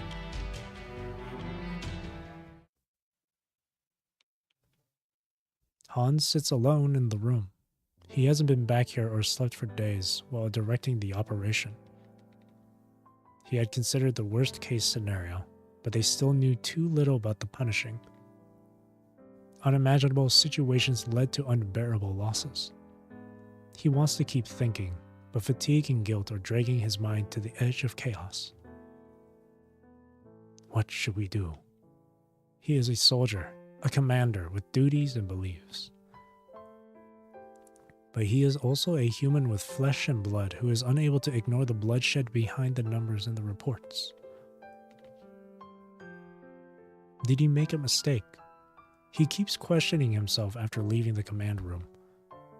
What would different plans, or even just adjusting the sequence, have led to better outcomes?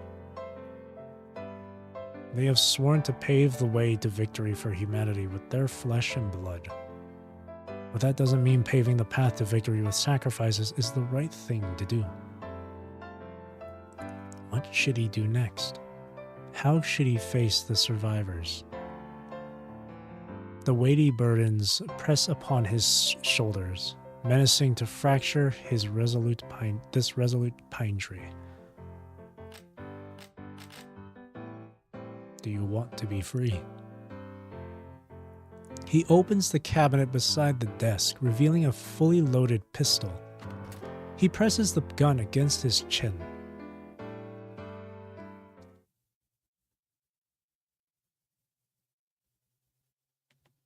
Well, he doesn't die, I know that for a fact. Not at this point here. Meanwhile, an old friend shows up at Trillard's residence. I'm guessing you didn't stop by at a time like this just for a casual catch-up, am I right? He nudges the cup of steaming tea toward the other side and sits back on the couch. How shall I address you, Kurono-san? That suits me just fine. The other person takes the cup, giving it a gentle swirl, causing the amber tea to ripple softly within the ceramic vessel. Over After over 30 years of knowing each other, can't you serve me some better tea?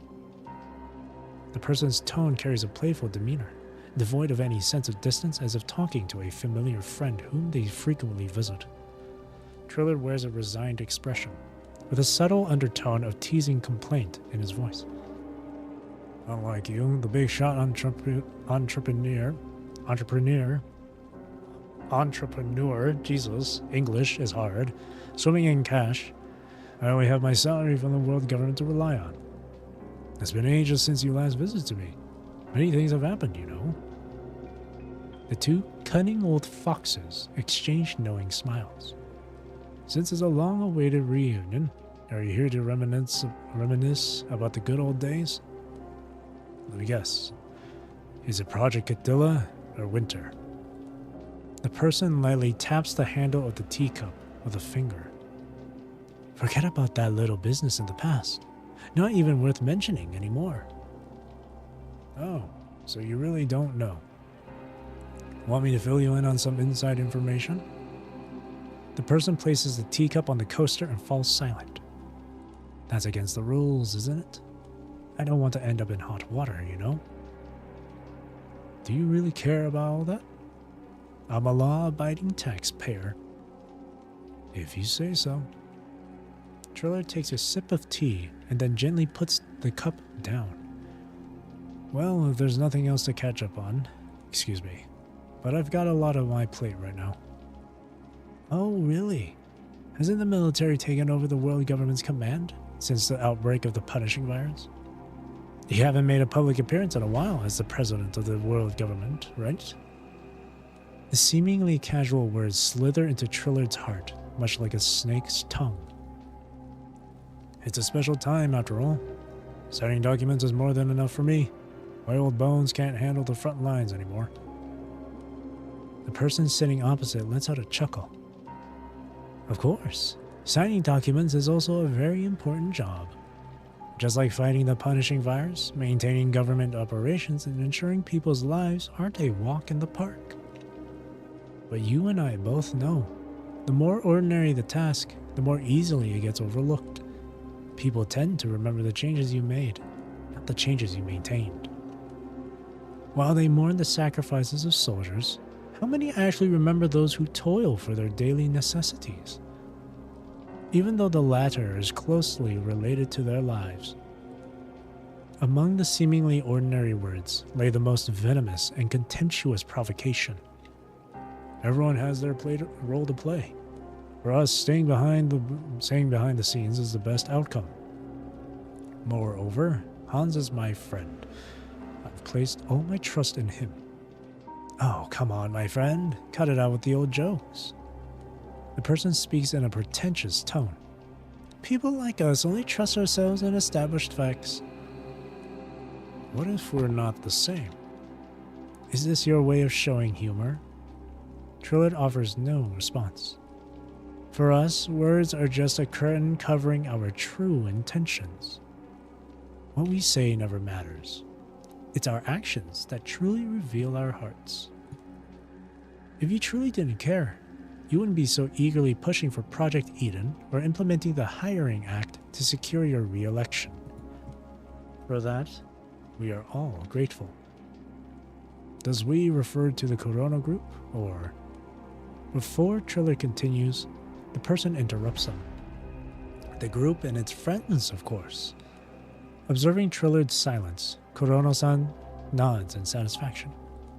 You went all in on Project Eden, but unfortunately, it seems like you made the wrong bet. Like I said, people remember what you changed, not what you maintained. Medical reform. Civilizing Gestalt. Jeez. Universalizing education. You're wrong, my friend. They won't remember any of those. They'll only remember that the first president of the world government and the Science Council opened the gates of hell, unleashing the disaster known as the punishing virus. You might not have had the time to settle scores yet, but I'm guessing you've already suppressed quite a few impeachments against the Science Council, right? Even humanity's once shining beacon of hope can be engulfed by such foolish opinions. What chance do you stand? Drillard remains silent, not directly refuting the other. Expecting rationality from people in the face of calamity is a luxury. Time will prove that we made the right choice. By then, you'll be history and your reputation and status will have been long gone. But now, you have a chance. The person retrieves 2 craft envelopes from their pocket. This is... I know transport crafts are causing quite a headache for the world government. After all, the military's air force is nearly decimated after the failure of the Great Transfer. Everyone knows this planet is not safe anymore. The sky is the only refuge. You know quite a lot. Kurono has many friends. So I've brought you a little gift. He points at one of the envelopes. A small proposal. He then points at the other envelope. Trillard opens the first envelope and discovers a transfer contract for the air transport service much needed by the world government. Where did you get so many transport crafts? It's not like we have to go to the front lines, all thanks to the world government's protection of civilian property. I also have the right to requisition them in the name of the world government. At a time like this? No, you're not gonna pour gasoline on the fire after such a major defeat. Things on the front line are tough, and the rear isn't any better. You wouldn't want people to get the wrong idea, would you? Does the world government still have enough manpower to handle riots? He silently opens the other envelope, revealing a list of names. After a mere glance at the first page, he sets the list aside. That's too many positions you're asking for. My friend, I'm a businessman. Getting to the bottom line of a deal is second nature to me, so don't even bother with your negotiation tactics. Moreover, this isn't just a proposal, it's an invitation. An invitation. You know, there's this old saying, a smart bird picks its perch, and a wise minister picks their ruler. The era of the Science Council is over, but I don't believe the next era belongs to you. If you sign the contract, it will belong to us, not just me, but us. You'll still be the big shot president dominating the world of politics, not some loser that everyone despises. The change in Trillard's expression doesn't escape Kurono-san's notice. Even if I were to agree, it's not possible to replace all these positions at once. The president's power has its limits. Everything will follow the rules just like our previous collaborations. Hearing this, Trillard narrows his eyes. Your reach extends quite far. Further than you think. In the face of calamity, not everyone is as stubborn as Hans. With that said, he chuckles softly. He's like an unwavering pine tree, refusing to bend even when all its leaves have fallen and its vitality has faded away. But most people are just like grass, swaying in whichever direction the wind blows. That's why we have quite a few potential allies on our side. So, which category do you fall into? I need a list of collaborators. Of course, but considering our past unpleasant experiences with broken promises, I would like you to make a globally televised speech as the president first. You're essentially asking me to make it a fait accompli? What matters isn't what's promised, but what's done. Right? A profound silence blankets the space between the two. A list of names, a little bit of help. He slides the 2 envelopes across the table, presenting his bargaining chips to Trillard. And your next re-election. Trillard ponders for a moment before crossing out 2 names on the list. I can't meddle with the military. Hans has too much influence there. Kurono-san frowns, waiting for him to continue. There's a press conference next month, and the appointment orders will be announced by then. Alright. Those 2 aren't important anyway. Kurono-san signs his name on the transfer contract. Once the announcement is made, the transport crafts will be transferred to you directly. Also, welcome aboard, Trillard. The person rises to his feet, puts on his hat, and leaves the room.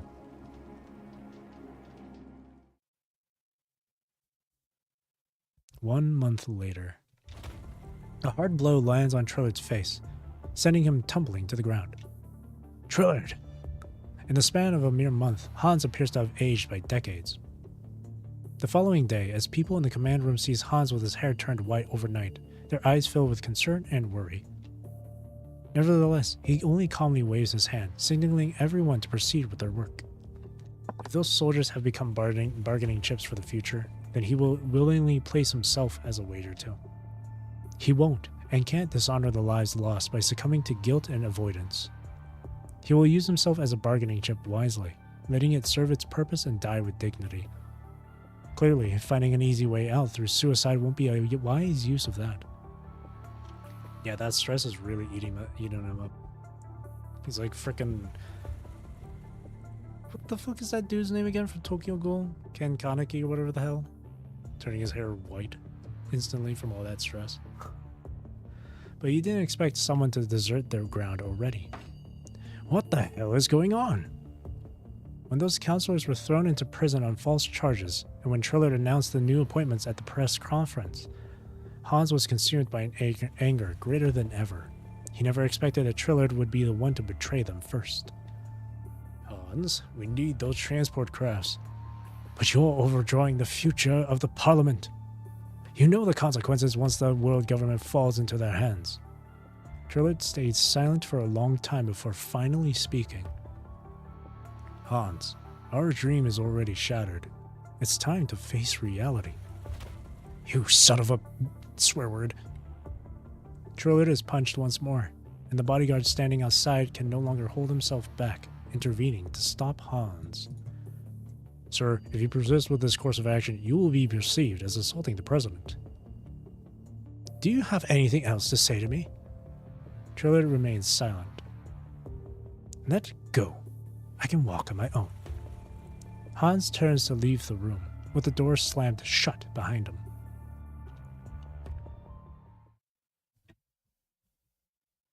At night. After giving his final instructions, Trillard dismisses the young man in front of him.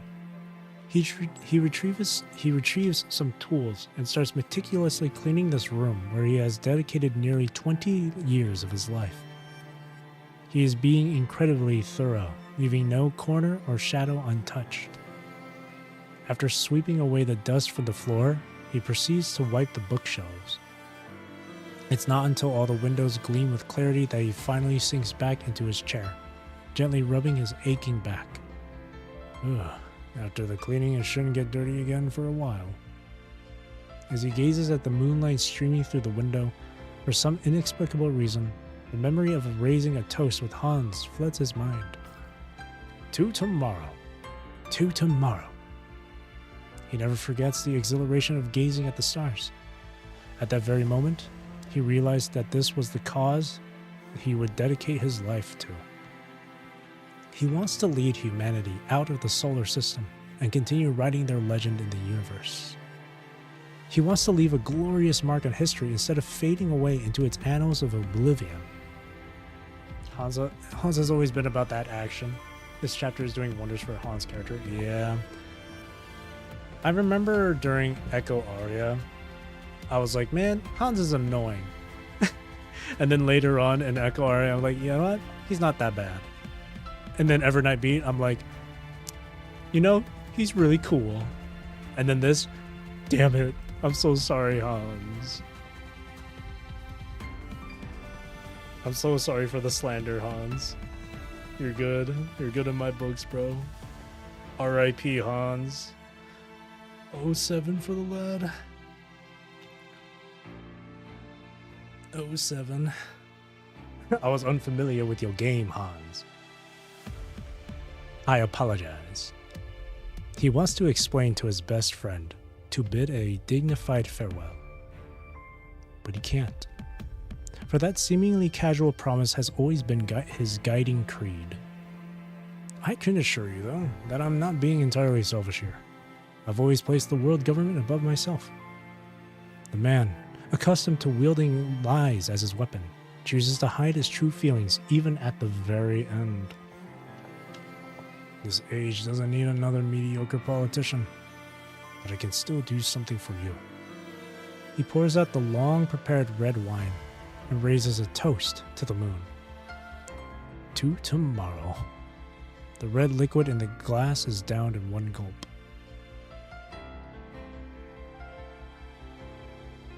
The following day, the Control Court received a comprehensive report outlining the president of the world government's crimes of corruption and bribery, accompanied by compelling evidence. When the members of the Control Court broke into Trillard's office, they found him already dead. The wine glass beside him tested positive for cyanide, consistent with the presumed cause of his death. Meanwhile, the evidence presented in the report was verified as authentic. Trillard was promptly expelled from the world government, and those whom he had wronged were soon released and reinstated to their rightful positions. The substantial assets under Trillard's name, of unknown origin, were all confiscated, including a significant number of transport crafts. If Trillard were still alive, the masterminds behind the scene would have countless ways to coerce him into recanting and disclosing the identity of the anonymous report sender. But with his death, they could do nothing to a dead person despised by the whole world. That day, Hans locked himself in his office for a long time. That day, the purifying force sprang into action, and Ballard nearly crushed the terminal in his hand as he saw the long list of names. Move out! Time to root out the root tumors of corruption! Trillard's scandal has ignited a worldwide uproar. However, just 3 days later, no one pays attention to the dead former president anymore. The Acadia evacuation is starting. Oh, so it's two separate things? So it was the transfer and then the evacuation. Oh, okay. Ah, okay. I see. All right, 50%. Guess I was wrong. Ended here. Yeah.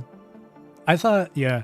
When you brought it up, I thought it was like, oh, they were trying to cover it up, changing it to the Great Evacuation or Acadia Evacuation, but no, it's just the Great Transfer. Perfect stopping point. Yep, that's good. Because now we're going to get into the Acadia Evacuation here. And it's 50%, so it's good. Yeah, this chapter is a long one, definitely. Nearly 5 hours, and we're only halfway through the chapter. Crazy. But it's been really good so far. It's been really good so far. It's practically a history lesson. It feels like one of those anime episodes where they give you a backstory of a certain portion of the history. That's what it feels like.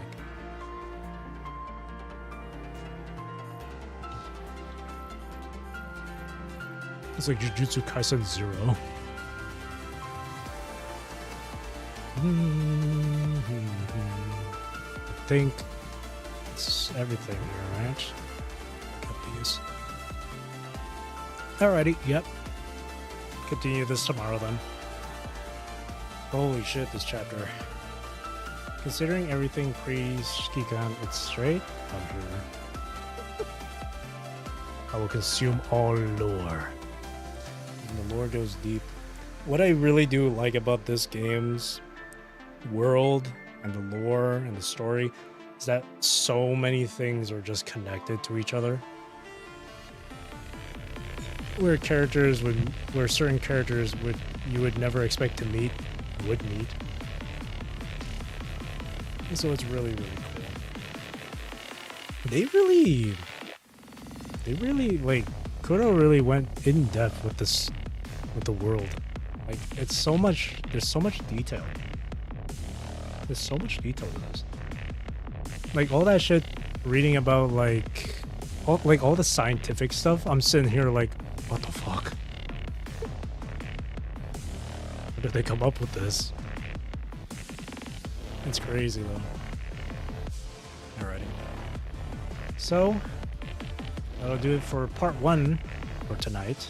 I'll read through part 2 tomorrow, the final half, the other half of it. And then for Tuesday, Wednesday, and Thursday, so the 24th, the 25th, the 26th, I will not stream since it's, the holidays. So, but 27 on the 27th, so this weekend, next weekend, Friday and Saturday, and possibly Sunday, because I've heard that Polaris Bond is really long, chapter 28. So it might end up becoming a three-parter stream. Who knows? So when that happens, yeah, Friday, Saturday, Sunday, all 3 will be Polaris Bond. But if it is enough for just 2 streams, then it's Friday and Saturday. And then Sunday can be my quote-unquote final strum. And I was thinking for like my final stream on this channel, I would probably just play like a plethora of different games, I guess. I don't know. But man. So far, chapter 27, super good. Really good stuff. It's so sad too. Rip Tall Guy. Rip Shin. Rip all the Starship Fleet Commanders. Do the COD campaign marathon. The thing is, I only have COD on my PS3, and if I were to even like stream the stuff from my PS3, I need to have like a HDMI splitter, because I tried doing it once for like a different game, but it just wouldn't work. Then, or I just get something on PC, but I feel like COD would just be something I would play in my own free time. But yeah, that's that. Yeah. That being said, that'll be it for me for tonight. So thank you for watching. Thank you for chilling with me. Thank you for chatting with me. I really do appreciate it. I hope you have a great rest of your day or night, wherever you are in the world. Take care. Stay safe. Drink plenty of water. And I hope you enjoyed the stream. And I will continue. I will finish up this godly chapter. I will finish up chapter 27, Aeon Reforged, tomorrow. Continue Peak. It's a lot of backstory in this one. I didn't expect it to be a lot of backstory, which is really cool though. Alright, again, thank you for watching, and again, I hope you enjoyed the stream. See you tomorrow. Thank you. Bye-bye.